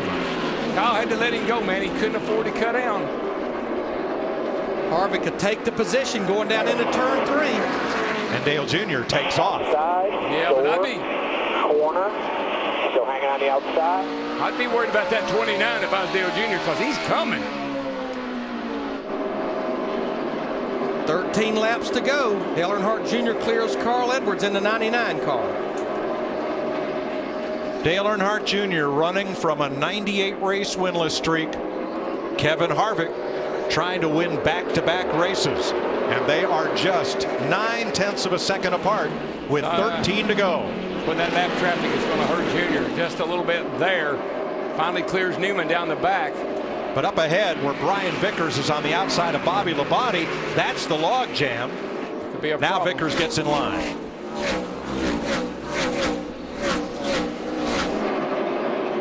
Junior looking for the inside against Vickers. Well, he's stuck behind Vickers right there, but he's going to get a runoff too and clearing. That lap there, Kevin Harvick about a half of a tenth off the 88 car. They'll be coming to 10 to go. Right now, Junior's got it made right now. I mean, he's got one more car to get by up here. Bobby Labonte. 71 car of Hermie Sadler up there. Labonte did a nice thing and pulled over aside from the leaders, let them go. Carved a tenth and a half off that lap. There'll be 9 to go this time. I don't believe Harvick would be shy about using that bumper if he had to. Hermie Sadler trying to finish this out for Kevin Buckler's team. Stays up on the high side. And Junior caught him in a great place, the middle of the back straightaway, where it didn't slow either one of them down. Yeah, but it hurt his entry on turn 3, and that's where Harvick really closed up big time right there. But Kevin lost a little bit of time there on the exit of turn 4.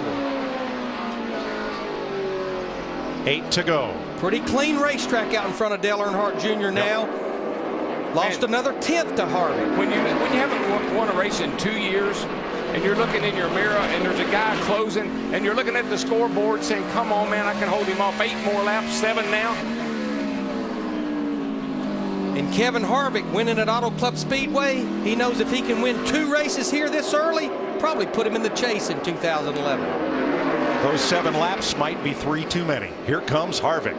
He is there within a car length of Dale Jr.'s back bumper. 6 laps to go.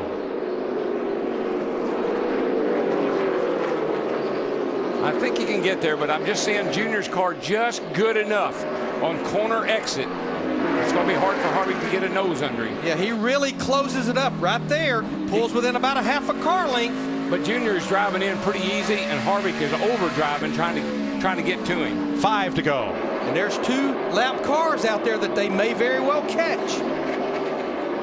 Junior gets just a little bit better run off of turn 2. Gives him a little gap.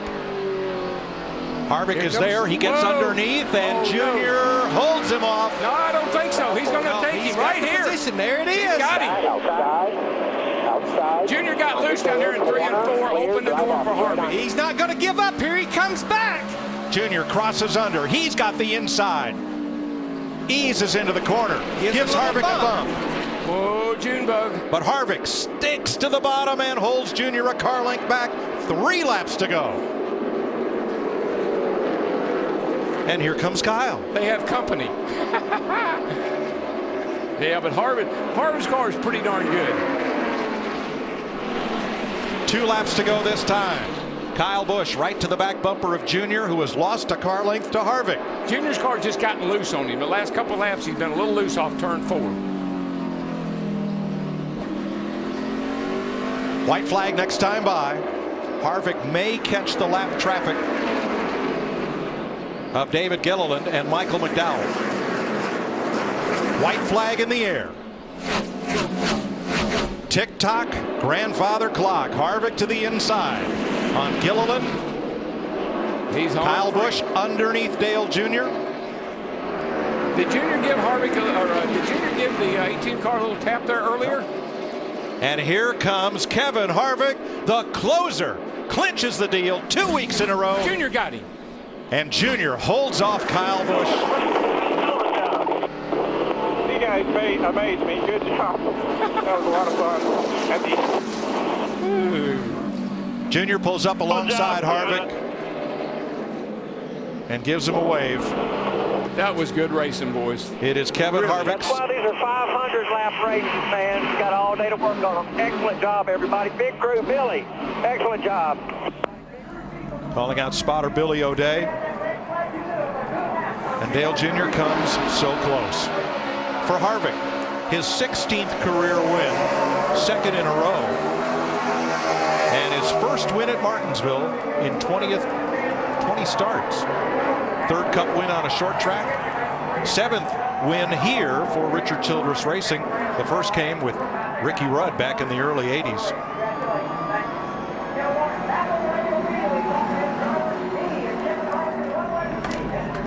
And Harvick spins it around and salutes the crowd, Alan Kulwicki style. A lot of respect right there between those two guys. Like to see that. Here's that last quarter of a lap. Harvick well out front. Look at the run Junior gets off the corner. He and Kyle so close at the wire. Second to Earnhardt by inches. Less than 2/100ths of a second. Ooh, that's not even inches. Milli-inches.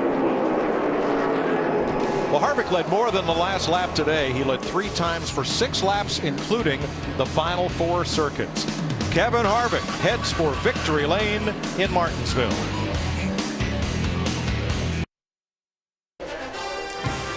NASCAR on Fox live here in Virginia, where Kevin Harvick held off Dale Earnhardt Jr. on a record-setting day with lead changes. So back-to-back, first time for Harvick since 2006, and Matt Yoakum is down there enjoying the celebration. Kevin Harvick has now scored wins at Martinsville in all of NASCAR's top 3 series. What an e-ticket win, old short track style. A great bump and run, and then Dale Jr. almost got the move back on you. Yeah, you know, I just, first off, I want to thank everybody from Budweiser, Jimmy John's, Ream, Chevrolet, Sprint, the fans. Let me not forget everybody this week. SKF Hunt Brothers champion Sherwin-Williams, Odyssey Batteries. What about the driver? Menards. Just an awesome day. I didn't think we had the car to do that, and came back up through there, and we put those 2 tires on, and all of a sudden I got to the front and everything was woke up. So had a lot of fun racing with Dale Jr. I hate to be the guy that's the bad guy here, but we're in it to win it. What kind of statement does it send the competition? Back-to-back wins by this team so early in the season. Well, I mean, I think it just shows what we're made of again today. I mean, we crashed, we fell back to the last car and lead lap just about there the first run, and just everybody on this RCR Budweiser Chevrolet team has done a great job, and we just keep fighting. And we had something left to race there at the end, and heck, it wound up going. I didn't believe them when they told me it was fast, but when we got towards the front, I was like, man, they weren't lying to me, so it was pretty cool. Well, Delana let you put this grandfather clock finally in the house? As long as we have it, we can put it anywhere. I'm not going to get in an argument. Chris? All right, thanks. Well, Richard Childress Racing in victory lane, that hasn't happened at Martinsville since 1995 when Dale Earnhardt pulled in, and maybe conjuring up memories of the Intimidator, the way Harvick has been working. So the closest Dale Earnhardt Jr. has come to victory, maybe some 99 races. Our Steve Burns spoke with him moments ago. Well, Dale, I heard you apologize to your guys as you came across the start-finish line. Thinking back on it now, you've had just a couple of minutes, but was there anything you could have done different? I don't know. I tried to put together some laps there, but though the back of the car just wasn't into the track quick enough. And I mean, at 29, he was coming, and wasn't much I could do. Got a little loose down into 1. I wanted to do a little bit of a crossover move, and I thought I had that, but we got down into turn 3, and I wanted to keep my nose there, but not rough him up too much. I'd already gotten into Kyle pretty hard and racing for the lead there, and I just tried to keep the nose in there without just turning him sideways and allowing, you know, Kyle to get into the mix. I don't know what I could have done different. We didn't have that great of a car. We weren't fast all day. We were a top 10 car, but not a race-winning car, and we worked on it real hard, but we didn't make any gains, really. We made some changes that did things, but nothing really give the car any speed. And Steve did an awesome job with the pit strategy is what got us up there. That's all it was. And the car was good enough for 15 laps to run past those guys and try to get out there and get a big lead, but just not enough. Dale, it's obvious that you guys are making a lot of progress, and as Rick Hendrick shakes your hand, are you more frustrated that you didn't win, or more encouraged that you ran as well as you did? You know, I don't know. I think I'm just happy to be running well, happy to be in the mix. I'm thankful for the opportunity I've got, thankful for the help that I've got with my team. I want to thank AMP and National Guard and all our supporters, but the race team works hard, and when I don't have the speed, they find the speed, and you know, it's working real good together. I'm frustrated I got close, and I was out there leading, and I was thinking, I'm going to try to take me home a clock, and you know, I don't know. Hate I didn't win. This is a great old racetrack. Saw you and Kyle talking after you got out of the race cars and shaking hands. What'd you guys say? I don't think Kyle was real happy, but you know, it's just racing hard, trying to win. I ain't won in a long time, and I really didn't spin him out or nothing. Just had a little bit of a nose off of 2 and tried to hold my ground without being obnoxious about it. And I think it all kind of worked out. And when the 29 got there, I tried to, not do any more than that. I didn't want to be the bad guy today, but we'll win our share of races. I got a long time to go left, and sure would like one of them clocks. One of the wins here would be really, really nice. It's just, I love this place. It's a fun racetrack, and the tire did really good. I want to tell everybody we all complained about it, and it ended up working out okay. We want it to be better, no doubt, but we got through this weekend, and let's just try to bring something better back next time. Thank you, Duke.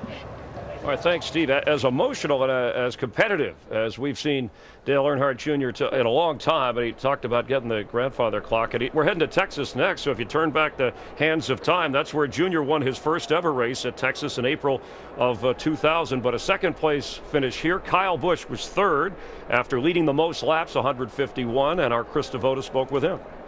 As Kyle Busch climbed out of his race car, Dale Earnhardt Jr. was here. I don't know if that lessened any anger or frustration when Junior got into the back of you, and was that the difference? No, it wasn't a difference. Just didn't have a short run car today. Unfortunate. Pedigree Camry was awesome. Really, really good on the long runs. Just wasn't a long run race there at the end. And when you made that adjustment too, and you saw Earnhardt and Kevin Harvick battling, did you think, hey, if they just go after each other, I can slide back up there? Sure. I mean, they were getting after it, and I gained on them and got there, just not enough time. And the adjustment, was it the right one to make at the end there? Yeah, made the car better, just not better enough. All right, Kyle Busch had the long run car, the best on the long runs today here at Martinsville. He settles for a third. Thank you, Krista. Short and to the point, but he's your new points leader. We'll show you the points. We'll hear from Jeff Gordon. A lot more victory celebration. Kevin Harvick leads the final 4 laps and goes back to back. We're back live in Virginia. Dale Earnhardt Jr. can smile now as he chats with Jeff Gordon, who wound up 5th today. And there's Steve Letarte, the crew chief, formerly with Gordon, now with Dale Earnhardt Jr. We checked the points after 6 races of 36 that matter. Carl Edwards came in with a narrow lead and loses that to Kyle Busch. Kevin Harvick all the way up to 5th after going back-to-back. Juan Pablo Montoya, we'll hear from him in a moment, hanging in there at 7th. Jeff Gordon, and he has a win. That matters after the top 10 with the new chase format, because after the top 10, it's not so much about points, it's about victories. So let's check in with Dick Berggren, who is with Mr. Gordon. Jeff Gordon, winningest driver in Martinsville. Good run today, but not the best. Didn't win it what it would have taken to win the race today. We did have a great day with our drive to Hunger Chevrolet. Don't forget to text 50555, Hunger to 50555 to help us out. But I was real proud of Alan and all the guys in this team today. We weren't great at the beginning. We just worked our way up there slowly, took our time, we're patient. And then we had our race car that could run with these guys, and we got there and took the lead. That one time I got real loose, but I don't know. It just seemed like the track changed a little bit on us there at the end. That caution did not help us any either, so that caught us behind. I thought it was an awesome day for us to drive up to 5th there at the end. Good job today. Congratulations. Thanks, Dick. Jeff, at our post-race show live, as we bring in the guys from the booth, Darrell, Larry, and Mike, and on the pre-race show, when he spoke with Kevin Harvick, Darrell talked about, are you obsessed with the 48 team? And we talk bigger picture here, championship. Kevin Harvick, at least the last 2 weeks, has looked like a guy on a mission for it, not just to win a race, but a championship. Yeah, he really has. I mean, he's really flexed his muscle. Gil Martin has made a lot of the right calls, and the only thing I'm disappointed about as we watched down there on Victory Lane is, DW, I didn't see him do your icky shuffle after he told you. What are you talking to him? listen, I saw right away the boy can't dance. Now he can drive, but he can't dance. Well, he's still learning how to wind that grandfather clock. He'll get some lessons.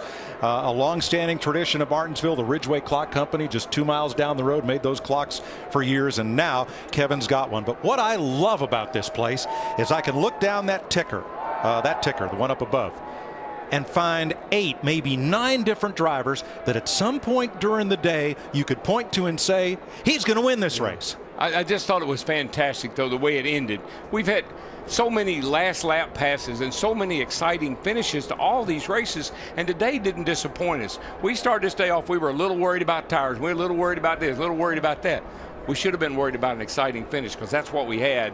And for Harvick to win this thing 2 in a row and Junior to run like he did and to clip Kyle Busch at the line by inches, great day. Larry, what does it say about the fact we talked about resource management? We hardly saw Kevin Harvick all day until the last 10% of the race. Well, and I think that's pretty common. I think that was almost the case at Auto Club Speedway. You know, he looks after his car. He looks after everything he needs to be looking for, and then he looks for the end of the scoreboard, the final laps of the race, and that's when he shows up. To me, the amazing story, and they were for 2 different reasons. The 2 drivers that has dominated this place, they've won the last 9 races here, but they don't even get a top 10 finish with good race cars. Denny Hamlin got burnt because of pitting under green, a caution coming out, and then Jimmy Johnson on that last caution busted for speeding on pit road. I want to give a shout out to 2 drivers that really needed a top 10 finish. Our pole sitter Jamie McMurray gets one, and David Reagan, who's been fast all year long in that 6 car, he finally gets himself a top 10 finish. Well, let's show you what Jeff was referring to that happened. We saw it during the pre-race when Darrell sat down earlier this weekend with Kevin Harvick, giving him a little advice on what to do after he wins. You want me to do the Icky shuffle? I can't. Come on, man. Let me see you. I'll show you how. Come on.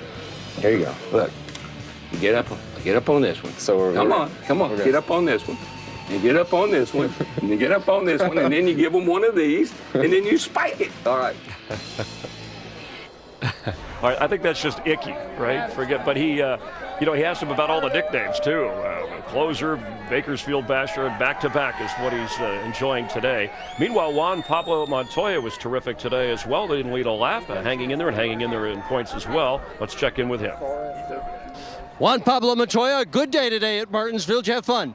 Yeah, we had a good day. We qualified horrible yesterday in the Target Chevy, but everybody did an amazing job. We had a good race car. It was really good in the long runs. That really helped us out, and good calls on the team, and we look good at the end.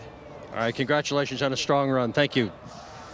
All right, thanks, Dick. And what nickname did I forget? Yeah, you forgot Happy Harvick. He's in Victor Lane. He's very happy. So is his wife. They might both get in their fire suits tonight. Celebrate. We'll have a lot more in just a moment.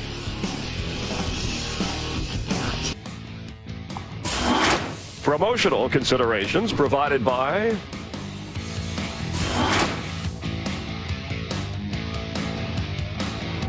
our first repeat winner of the year, and back-to-back for the first time in his career. Kevin Harvick has never won 3 in a row. Jeff Hammond, we go to Texas. Can he pull it off? Yes, he can. I mean, right now he's on a roll. This guy has been able to close it out. It's short track, and he won at California, so you got to believe these guys are getting it done. But the thing I like is all of a sudden we're seeing some momentum by the 88. Dale Earnhardt Jr. is looking strong, going back to a racetrack where he's won before. I mean, I'm liking what I'm seeing. Dale Earnhardt Jr., 99 races without a win. He said this week when asked about the streak, he's not thinking about it. He thinks he's closer to winning than he has been in a long time, and we saw that today. Definitely so. And again, I almost wanted to say, Dale Jr., you had an opportunity to win this race. Don't worry about Kevin Harvick's feelings. I'm sure he wouldn't be worried about yours if she was on the other foot. So, I'm glad he raced him clean, but at the same time, I wouldn't have been upset at all if he'd have gave him a little bit more of a bump to get home and get that one win. But he was aggressive, and you heard Junior say, and Harvick, hey, I don't want to be the bad guy. I don't want to be the bad guy. Well, somebody has to be the winning guy, and right now it's smiling, Happy Harvick. Happy Harvick.